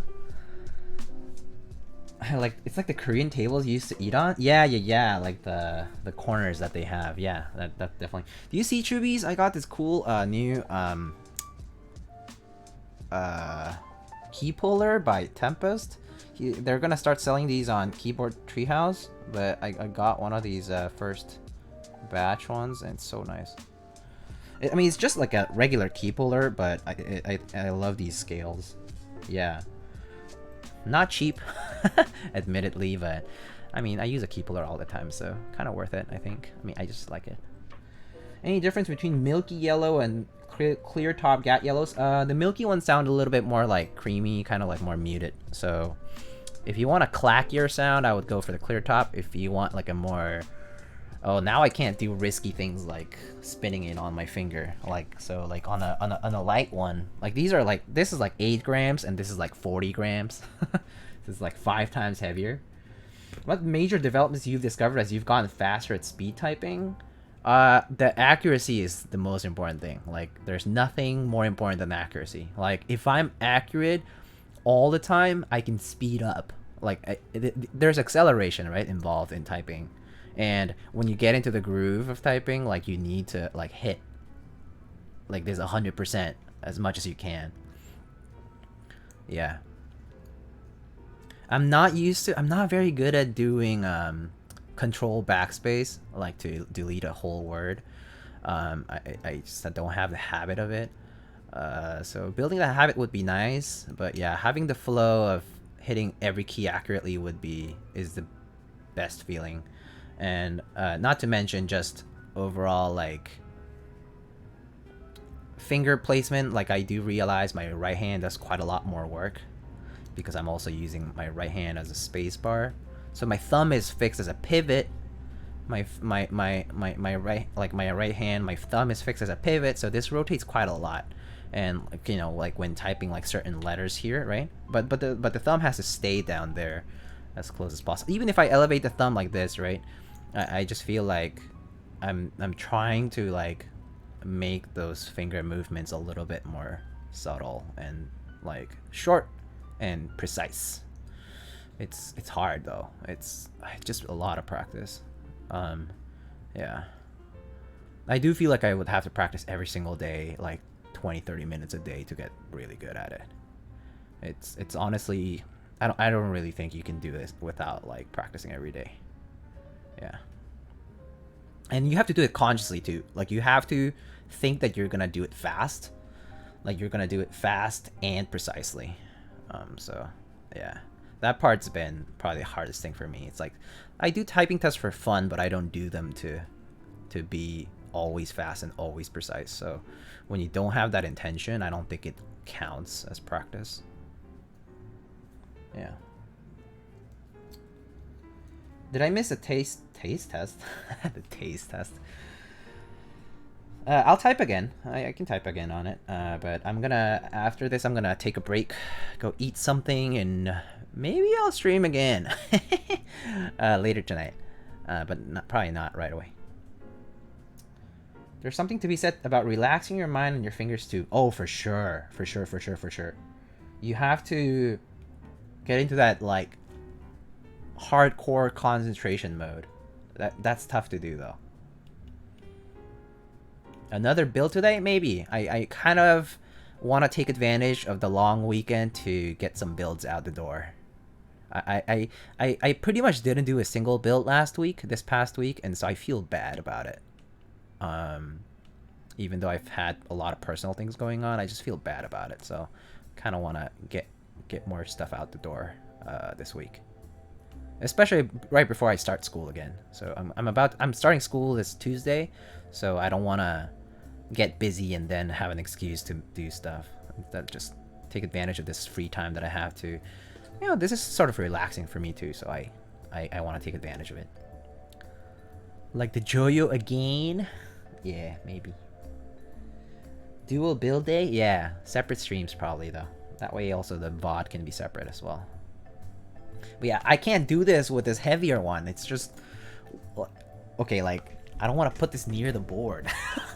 I mean, I could do this, but it feels so much heavier. It's not nice. I also feel like if this like comes off or something, like, oh my god, I'm gonna be so sad if this were to break. So yeah, can't do it. Just gotta take my risk with my lighter ones. Glad to hear you're taking care of yourself. Yeah, admittedly, I've been doing a lot more self-care now than before, so it's been nice. Yeah, I want to like get back into doing other things too. Like we have one of my roommates bought a Peloton, the indoor bike. So I need to buy some shoes for that and try some indoor cycling. That should be fun. I wanna start working out again and stuff too. Yeah, just want to do a lot of different things now. But no, I've needed time to do it, but I haven't had the time before.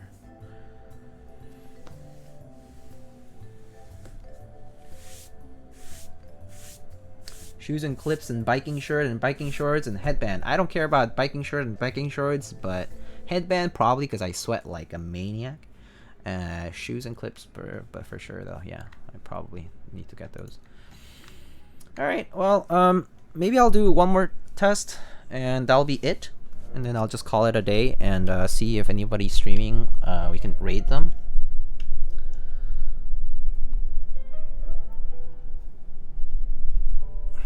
The encore, yeah, encore. Do one more.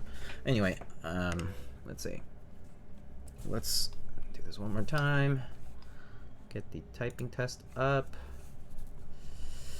All right.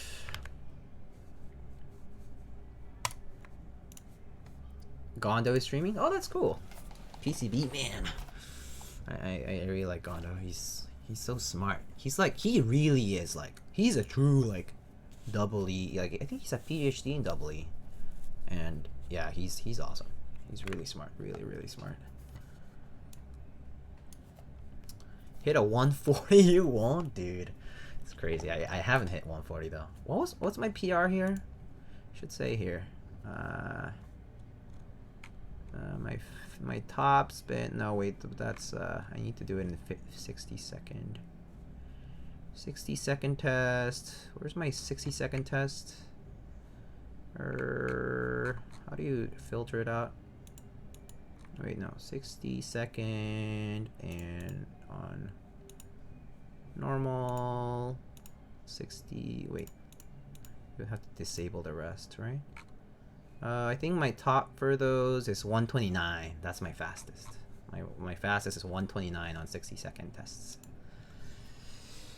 Thoughts on GMK Red Devils? The only thing I don't like about GMK Red Devils is the centered mods. I mean, I prefer OG modifiers.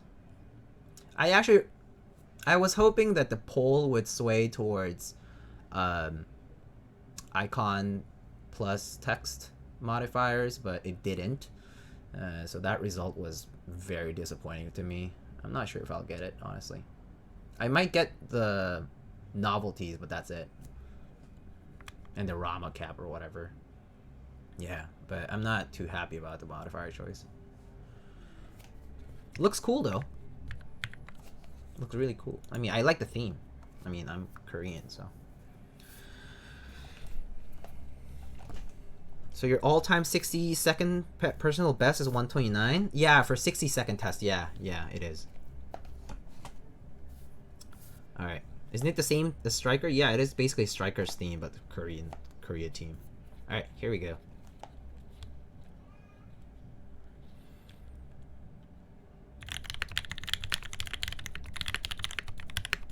Ah, I like effed up.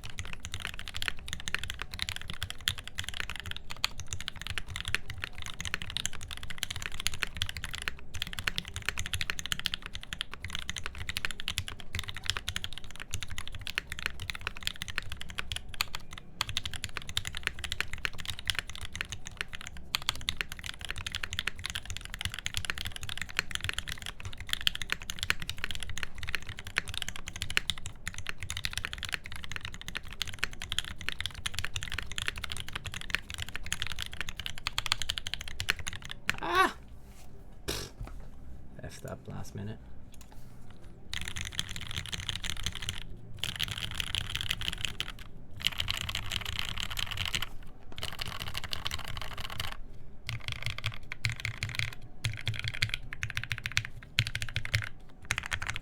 Wait, I don't see centered legends? Wait, hold up.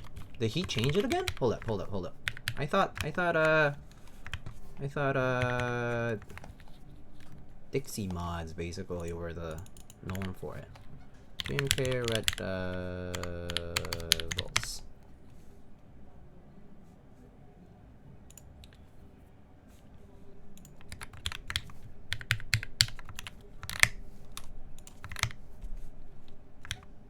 Pretty sure it's centered modifiers. Vertically centered, yeah, pretty sure. Look at that. Let me show it on the screen. Look at that. Vertically centered modifiers here on the shift and the control. I hate that control icon. It's so ugly. The rest is fine. I might consider getting it, to be honest, but yeah. Not a huge fan. I got Bingsu because the colorway was so good. But yeah. This is an interesting kit. Hangul kit. I think this is gonna look very cool, very interesting. This kit is worth it if you have minimal or white on black, by the way. This kit fits those. Minimal and white on black will fit because it has where's the colors? Oh, I don't think I like the Rama caps though. Oh no, this is gonna be expensive.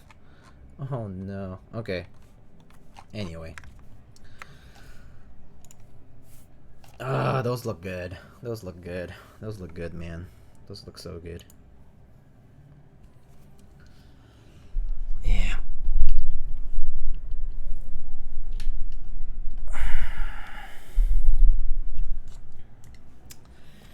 Yeah, that set looks good.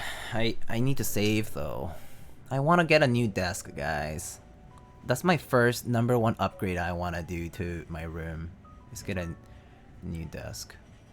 I like my desk, but I want more space. That way. Depth.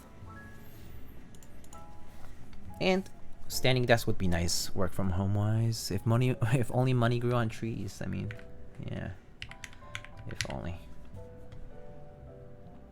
Minimize your collection? Yeah, I know. I know. Don't tell me.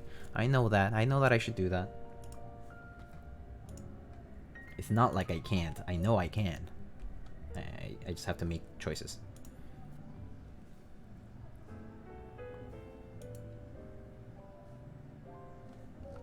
Alrighty. Gonna check Twitch just to make sure that.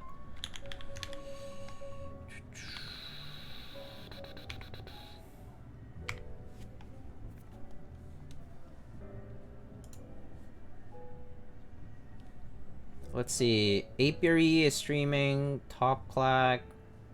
Stash. Raging Asian. Why do I not have Gondo on? I thought I was following Gondo Lindrum. He is live, but I guess I was not following him. I'm just gonna double check that he has been.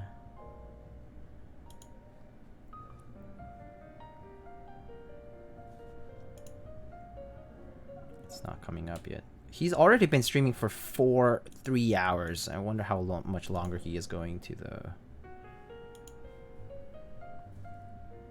Okay, so yeah, he's been streaming for a while.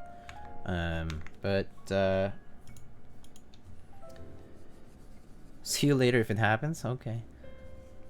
I enjoyed my stay. Thank you. Thank you. I will... Let's see.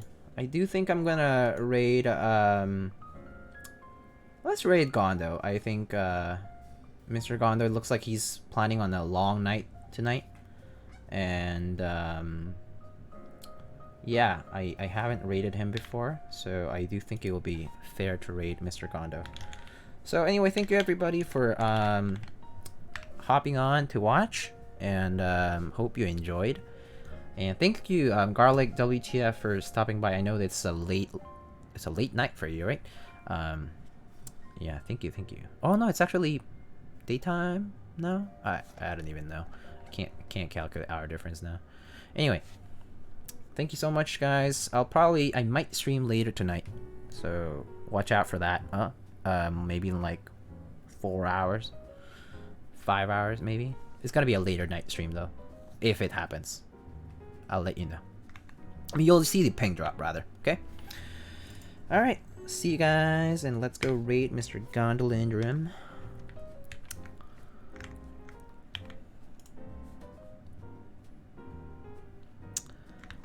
Okay. John. Alright, let's go. Thank you everybody, and see you next stream.